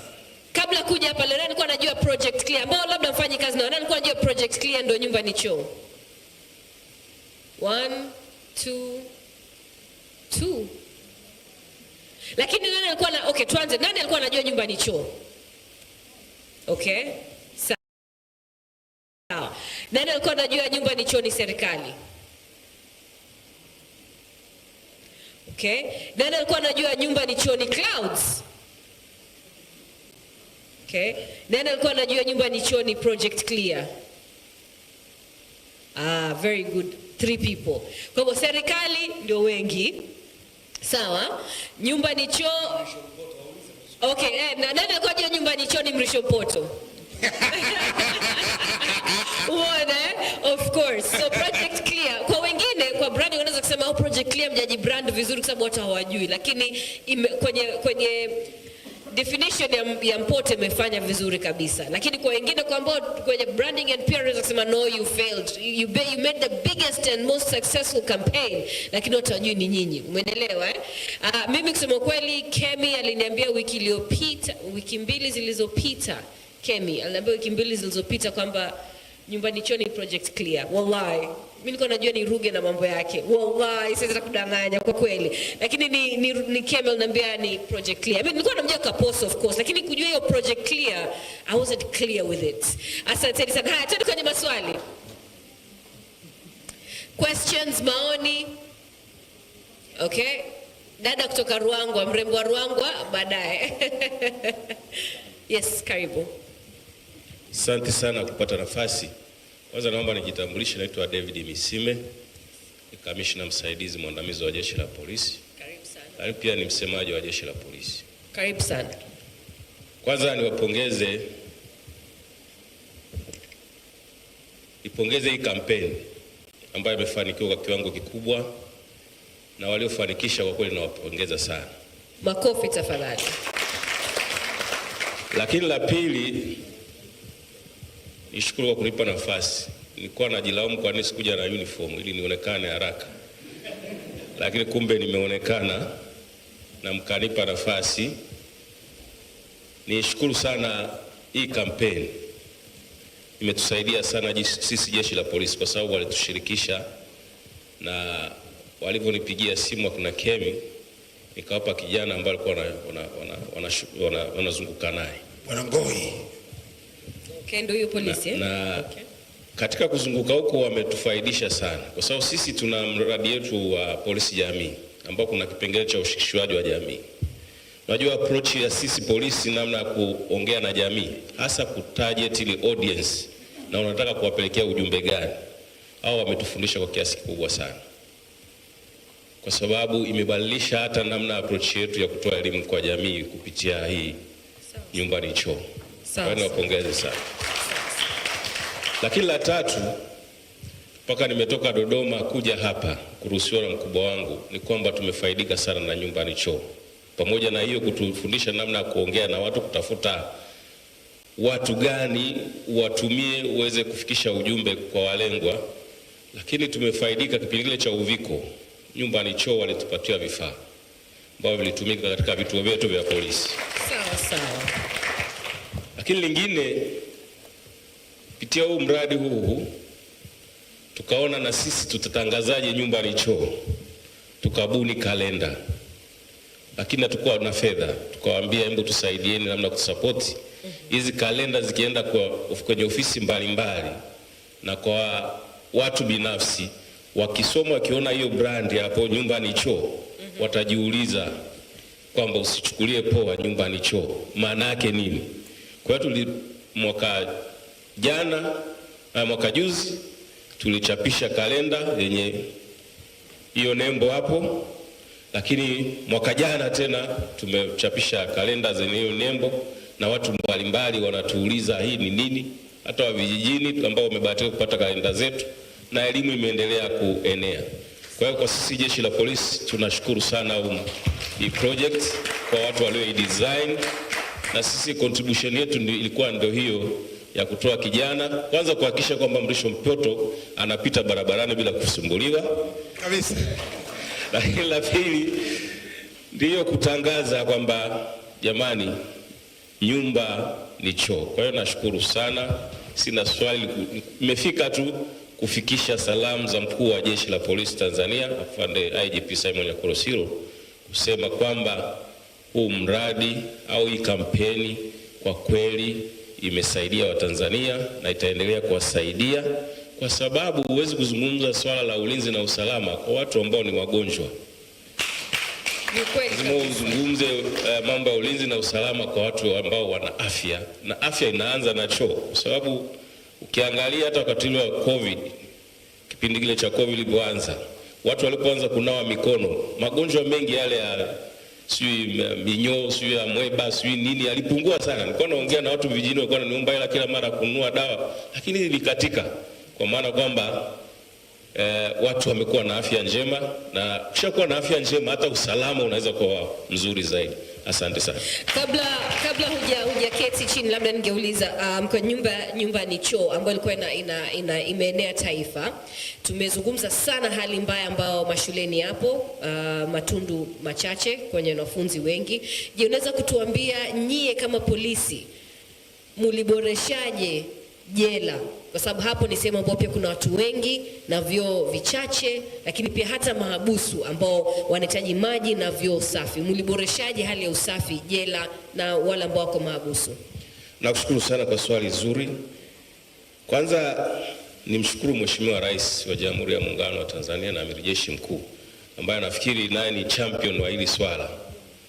Na yeye ameona kwamba alipatia jeshi la polisi kuhakikisha kwamba tunajenga vituo vile ambavyo ni vya kimataifa. Kama mlivyosikia kwenye taarifa ya mafanikio ya Wizara ya Mambo ya Ndani kuhusiana na mwaka mmoja tangu aingie madarakani, vituo vimejengwa vizuri sana, na vitu vilivyokuwa vinazingatiwa ni vyoo, kwa sababu vyoo vilivyokuwepo vilikuwa vinatia aibu. Vinatia aibu. Hata wewe mwenyewe askari ambao ulikuwa unaingia kuwahudumia wale watu, kwanza ujihadhari kwamba asije akanyanyuka na ndo akakumwagia. Lakini pia hata ukiingia mle ilikuwa haileti afya. Kwa hiyo tumezingatia hilo, na vituo wataalamu wetu wamedesign vituo ambavyo na kisha kwamba kitu cha kwanza choo kiwe katika standard sio ya kitaifa lakini ya kimataifa. Hata kama mtu mwingine wa nje akija kukagua aone kwamba kwa kweli tunazingatia ile haki za binadamu, ikiwepo masuala ya afya. Na hivi juzi tu mmesikia pale Dodoma tumefungua kituo cha kisasa ambacho kitahudumia uwanja wa ndege pale. Kitu cha kwanza hata mkuu wa jeshi alichokagua ni choo kwanza, kuonyesha kwamba polisi elimu imetuingia na tuko na nyinyi sambamba katika kuhakikisha kwamba Watanzania wanaendelea kuwa salama, lakini jambo la kwanza kuwa na afya njema. Asante, usichukulie poa nyumba ni choo, right? Bibi niongezee hapo, wadau wanahitajika kwenye kuhakikisha hivi vitu vinatokea, kwa sababu polisi ni eneo letu wote. Inategemea tu lini utaenda. Na nakumbuka story siku moja Ruge alikuwa ananiambia polisi wa Bay. Ndiyo. Wakati wa harakati za kupambana na maisha ya Ruge na Josefu, walikuwa wanapishana Oysterbay. Yaani wanapelekwa wiki hii, Josefu anaingia wiki hii, Ruge anaingia. Ndio. Ilikuwa ya clouds. Wanaenda wakakubaliana, bwana, kwa kuwa pale mahali tunaenda sana tunafungwa kila baada ya siku ngapi? Ndio. Tutengeneze zile mahabusu na vyoo. Ndio. Kwa hiyo walioweka tiles na kuboresha ile mahabusu za pale Oysterbay ni Ruge na Josefu. Makofi tafadhali. Twende kule nyuma. Kemi, usirudishe hii story kwa profesa tafadhali, na mama usiwaambie story. Asante, habari za mchana. Nashukuru sana kwa nafasi hii, na kwa majina naitwa Rosie Riwa, nimetokea shirika World Vision. Nashukuru kwanza kwa kualikwa na kuwasilisha shirika langu katika hii kampeni. Sio tu kwa sababu labda sisi ni tumefanya mengi kuliko wengine, lakini pia tunashukuru kwa kuwa mmetuona na tumeweza kufanya direct contribution kupitia Wizara ya Afya, kakaangu Anyitike na Yondu from TAMISEMI. Tumefanya kazi kwa pamoja kwenye utekelezaji wa afua mbalimbali za usafi wa mazingira, lakini nataka niongee hiki kwa sababu kuna kitu cha tofauti ambacho nimekiona kwa project Clear kupitia hii kampeni usichukulie poa nyumba ni choo. Wanasema ukitaka kwenda haraka nenda mwenyewe, lakini ukitaka kufika mbali nenda na wenzako. Hii ni mojawapo ya kampeni kupitia wizara ambayo imetumia wadau mbalimbali. tumefanya nao pia kwenye vikao vya technical, kaka Nyitike anaweza kawa ni shahidi. Wamekuwa mara nyingi wana present, wanatafuta madau, wapate maoni kutoka kwa watu wengine, kwa sababu we are working from different areas, na sometimes these things ziko context specific kama wanavyotangulia kusema wenzangu. Kuna baadhi ya maeneo ambayo World Vision tukienda kwa viongozi wa dini unakuta hii approach inafanikiwa, kwa sababu kinachotokea pale, mzee wa kanisa au mchungaji atawaambia waumini wake wote wajenge vyoo. Sheikh msikitini atawaambia waumini wake wote wajenge vyoo. Sasa wale wapagani ambao waendi kanisani wala msikitini wanaweza kuwa labda ni 2% kwenye ile community. Kwa hiyo hizo approaches tumekuwa tukizitumia kutengeneza jumbe mbalimbali. Kwa hiyo kupitia michango yao, na kwa sababu pia wamekuwa wakituhusisha, tumeweza kufika mbali. Lakini kitu cha pili, nimemwona kaka yangu pale, kaka Mrisho Mpoto pamoja na mheshimiwa, naomba niseme tunashukuru sana kwa mchango wenu katika kufikisha ujumbe katika jamii. Ni kweli sisi kama wataalamu technical tunafika sehemu fulani, lakini kuna kipindi tunahitaji uwepo wa wanasiasa, influential people, uwepo wa wasanii kufikisha ujumbe. Naweza nikasema tu mfano, kuna baadhi ya wilaya ambao tukienda, mkuu wa wilaya analivalia njuga swala la sanitation na hygiene. Matokeo yake ile wilaya inapata ODF. Kwa sababu anawaambia hata wenye viti wa vijiji kwamba kila mnapoleta taarifa hakikisheni mnaniambia watu wangapi wamejenga vyoo. Kwa hiyo ile ownership, na ndio ilisababisha kumbe hata hii kampeni ikafanya vizuri. Yaani kuna ownership kutoka kwa mheshimiwa rais imeshuka chini mpaka kwa wakuu wa wilaya, mpaka kwa wale viongozi wa kijiji. Hicho ndio kitu ambacho naweza nikakisema, kama tutafanya project nyingine au wadau wengine watafikiria hivyo, tujifunze na tuige mambo mazuri ambayo yalishafanyika ili aweze replicate katika maeneo mengine. Na kingine ambacho nimekuwa nikitamani, unajua Tanzania sasa hivi inabidi tufike mahali tutoke sasa kwenye kuhamasishana vyoo, twende kwenye teknolojia kama hizo conventional sanitation na vitu vingine. Sasa nimeona kuna vitu ambavyo vilienda kwa msukumo kama madawati. Yaani ndani ya muda mfupi watu walikimbizana huko halmashauri mpaka ikafanikiwa. Kwa hiyo labda hata kwa hili naomba ikishukuliwa ownership kwa viongozi wetu katika ground zote, tukalipeleka katika timeline, na tukasema kwamba ndani ya mwaka mmoja au ndani ya miaka fulani au maybe miezi 6, kwamba kila kaya iwe na choo. Mimi naamini inawezekana. Watanzania sasa hivi taarifa wanayo, sio kwamba hawana. Hii kampeni imefanya kila sehemu sasa hivi wanajua umuhimu wa choo. Kilichobaki ni utayari na follow up katika ngazi mbalimbali, kwa mfano ngazi ya district, lakini katika ngazi ya kijiji. Kwa kusema hayo machache, naomba kuwasilisha. Asante. Asante sana. Comment ya mwisho. Babu hapo. Yes, comment ya mwisho alafu tumalizie. Yes, habari za saizi. Njema. Kwa majina naitwa Athmani Sungula, ni mwakilishi wa kampuni ya Geopol Tanzania. Karibu. Sisi Geopol tumekuwa pia ni partners wasaidizi wa Project Clear na timu nzima ya katika masuala ya utafiti na maoni ya Watanzania na vitu vingine. Nitaka nichangie vitu viwili.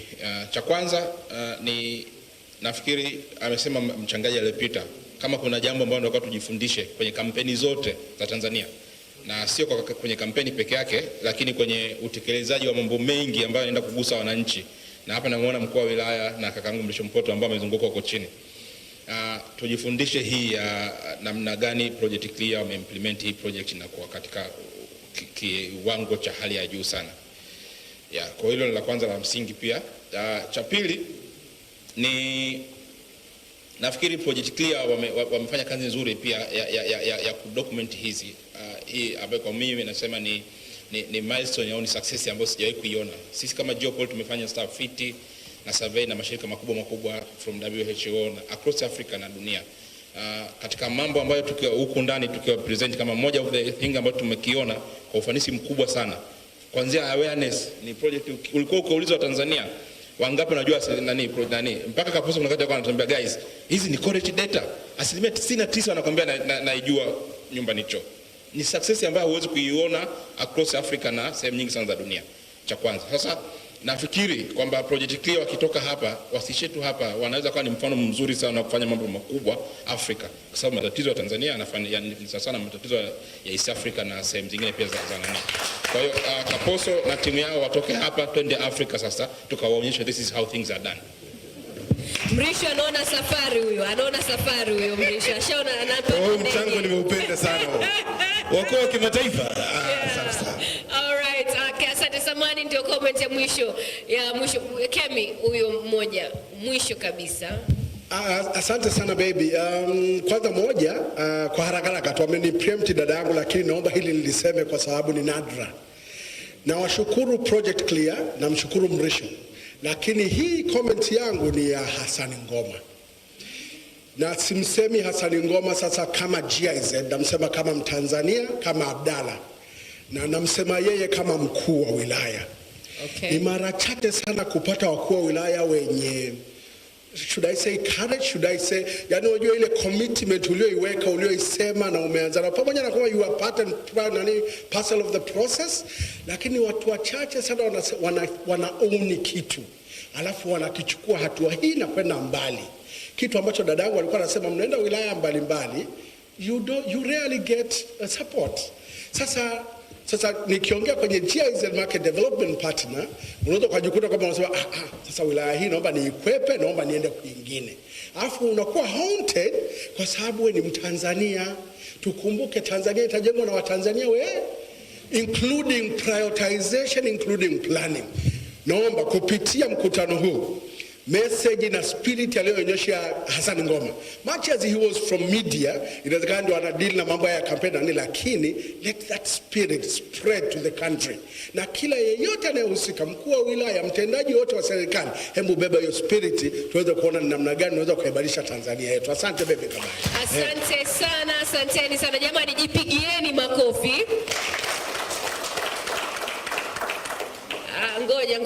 Ngoja samani kwanza. Yaani wewe mwenyewe unakosa kujipigia makofi. Sasa spirit mtaitoa wapi? Narudia tena, jipigieni makofi.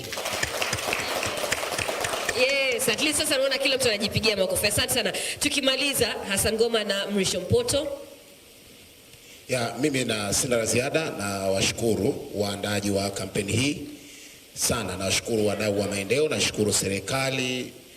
Sina la kusema, niseme itoshe tu kwamba asante kwa kuniheshimisha. Ndio artist wa kwanza amepewa international level, yani kuitwa hapa, kuwa kwenye panel, lakini kupewa tuzo. Mara nyingi sana sisi tunakuwa ni sehemu ya mwisho tu, tunahitajika pale ambapo kunakuwa na uhitaji wa wakati huo. Lakini leo sikuitwa kama mwanamuziki, sikuitwa kama artist, nimeitwa kama panels, lakini pia nimepewa na heshima kubwa katika watu waliopewa zawadi leo. Itoshe kusema Mungu awabariki sana. Amen. Makofi, asante sana. Hongera sana Mrisho Mpoto. Mimi naomba mawili tu. La kwanza, Anyitike na viongozi wa serikali ambao tuko hapa. Wito wangu ni waombe, twendeni tukatetee kwamba tunapokuwa na projects zinazohitaji kupata matokeo kwenye public, twendeni tukahusishe private sector ya watu wenye uwezo wa kufanya mambo haya. Naomba hili tuliseme wazi kabisa. Serikalini tukipewa project yoyote hatusaini mkataba popote. Yaani tunaletewa project, fanyeni sasa hivi tupande mbegu bora. Basi watu wanafanya business as usual, watu wanafanya wanapotaka, fedha zinateketea, matokeo hakuna, alafu zinaanza excuses. Ilinyesha mvua, barabara ziliharibika na vitu namna hiyo. Lakini Project Clear, Anyitike ulisaini nao mkataba. Wakina Kaposo walikuwa wanajua kwamba nisipo deliver hatua zitachukuliwa. Ndio maana tumepata milestone hii ambayo tumeipata, haijawahi kupatikana. Tuache taratibu za serikali kwamba tunapenda kukumbatia vitu, tunapenda kuona hata vile tusipoviweza. Yani hata artist kama Mpoto unataka wewe mtumishi wa umma ndio upeleke ukahamasishe watu. Kwa hiyo mimi niombe hii project iwe ni mfano wa projects zingine kubwa. Tuandae kwenye utekelezaji na ufanyaji, tuwape private sector tuwasimamie ili tupate matokeo. Asanteni sana. Kuanzia Project Clear, pongezi kubwa, wote mnajua kilichofanyika, lakini mwisho ni kwa Mrisho Mpoto nimefanya naye kazi kwenye fursa, clouds na maeneo mengine. Mpoto kinachomsababisha anafanikiwa kuliko wasanii wengine wote, Mpoto huwa anajifanya hajui kila wakati. Naona hapa tulivyoongea, tukirudi hapo Mpoto ataniambia pale nimeongeaje? Nimeongea vizuri? Anaenda anafundisha watu, akitoka hapo anakuambia pale nimekosea nini? Yaani Mpoto anauliza. Mpoto anajifunza. You are the best na utaendelea kuwa hivyo always. Asante sana. Jamani, nawashukuru wote, asante sana Hassan Ngoma, wasalimie wanaruangwa, na asante sana Mrisho Mpoto, hongera sana, na asante sana Project Clear na UKAID na pia serikali ya Tanzania, Jamhuri ya Muungano wa Tanzania kwa kutuleta hapa pamoja. Nasema asante. Tunachukua dakika 5 kuangalia video na baada ya hapo tunaenda kwenye lunch break. Asanteni sana, kuweni na siku njema. Tumalize na hiyo video. Hii video ni salaam kutoka kwa London School of Hygiene and Tropical Medicine, ambapo alitokea yule Professor Val Curtis marehemu, ambao alisaidia sana kwenye research. Kwa hivyo ameona watusalimie kwa sababu hawangeweza kufika hapa. Kwa hivyo tuchukue dakika 5 kuangalia tu hii video, alafu tuendelee na mengine. Asante.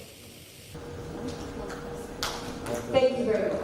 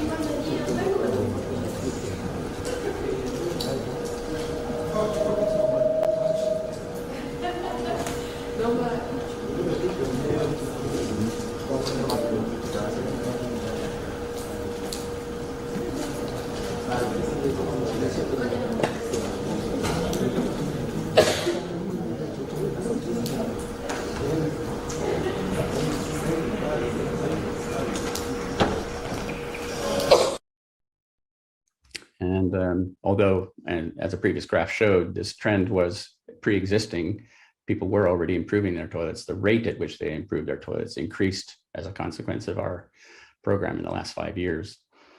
And in particular, hello everybody, it's with great pleasure that I speak to you today, although I'm sorry that it's at a distance. I'm really happy to be able to talk a little bit about Project Clear, which in my view is the most innovative and successful project I've ever been involved with in my entire career. I think it's been successful for a variety of reasons, among them being these, that we were very concerned from the very beginning to actively involve government officials in supporting the program and got their commitments early on. Another was the fact that we used mass media, which obviously can reach scale, but is typically considered quite weak. So to alleviate that problem, we used world-class creative professionals and innovative techniques like real-world TV shows, reality TV, if you will, but applied to sanitation. So toilet makeover shows, as well as a Kipani Choni's show. We also had interactive road shows, which were, again, quite different from the traditional ones, where, again, government officials were involved, and we had these innovative, what we call emo demos, or emotional demonstrations, like the flag-raising ceremony that we'll learn more about today, as well as using famous celebrities. All of these activities and components were designed using behavioral science, in particular approach that I've been leading for the past few years, behavioral centered design. And we think that the theory-led process of intervention development is very important in achieving these kinds of success. Here's an example of the kind of success that we've been able to show. One of our research studies showed that of people who had improved their toilets over the past 5 years, more of them had improved them more recently, so that there is this uptick in the trend of toilet improvement over time. And we think, again, that's partly probably due to another aspect of this project, which is adaptive programming, where we established a national brand right early on after this Nipo Tayari phase, where we got quick wins in terms of government involvement. But we established the brand of Nyumba, and then under that umbrella, developed a number of additional kinds of refreshed messaging campaigns using different slogans that were appropriate for the phase of the program at that time.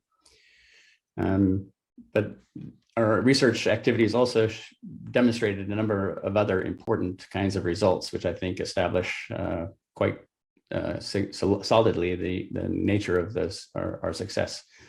So the first one was that by 2021, a survey showed that throughout the country, 97% of respondents in Tanzania had heard of the program, which I think is an astonishing level of reach. Most of the development partners will be looking up to that. Lastly, I would like to thank all the partners we have worked with. I think there are many who are here today. Maybe just to mention the Tanzania Police Force, the Crowds Media, Geopo, USAID, there was Water Aid, AMLEF, World Vision. There are many. But for all those partners who were here, I would like to say thank you very much for making it happen. This was not going to be possible without your support. Lastly but not least is the team which has worked day and night to make this happen at this time. I will say thank you to the team which was involved in the organization. You may think it's only Project Clear, but sometimes Project Clear has an extended hand to other organizations. So I will just say thank you to the team. I've said last but not least. Can I have last but last? Because for us to be here, I would like to thank God who has enabled us, enabled good health for each one of us, and made sure that you drove all the way to this place safely so that you be part and parcel of this event today. I would say thank you, God, and thank you, everybody. Thank you.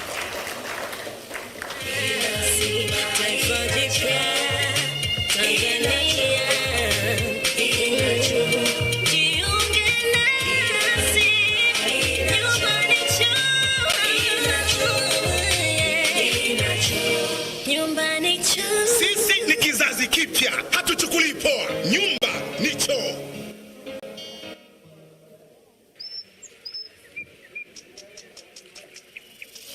Tumetoka mbali sisi, ngoja nikwambie.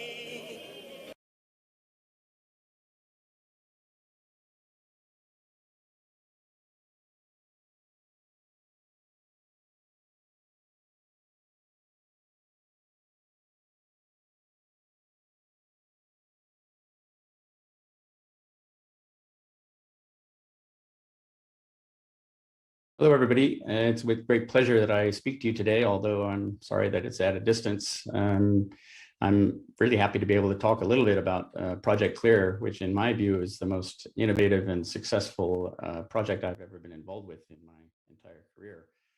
I think it's been successful for a variety of reasons, among them being these, that we were very concerned from the very beginning to actively involve government officials in supporting the program and got their commitments early on.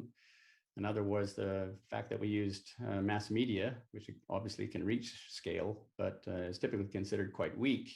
So to alleviate that problem, we used world-class creative professionals and innovative techniques like real-world TV shows, reality TV, if you will, but applied to sanitation. So toilet makeover shows, as well as a Kipanya Choni's show. We also had interactive road shows, which were, again, quite different from the traditional ones, where, again, government officials were involved, and we had these innovative, what we call emo demos, or emotional demonstrations, like the flag raising ceremony that we'll learn more about today, as well as using famous celebrities. All of these activities and components were designed using behavioral science, in particular approach that I've been leading for the past few years, behavioral centered design. And we think that the theory-led process of intervention development is very important in achieving these kinds of success. Here's an example of the kind of success that we've been able to show. One of our research studies showed that of people who had improved their toilets over the past 5 years, more of them had improved them more recently, so that there is this uptick in the trend of toilet improvement over time. And we think, again, that's partly probably due to another aspect of this project, which is adaptive programming, where we established a national brand right early on after this Nipo Tayari phase, where we got quick wins in terms of government involvement. But we established the brand of Nyumba Choo, and then under that umbrella, developed a number of additional kinds of refreshed messaging campaigns using different slogans that were appropriate for the phase of the program at that time. But our research activities also demonstrated a number of other important kinds of results, which I think establish quite solidly the nature of our success. So the first one was that by 2021, a survey showed that throughout the country, 97% of respondents in Tanzania had heard of the program, which I think is an astonishing level of reach and penetration for a program of this kind. A process evaluation showed that media, roadshows, and government activity all played significant roles, contributed to the fact that households were improving their toilets. So each of the components that we were very actively promoting were important and worked together to improve the rate of toilet improvement. And although, and as a previous graph showed, this trend was pre-existing, people were already improving their toilets. The rate at which they improved their toilets increased as a consequence of our program in the last 5 years. And in particular, we've showed in another study that comparing wards and regions where we had done the roadshows, that the places where we had gone with these on-ground activities, immediately afterwards, the rate at which toilets were improved increased again, so compared to where our program had not gone. So I think these are all important results that lead to an overall conclusion, which is, I think, a novel one for the WASH sector, because we've shown that theory-guided behavior change programs using governmental actors and creative media can achieve results in sanitation at scale and without subsidies. I think we may be the first program of its kind to show this, and I think it's an important result for the sector. Anyway, I hope you enjoy the rest of your meeting, and thanks for your attention.